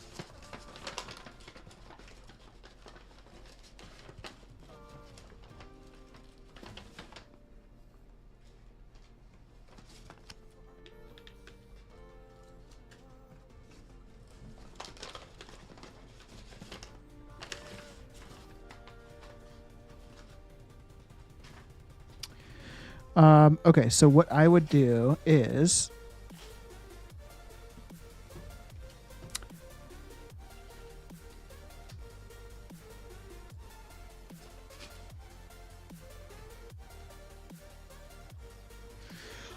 I would probably get that character to level 70. And then I mean, you absolutely could. Yeah, you could get that. You could start inscription now. I mean, you're level 60, so you could get Dragonflight inscription.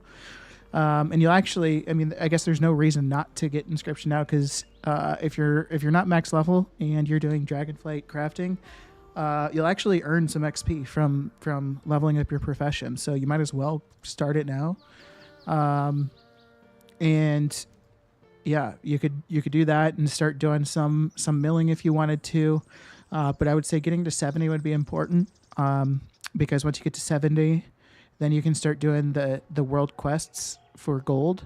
And that would be kind of a good way to start getting some gold into your pocket to give you some kind of some money to work with. And then you could use that money and start investing it into more gold making stuff, essentially. So I would focus on like getting to 70 like is probably pretty important, but also getting your profession leveled up. So you can luckily do kind of two birds with one stone in that regard. But I do think getting leveled up is going to be important.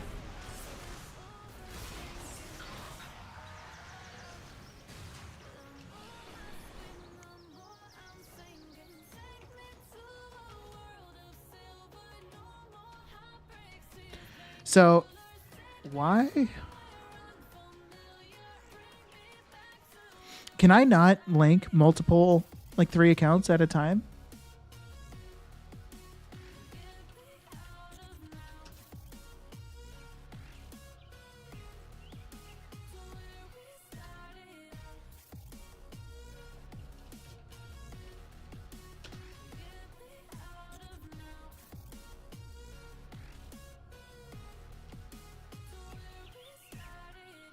Okay, maybe they're linked now. So let's try reloading.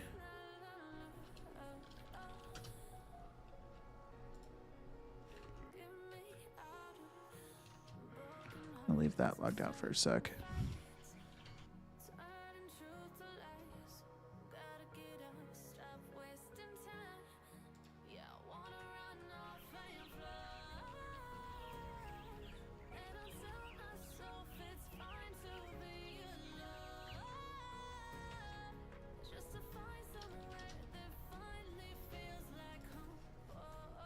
Okay, there we go. Jiskaki, what the fuck?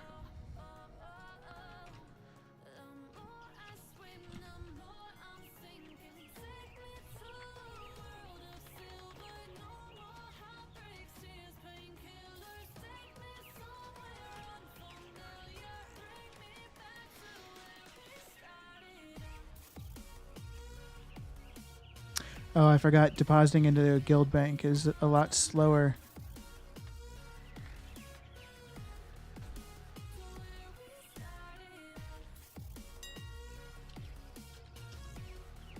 Yeah, it's not grouped.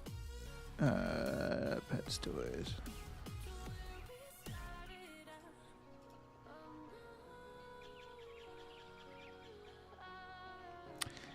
Yeah.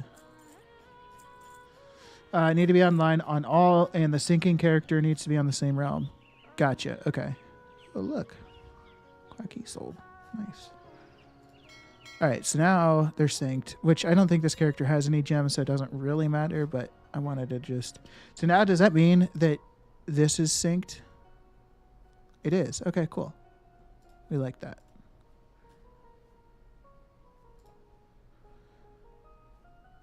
All right, so now let's go through and craft.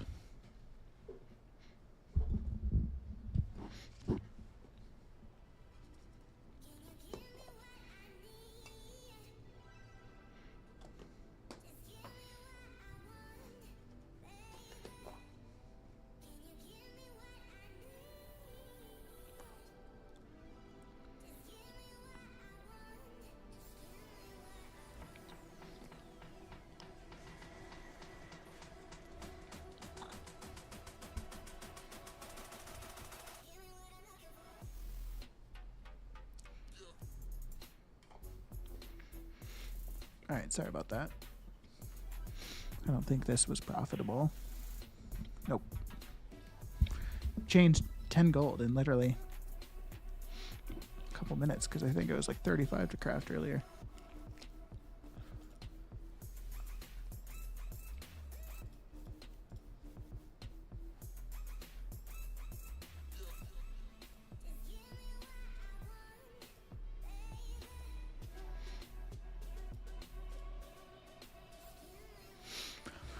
Hopefully there's some more profitable gems today. Because we don't like seeing stuff not profitable. That's never fun.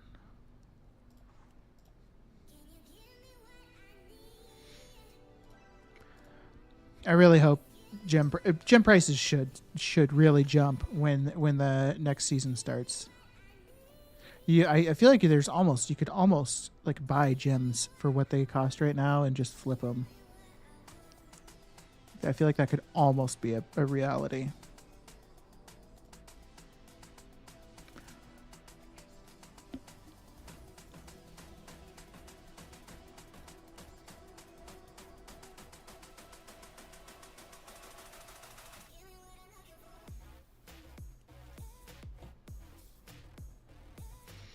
So these margins are a bit worse than I usually accept. Some of them, like this one's not too bad, but the Radiant Malachite and the Crafty Emerald are a bit lower margin than I usually do, but I'm just doing it because we need stuff to sell, to be totally honest.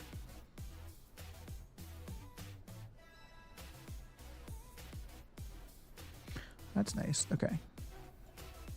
So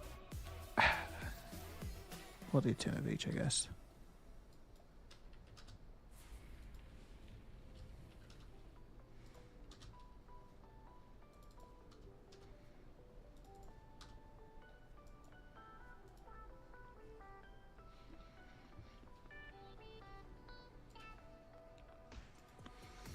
Seems like the per character checkbox, by the way, has made the world of difference. So that's been a huge quality of life improvement.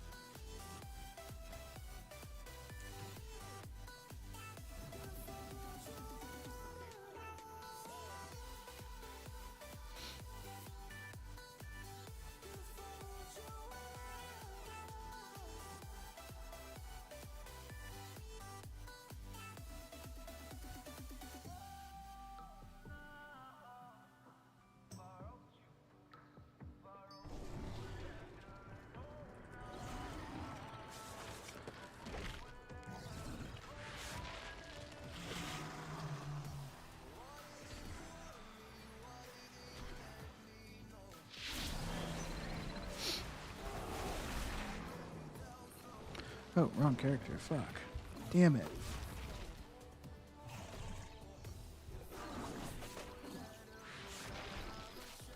Or did I say wrong character? Wrong form is what I meant.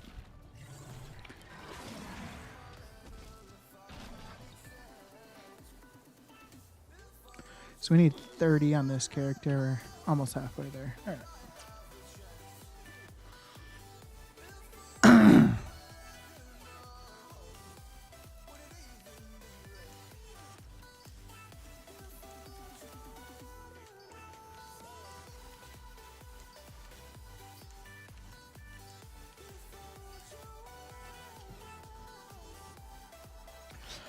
Casual, do you have a daily routine with all of your alts outside of soul farming?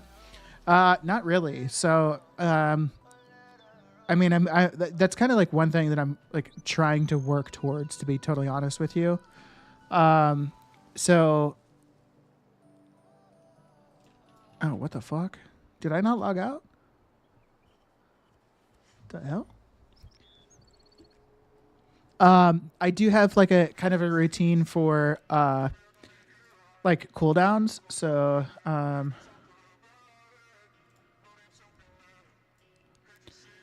like I have this cloth cooldown sheet. So I'm trying to track cloth cooldowns.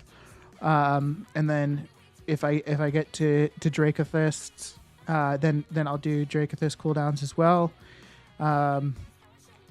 But that's like really that's the extent of like the current stuff I'm doing. So there's not really anything that I'm doing that's like a daily. I need to log into alts and do this particular task. Thankfully, but I'm sure that's probably going to be my life eventually.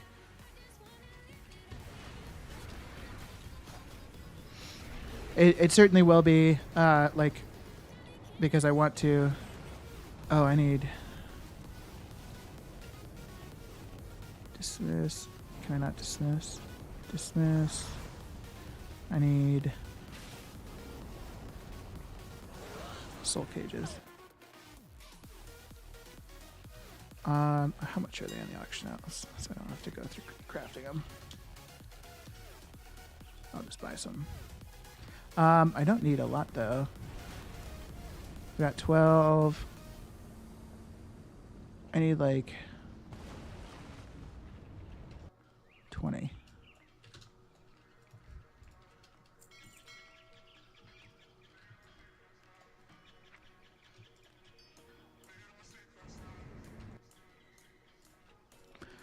Zerb.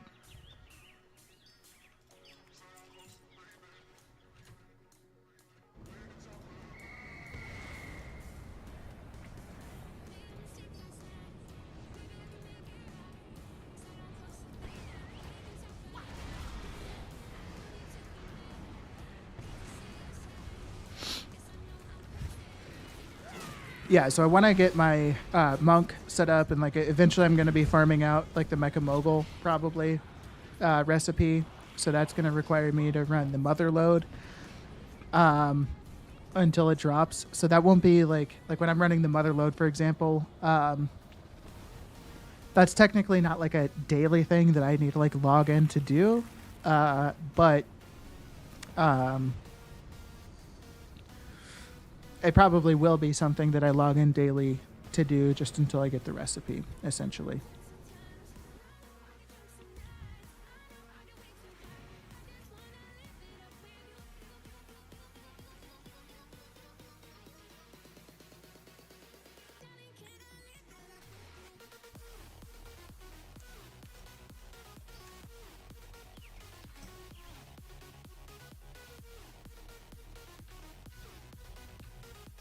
There we go.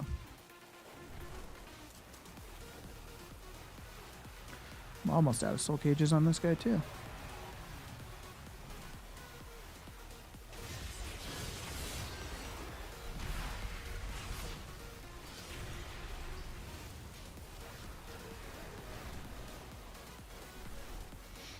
I should probably just send some over before I forget.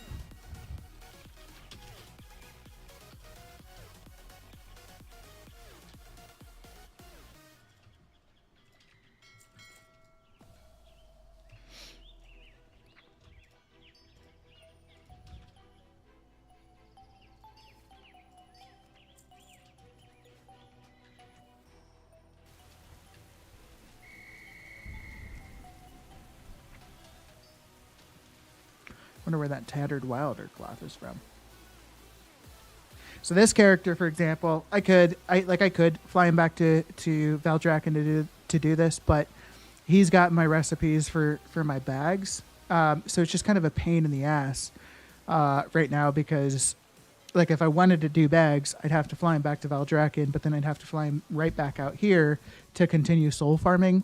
So I've kind of just put a pause on bags, for example, for now until I can just kind of plant this character in Valdrakken and just stay there, essentially, because that's what I want to do.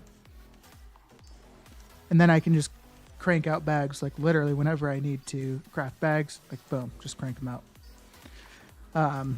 So that's why I'm trying to get some new characters set up for soul farming. They're basically going to be characters that I don't need to do anything else with. Like I could, like the characters that I'm going to be doing soul farming on, if I wanted to, I could set them up so that they could also do like cloth cooldowns and that kind of thing. But I just don't want to have to deal with like, you know, transporting characters all over the place to accommodate for those cloth cooldowns and that kind of thing. So that's why I'm not, basically.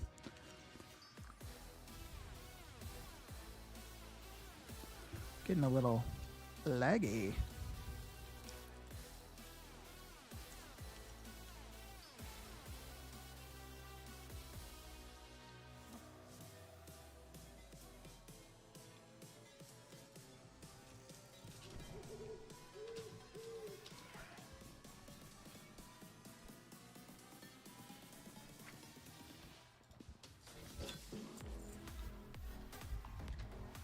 Wonderful.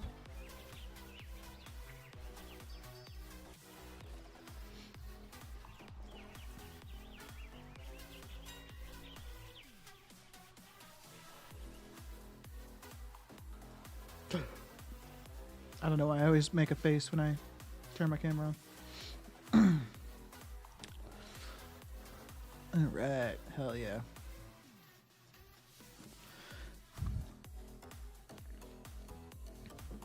Just in case anyone didn't notice, doing a giveaway for War Within base edition copy.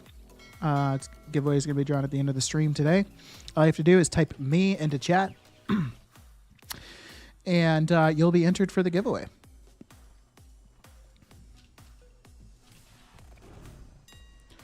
Okay, so let's take a look here. I don't want to do any like long crafting sprees because that wouldn't be very fun, but it's worth looking and seeing like what things are selling for. So that's crazy. I don't know why. Oh, it's because the rank 2. Look. Oh.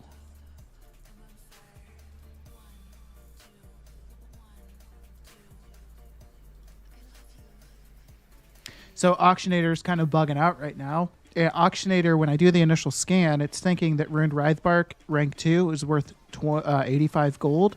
And that's why it's telling me my profit per craft is negative 123. But when I actually click on the Ruined Wraithbark rank 2, we can see that it's not worth 85 gold. It's actually worth 225 right now. So I wonder, I've never done it. Result items. I can do 225 gold. So if I save that, then it says my profit per craft is 10 gold.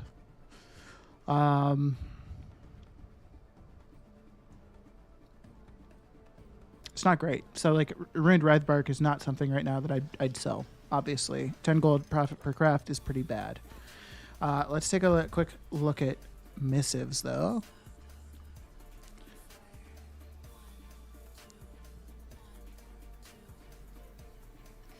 Missives don't look too good either. Fire Flash isn't bad.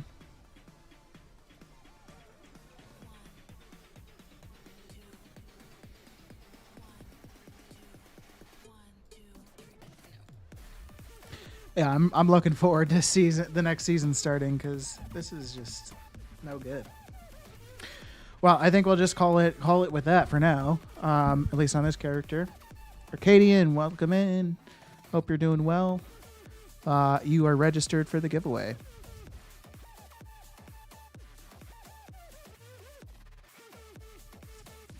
Is there anything else I needed to do to enter the giveaway? No, you are all set. As you can see, your name is listed there. So nothing else you need to do. I guess maybe the only piece of advice I would give is look into potentially joining Discord. You don't need to be present in the stream because I'm going to do the giveaway drawing at the end of the stream.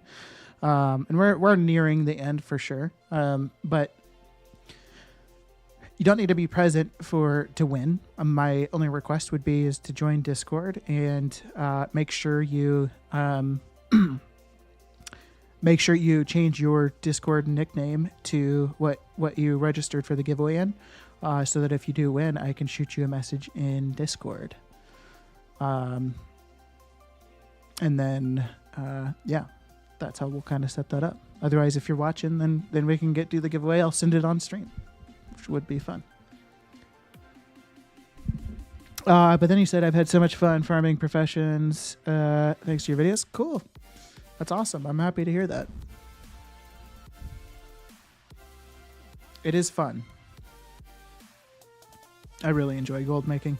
So I was kind of talking about this earlier, but I got this character set up, named him Ghost Iron Ore. I think it's a pretty fitting name. So basically what I was doing is I had this character. This character has flying and has the 2-seater flight form. And I was flying around Valley of the Four Winds along with this character. So I'm leveling both of these characters at the same time, right? Because they're both farming ore. And then I'm getting double the amount of ore. And then eventually this character is going to be level 40, level 60, whatever.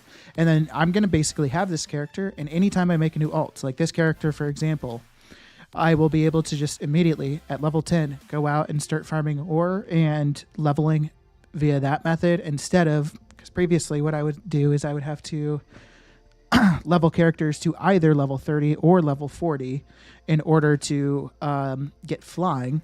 Usually I was doing level 40 to get the faster flying, and then I would go to Valley at the Four Winds from 40 to 60.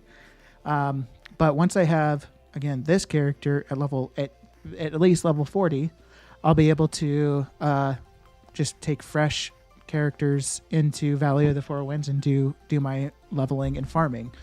And the reason I decided to do that and start going about it that route is because my rogue has alchemy, and I have gotten him, so he has Pandaria alchemy, and so now I can, so what I'll be able to do is convert all of the Ghost Iron ore I farm up on these characters from leveling. I'll be able to use Transmute, and I've also gotten Transmute Master on this character as well. So I'll be able to transmute the Ghost Iron bars into Trillium bars, and then I'll be able to take the Trillium bars and transmute that into Living Steel, along with buying the Spirits of Harmony off the auction house. But that's gonna it's gonna shave some money off of my crafting cost for the different pets or the different mounts, and it'll be more profitable that way, essentially, right? So that's the approach I'm taking. So does it matter anymore if you are Horde or Alliance for the auction house? No, Casual, it does not. So both Horde and Alliance on the same server share the same auction house. You can technically even fulfill crafting orders between the two factions. So no, there's no reason to not, or they share auction house. So you don't need to do anything special in terms of like posting on Horde and Alliance or going to a neutral auction house like Booty Bay or anything like that, thankfully. Living Steel has come down quite a bit. So let's quickly do math.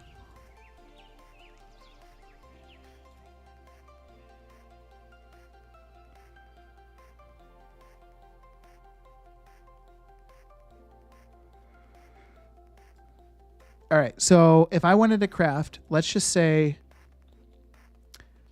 4 of each panther, that's going to give me a result. So ultimately what I want is to be able to have 2 jeweled onyx panthers, 2 of each type of panther. I would like to have, I don't know if I have any Kypyrium rockets currently. Let's see. Kypyrium. Misspelled that clearly. What the fuck? Kype. Okay, so I still do have 2, and one of them's sadly buried in my druid's mailbox. That sucks. But I have 2 of them, so maybe we don't need to craft a depleted Kypyrium rocket. Mechano Hogs aren't worth it right now. So we also want to craft 2 world spinners.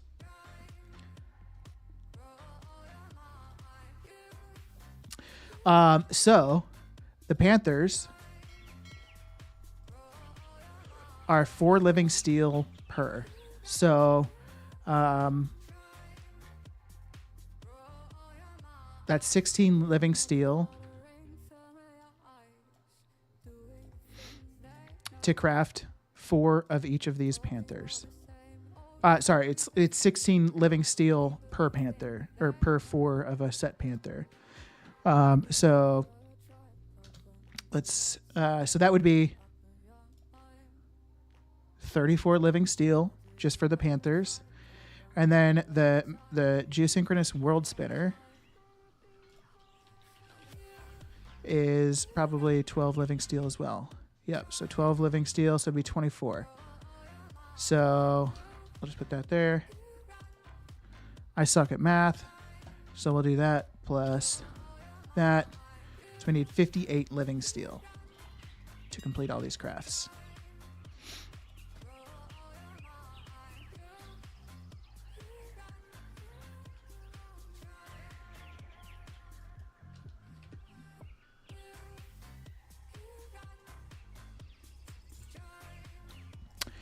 All right, wonderful.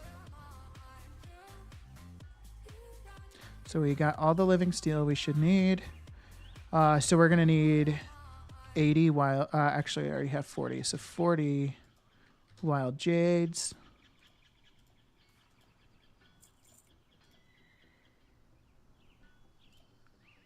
$80 primordial rubies.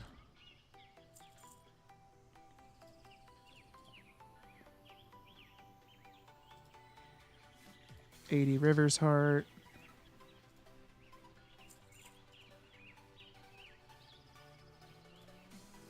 And 80 Sun's Radiance. I'm going to buy a few more Serpent's Eyes because I'm going to need them. Okay, so we're good in that regard. And then this geosynchronous world spinner. So we're going to need 24 trillium, 24 Spirits of Harmony,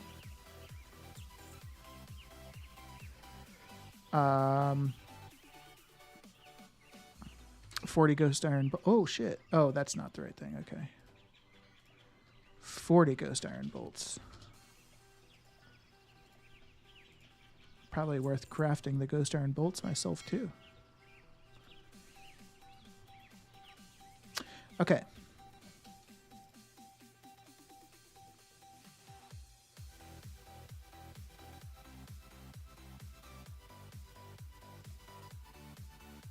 You can also put Tiller's Farm each character you get even more Ghost Iron. You know what? I heard about that you can do the Tiller's Farm and get a good amount of Ghost Iron from that. I didn't even know that, but that's cool. I guess the last thing I should figure out is how many orbs I'm going to need. 16.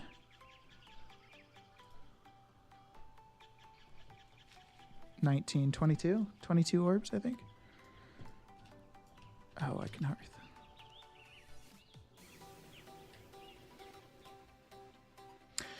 What professions have you found is your most profitable at the moment? I've had a lot of luck with inscription and milling, but looking for my next one. Yeah, that's cool that you're kind of at that position, Arcadian. Like I actually plan on. I want to make a video that kind of talks about how to get started like gold making, and like I don't know if this is like exactly what you were meaning, but this is at least how I understood it. Like I think like the biggest thing for gold making is like starting in a market. So from what you sounded like, it's like you started in inscription, started doing what you're doing gold making wise in inscription. You've gotten to a point where like you're efficient enough in inscription with your gold making, and have probably found that you still have like additional time to like, you know, do other stuff. And so now you're starting to look into a second source of gold making, and then you can kind of like run the two together, and then maybe eventually start a third and a fourth and that kind of thing. So I think that's cool. To answer your question though, I hope I have enough. I need 6 more. Fuck. Oh yeah, I can. I have enough. Okay, that should be good. So, profession wise, I mean, there's a lot of options. Jewel crafting is a great one. So the hard part is like at the moment right now, there aren't many great profession options. And really, the ultimate reason of that is just because we're in a lull of the expansion. Once season 4 launches, it'll be kind of back to game time again. But jewel crafting is a great one. But like I'm just kind of indicating, it's not going to be great right now.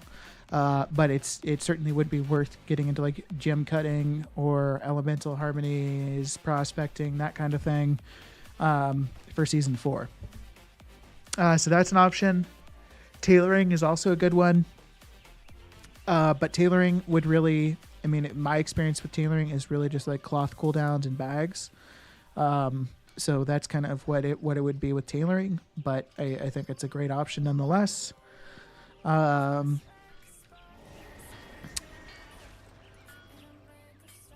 I'm trying to think of profession wise. That'd probably be it. I mean, you could do alchemy. Like if you have multiple characters and you're kind of looking on what to expand into next, you could set up some characters with alchemy and do Dracothiss cooldowns. Set characters up with tailoring and do cloth cooldowns. Could look at all that stuff.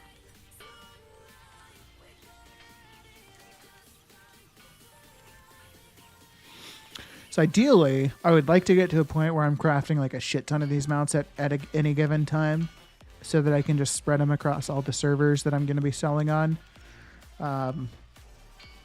So that's the end goal.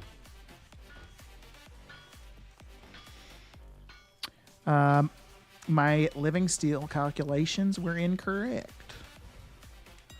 All right. So I need 6 more just for this. So I need 12 more. Okay.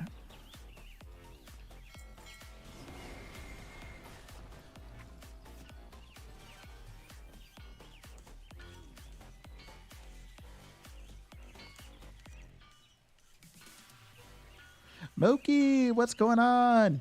How are you today? Hope you're doing well. By the way, I'm happy you joined in. So I am doing a giveaway for War Within Base Edition. It's going to be today. So all you need to do is just literally type me into chat, and that'll get you registered for the giveaway if you're interested. So yeah, well, I'm doing great. Thanks for asking. We've done some pet farming today. We've actually gotten extremely lucky with the pets that we've been farming. So I got 11 bronze whelplings. These don't sell for a whole lot on my server, but 13k currently. And then we got 8 emerald whelplings, which are currently 56k on my server. But looking at the region sale average, it looks like they average for maybe about 28k.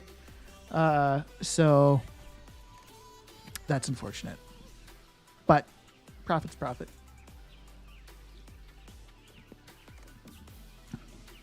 Mookie and Austin, just to confirm, you guys are entered for the giveaway. Best of luck. I'm going to be doing the drawing at the end of the stream, which we're probably getting close to. I'm not entirely sure, but drawing's going to be at the end of the stream. My only request would be, I'm not going to say that you have to be present for the drawing, just because I don't know exactly when I'm going to finish streaming. But just join Discord. Change your nickname in Discord to whatever your name is on YouTube or Twitch, and I can shoot you a DM if you win. Misty, how are you? Hope you're doing well today. How do you enter again? Just literally type me, M-E, into chat, and that'll get you registered for the giveaway. Base Edition. This is available to both EU and NA, by the way. So yeah, Mookie, we've been doing good. We've been making some nice profit on shit today. So, well, I let me rephrase that. We haven't been making nice profit, but we've been getting some nice stuff that hopefully will be a good profit.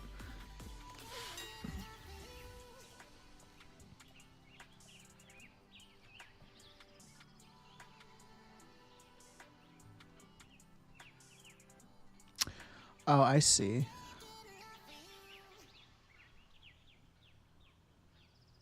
Interesting.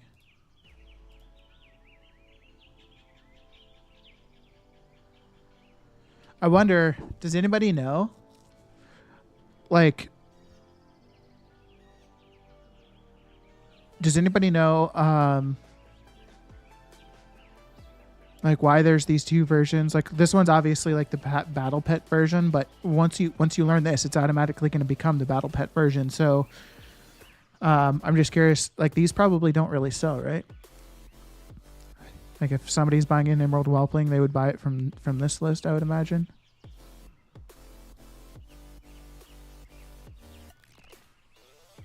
You hit gold with the Emerald Whelp farm there, didn't you? Yeah, for sure.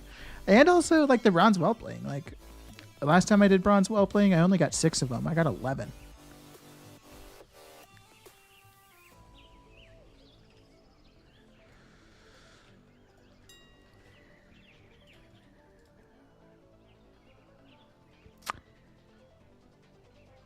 Sometimes it sells, but it's longer. Gotcha. Okay.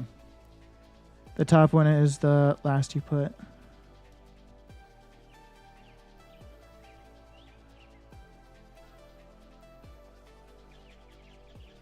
Okay, yeah, so they're the exact same. So I probably should just convert them to the Battle Pet version. 'Cause I don't know why anybody would sell the or buy the more expensive one, but we'll leave it alone for now.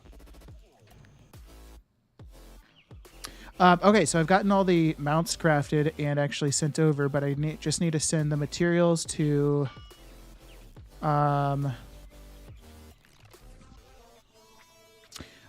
my other crafter for the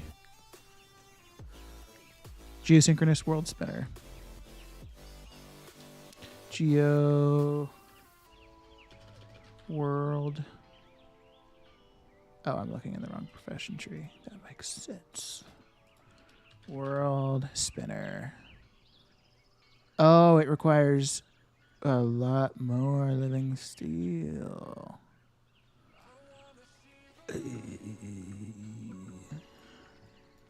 Alright, so I need 24. I got 6, so I need 18.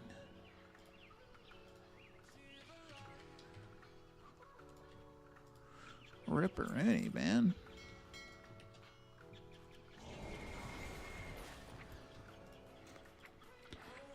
Alright. Living Steel, Trillium Bars, Spirits of Harmony, Ghost Iron Bolts.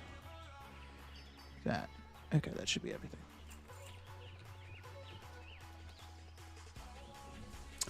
Wow, that's super cool. Yeah, thank you, Missy. I appreciate that.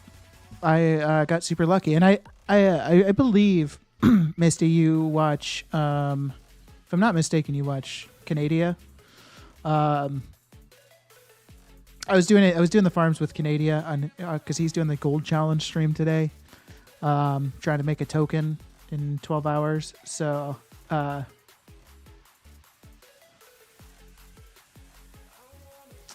I was doing it with him, and I just got super lucky. If he had had my luck, he'd probably... Well, I think he got a good amount of Emerald Whelplings and Bronze Whelplings, so I won't give him any pity. He doesn't deserve it. He's got 48 million gold.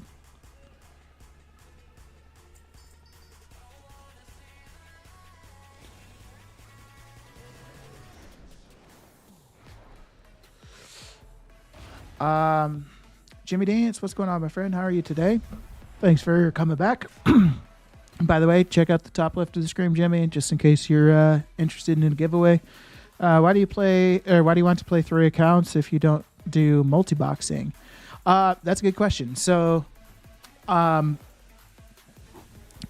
It is a lot more efficient on more accounts. So I don't do multi-boxing in the very general sense that, you know, like people take all of their characters out and do one particular farm.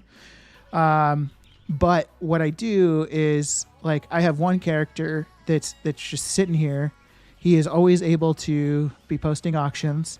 I have this account here where I am able to be doing something else gold making wise. So currently on this account, I am farming souls, and then on my main account, or the third one in this list, I'm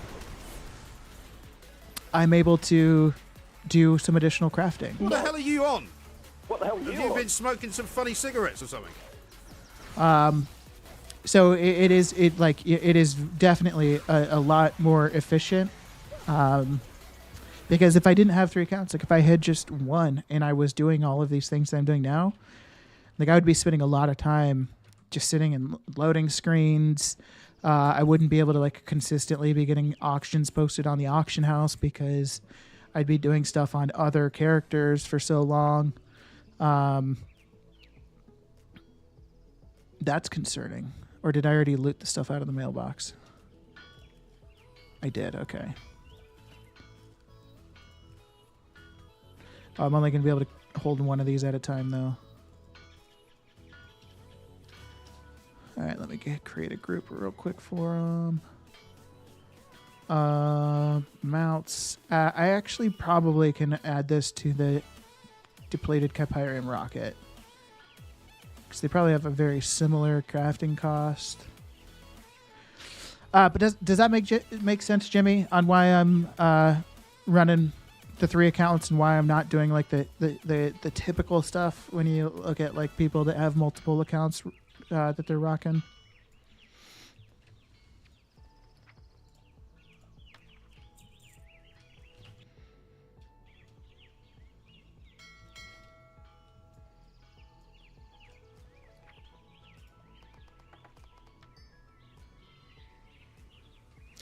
So I'm just going to put the other world spinner into my mail, or into my guild bank for now.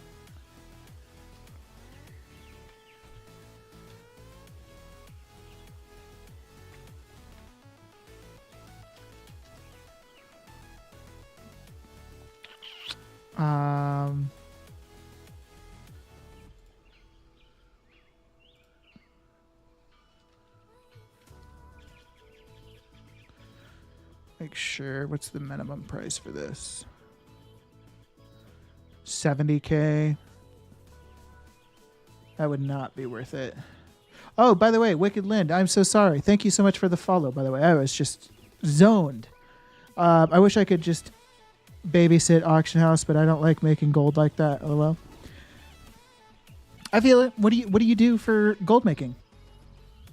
Because, like, you know, like, babysitting the auction house is absolutely something that I am doing. Like, I am not going to deny that. But at the same time, like, I'm posting these auctions, but then I go, you know, and do a lot of other stuff, like tapping over to my other accounts and doing other gold making things. So it's not just like entirely sitting on and at the auction house and posting auctions, but it certainly is a lot of it. So I hear you. But yeah, again, I'd be curious to hear what I'm always curious to hear what people are doing for their gold making methods. Oh, why am I should just keep these. Mostly events that have something to sell and run old content. Okay, right on. So you probably did a lot of the Love is in the Air stuff recently, if I had to guess. I did some of the Love is in the Air stuff. This is not the character.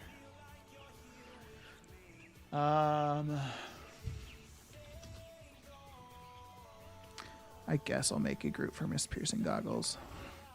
Mist Piercing Goggles. Operations.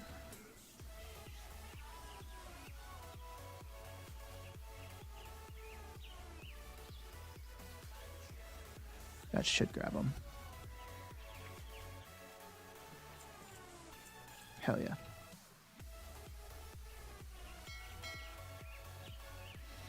You did do the love is in the air stuff. Okay, cool. The giveaway is on both NA and EU. So either way, I'm just going to redeem BattleNet balance and just gift it. So regardless of which region you're in, you can absolutely sign up for it. But I did some of the love is in the air stuff too, as you could see. A lot of it's still super low value so far, so that's kind of unfortunate. But I did these Swift Lovebirds. I just bought. I didn't farm up the tokens or tickets or whatever the fuck to buy these. I just bought them off the auction house because they were dirt cheap, obviously during the event. So I bought them for $50K each. Now it says that they're worth $59.9K each, but hopefully the price on those will just continue to go up as time passes. So I've been trying to get into some of the events as well. It's kind of a new venture that I'm trying out within my gold making process.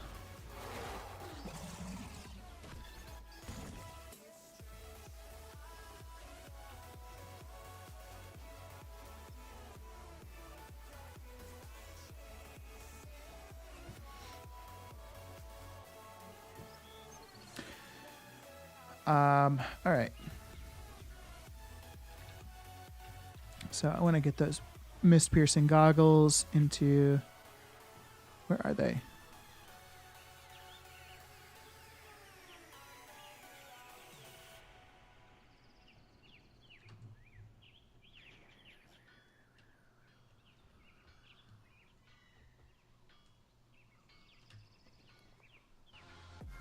Oh, they were sent to Maxos. What? Weird.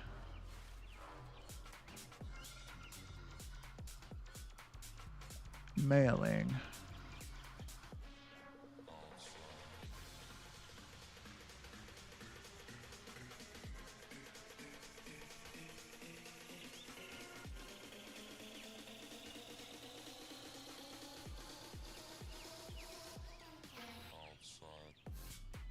Whatever. Maxos also has the access to the guild bank, so I'll just put him in from him. Now, Alex, do you recommend rune binding or archiving for inscription? I can't remember exactly what those trees are off the top of my head, so let me just quickly log in and double check.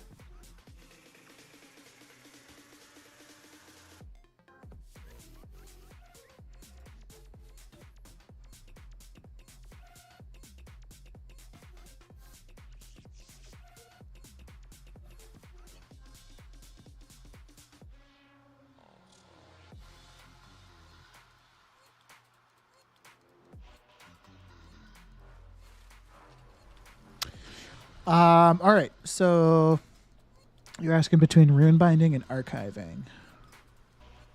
Oh, okay, it's the main trees. So now, Alex, it kind of depends on what you're wanting to do. So, like, contracts and missives, this is going to be, like, especially when Season 4 launches, this is going to be a super popular tree to be in because contracts and missives are absolutely going to be going crazy in the next expansion or the next season.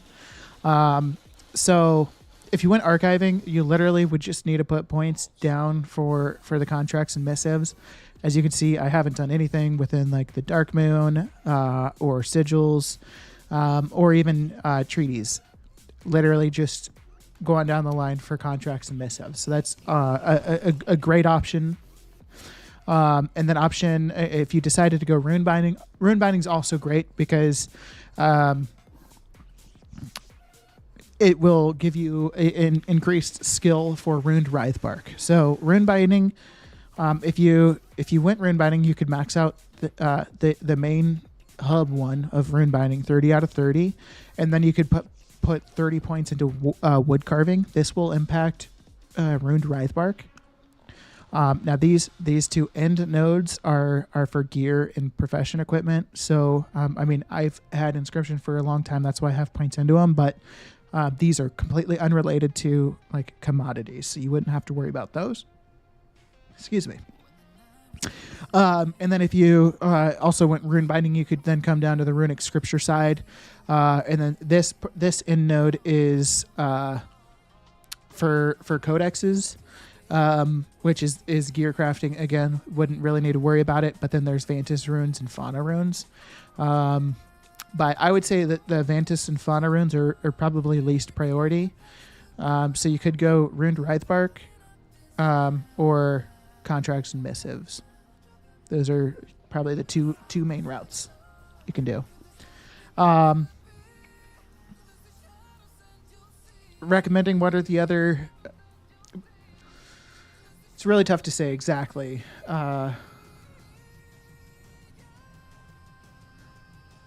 Okay, I think I'll go for missives and Runebark. I don't want to deal with crafting orders.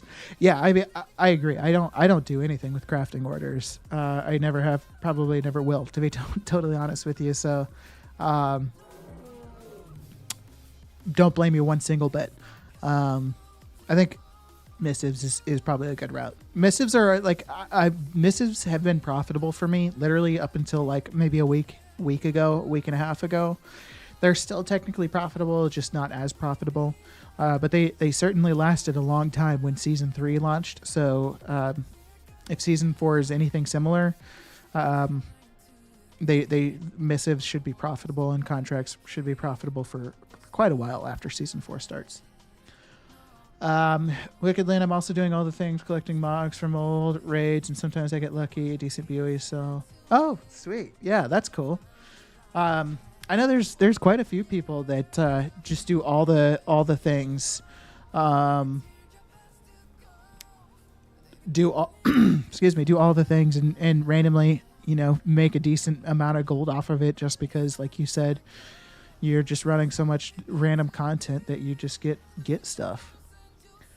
Wicked, so that did not work, unfortunately. Yeah, just take out the quotation marks and it should work. Hopefully that was correct, to enter giveaway. Oh, yeah, just take out the quotation marks and type me and you should be good. I only deal with crafting orders on my mains because I got a lot of friends that raid on RP Realms, so they all often send stuff to me besides.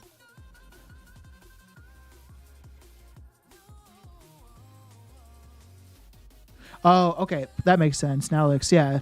I would do crafting orders for guildies or friends or whatnot, but I just hate having to peruse trade chat or post advertisements in trade chat trying to find people to craft for. That's my main thing.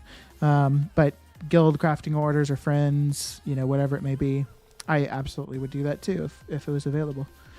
Yes, that did get you Wicked. So just to show you guys, Fasanis on the YouTube side. Hello, welcome in. Thanks for chatting. You are registered for the giveaway. Wicked Lynn, you are also registered for the giveaway. I think I said this to you, Wicked, but also to you, Fasanis. If you guys have any questions about gold making, please feel free to ask. I'm happy to help out. I enjoy answering questions and that kind of thing. Yeah, I don't want to sit in trade chat at all. That's a complete waste of time for me, and I never sit in cities anyway. Fair enough. Yeah. I hear you. Necro, what's going on? How you doing today? Necro, you are registered for the giveaway, my friend. We got a lot of participants. I was not expecting this many participants to get registered. I'm doing good, man. Thanks for asking. We're just out here, trying to make that money.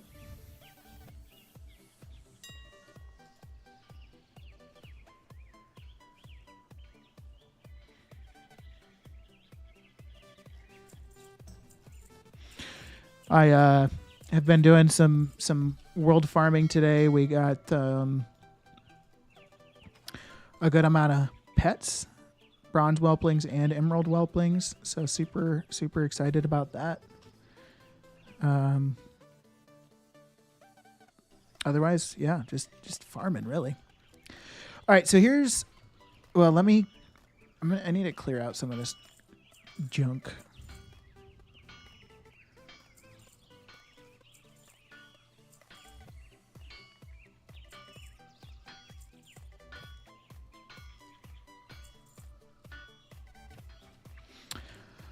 Okay, so I want to get. Does anybody know Vial of the Sands recipe? Is that Pandaria alchemy? Otherwise, I need to look it up. Vial of the Sands.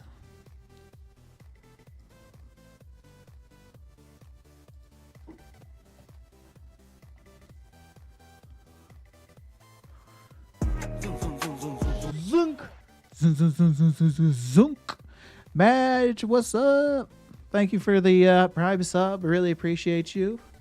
If you have any questions, I know I've already told you this, but please feel free to ask. Yeah, thanks for the Prime sub. That's very fucking kind of you. It's Cataclysm comes from archaeology.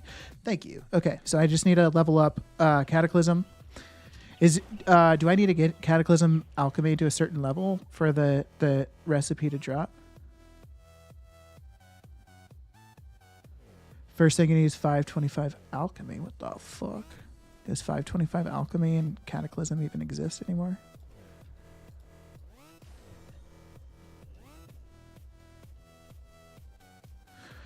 I think I leveled up alchemy on my rogue. Cataclysm alchemy. I don't know if I did.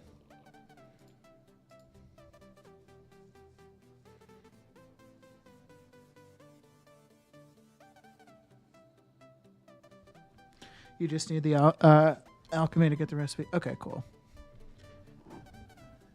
So then I don't really need to worry about leveling it for now. But let's learn Cataclysm alchemy. Because I already have archaeology. I've already had to do this shit on this character once, man. And I stupidly unlearned alchemy. And now I got to redo it.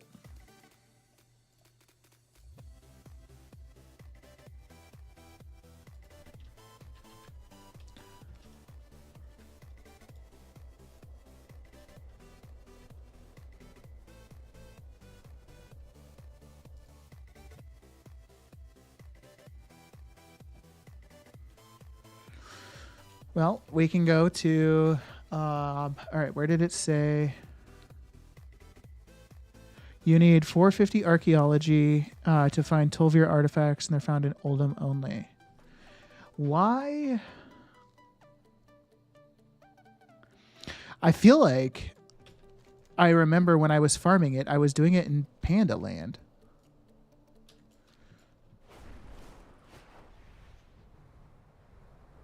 Because I think I could just convert the fragments of other shit into Tolvir in Panda Land.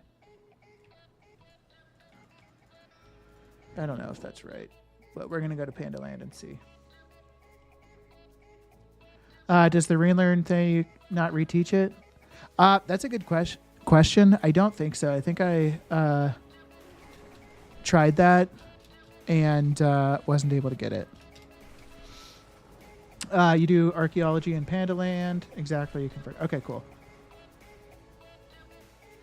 As far as I know, but getting the recipe took me 3 days nonstop. Don't say that. God damn it. That sounds awful.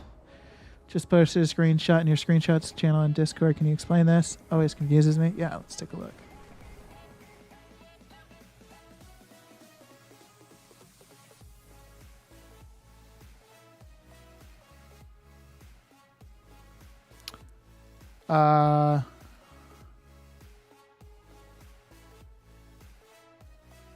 Oh, okay. Thank you. I'll fix that. What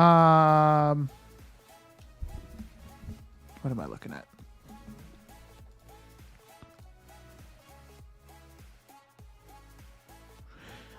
So what are you just confused why the rank 3 is showing not profitable and the rank 1 is showing like extremely profitable?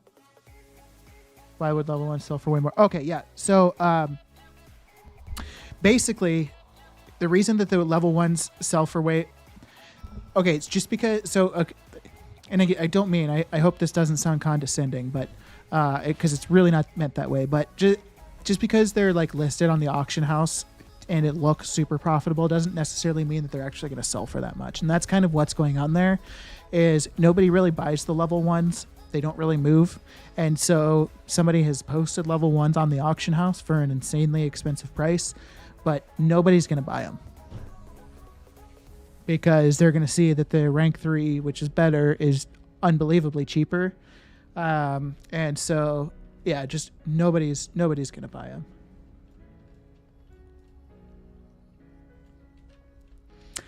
But you go to the lore walker guy and get the map. So the dig sites only spawn in 2 zones instead of... Oh. I need to remember how you do this. Lore walkers map.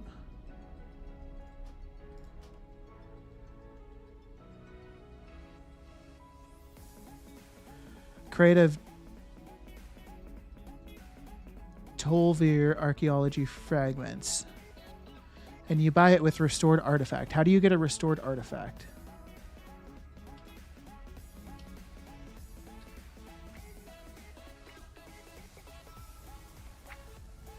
Oh, is that just completing one of these?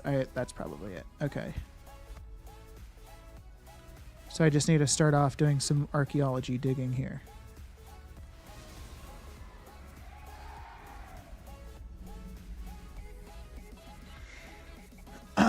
It's just a meme post. Yeah, basically.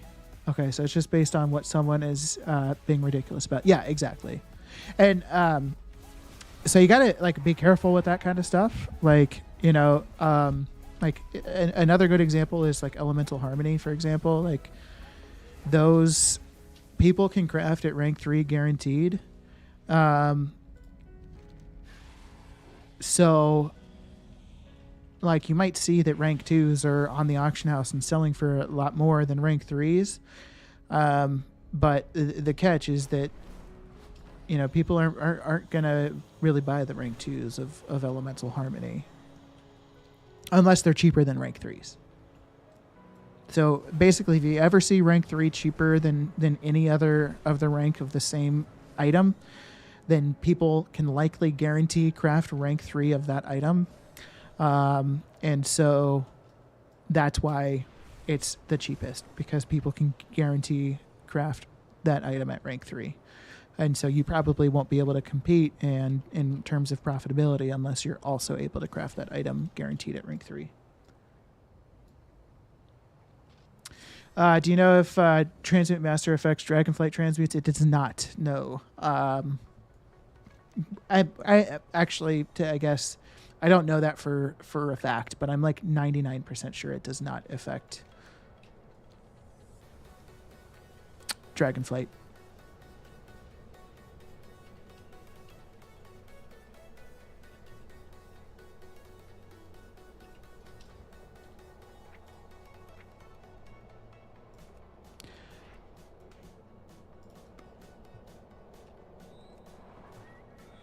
Oh, this is going to be fun, isn't it?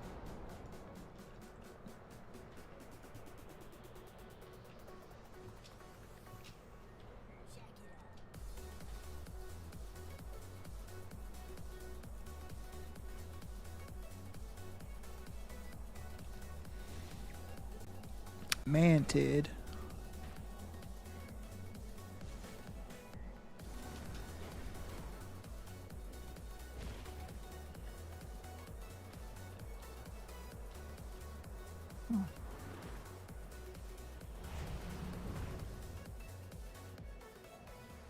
Doesn't only older expansions? Okay, yeah, thanks for clarifying that, Wicked.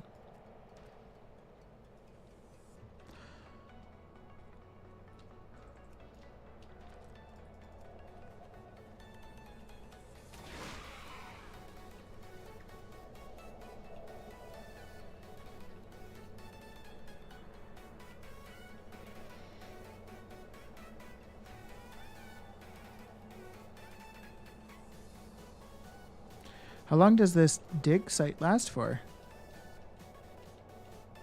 Uh-oh.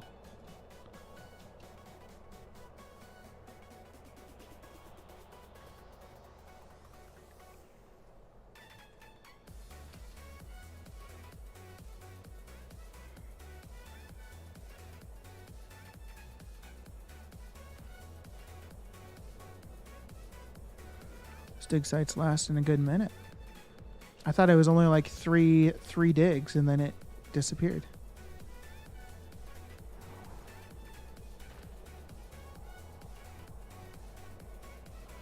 I'll take it though. I ain't complaining.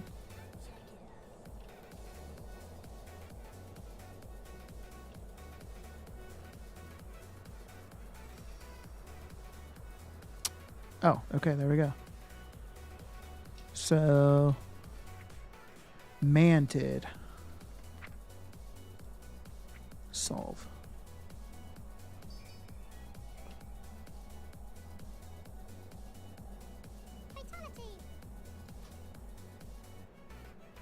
Carefully create this restored artifact. Oh, okay. I see. That makes sense. All right. Let's do the giveaway. How about? Anybody else? Last call. If you type me into chat right now, ME, this right there, what I have highlighted, EU or NA, chance at base Dragonflight War Within. I said base Dragonflight. Base War Within copy. Mr. Savignon, by the way, hello. How are you doing? Hope you're doing well. Welcome in.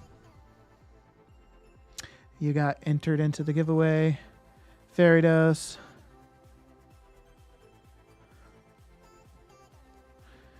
Okay, we'll give it a second because unfortunately an ad just fucking started. So we'll let this ad end and then we will draw a winner. The last winner was Ariok.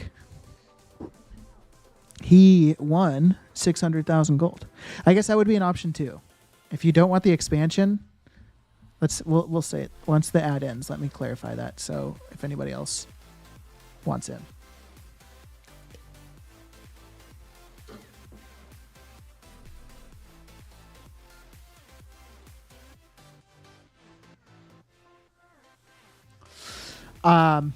Well, yeah, okay. So it says where some people are watching an ad right now. Zandia, what's going on? Welcome in. How are you? Hope you're well. For this will be relevant for people on NA. If you'd rather gold instead of the expansion, we can do that. And I suppose if you're on EU, I guess if you really don't want the expansion, we could do like other BattleNet stuff.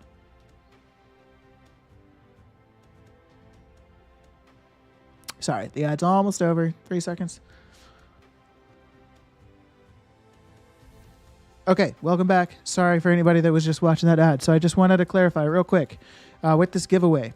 If you're on NA, if you'd rather not get the expansion, I could give you gold instead. And then for EU people, obviously I can't give you gold, unfortunately.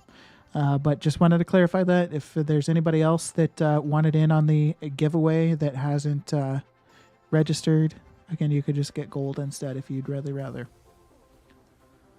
All right. Isaka, you are already in there, right there. Okay. Best of luck. Oh, shit. Oh, shit. Oh, shit. Firched. Oh, that's right. You got to write something in chat to claim your prize. I don't know. I think I'll let you have it regardless. Because I don't know if you're here.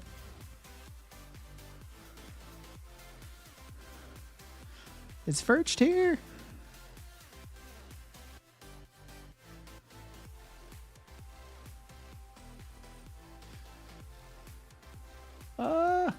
I don't know what's going to happen if Firch doesn't type.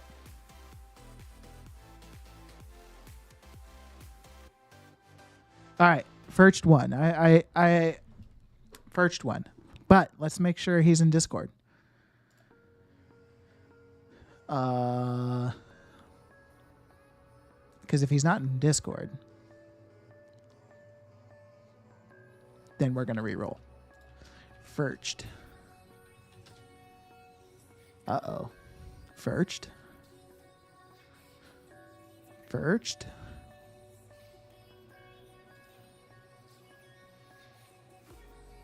Okay, I think we might have to re-roll. He didn't join Discord.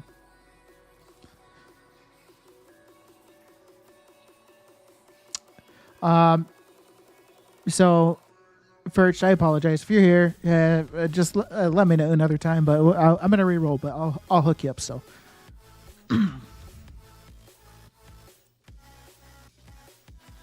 Zandia, are you here? See, you said grats to Perched. Hopefully, you didn't bow out right then.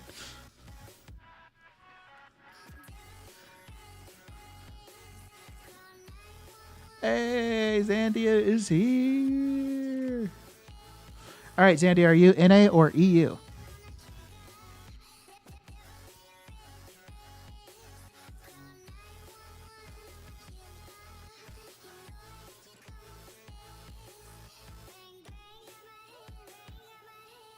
EU? Okay, cool. Do you want War Within copy or the base edition, or would you rather something else?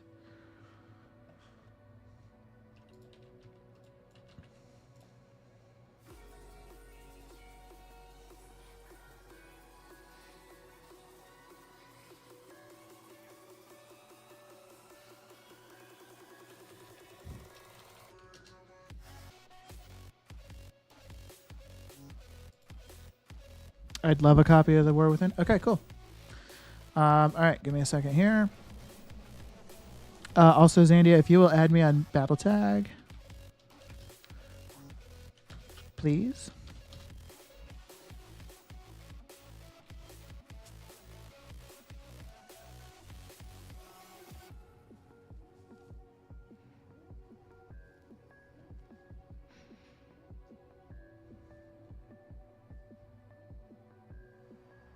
Yep, you can add a US tag.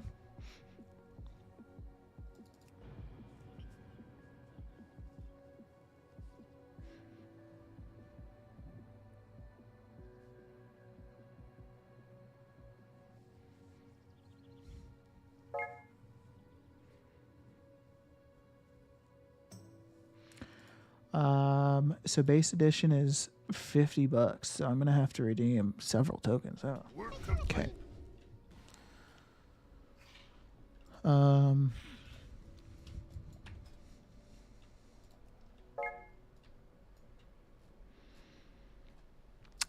Are you December, Zandia? Added. Okay, cool.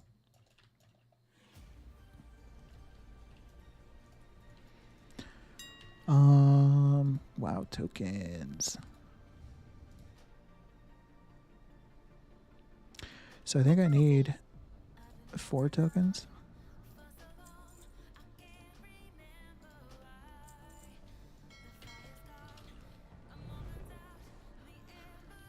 Let's see. Hopefully that was enough.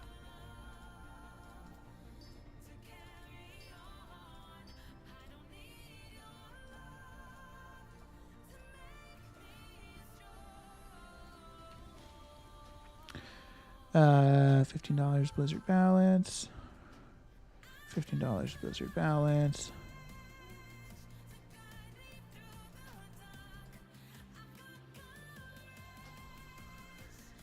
$15 Blizzard balance. $15 Blizzard balance. All right.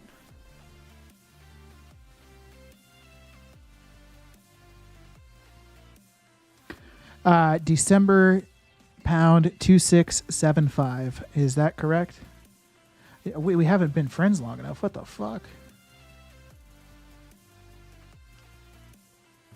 Damn it. All right, Zandia. I am sorry. Just to show you. You need to be friends with someone on BattleNet for at least 3 days before you can send them a gift.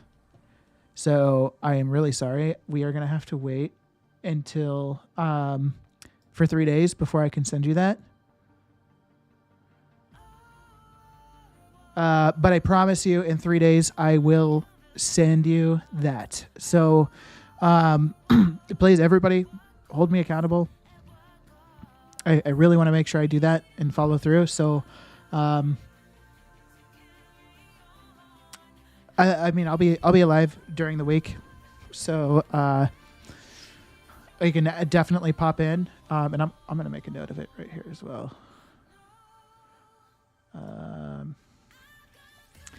Gift Zandia December.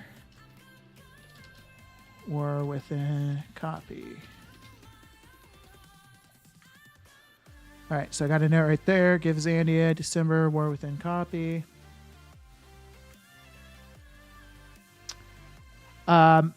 So yes, I will follow up and send that to you. Like I said, 3 days. If I don't get it, you can swing in the next stream, and I'll send it to you on the stream if necessary, whatever. But yeah, of course, I'm happy. You popped in and got registered for that giveaway. Happy that you won. So with that being said, I am going to go ahead and call it a day for today. So we are going to raid our good friend Canadia TV. So thank you all so much for hanging out and watching. Thank you to Madge for the follow. Thank you for the sub. Thank you for Ox for the sub. Thank you everybody for all the follows. It's been very nice of you. I really do appreciate it. On the YouTube side, thank you everybody for hanging out, watching, subscribing. Really appreciated. We're going to be going live more throughout this week, next weekend. So yeah, thank you again for hanging out with me. Best of luck on your gold making adventures. Hope you guys have a great work week. Good rest of your weekend. Good night, whatever. Thanks again for watching. We'll see you next time. See ya.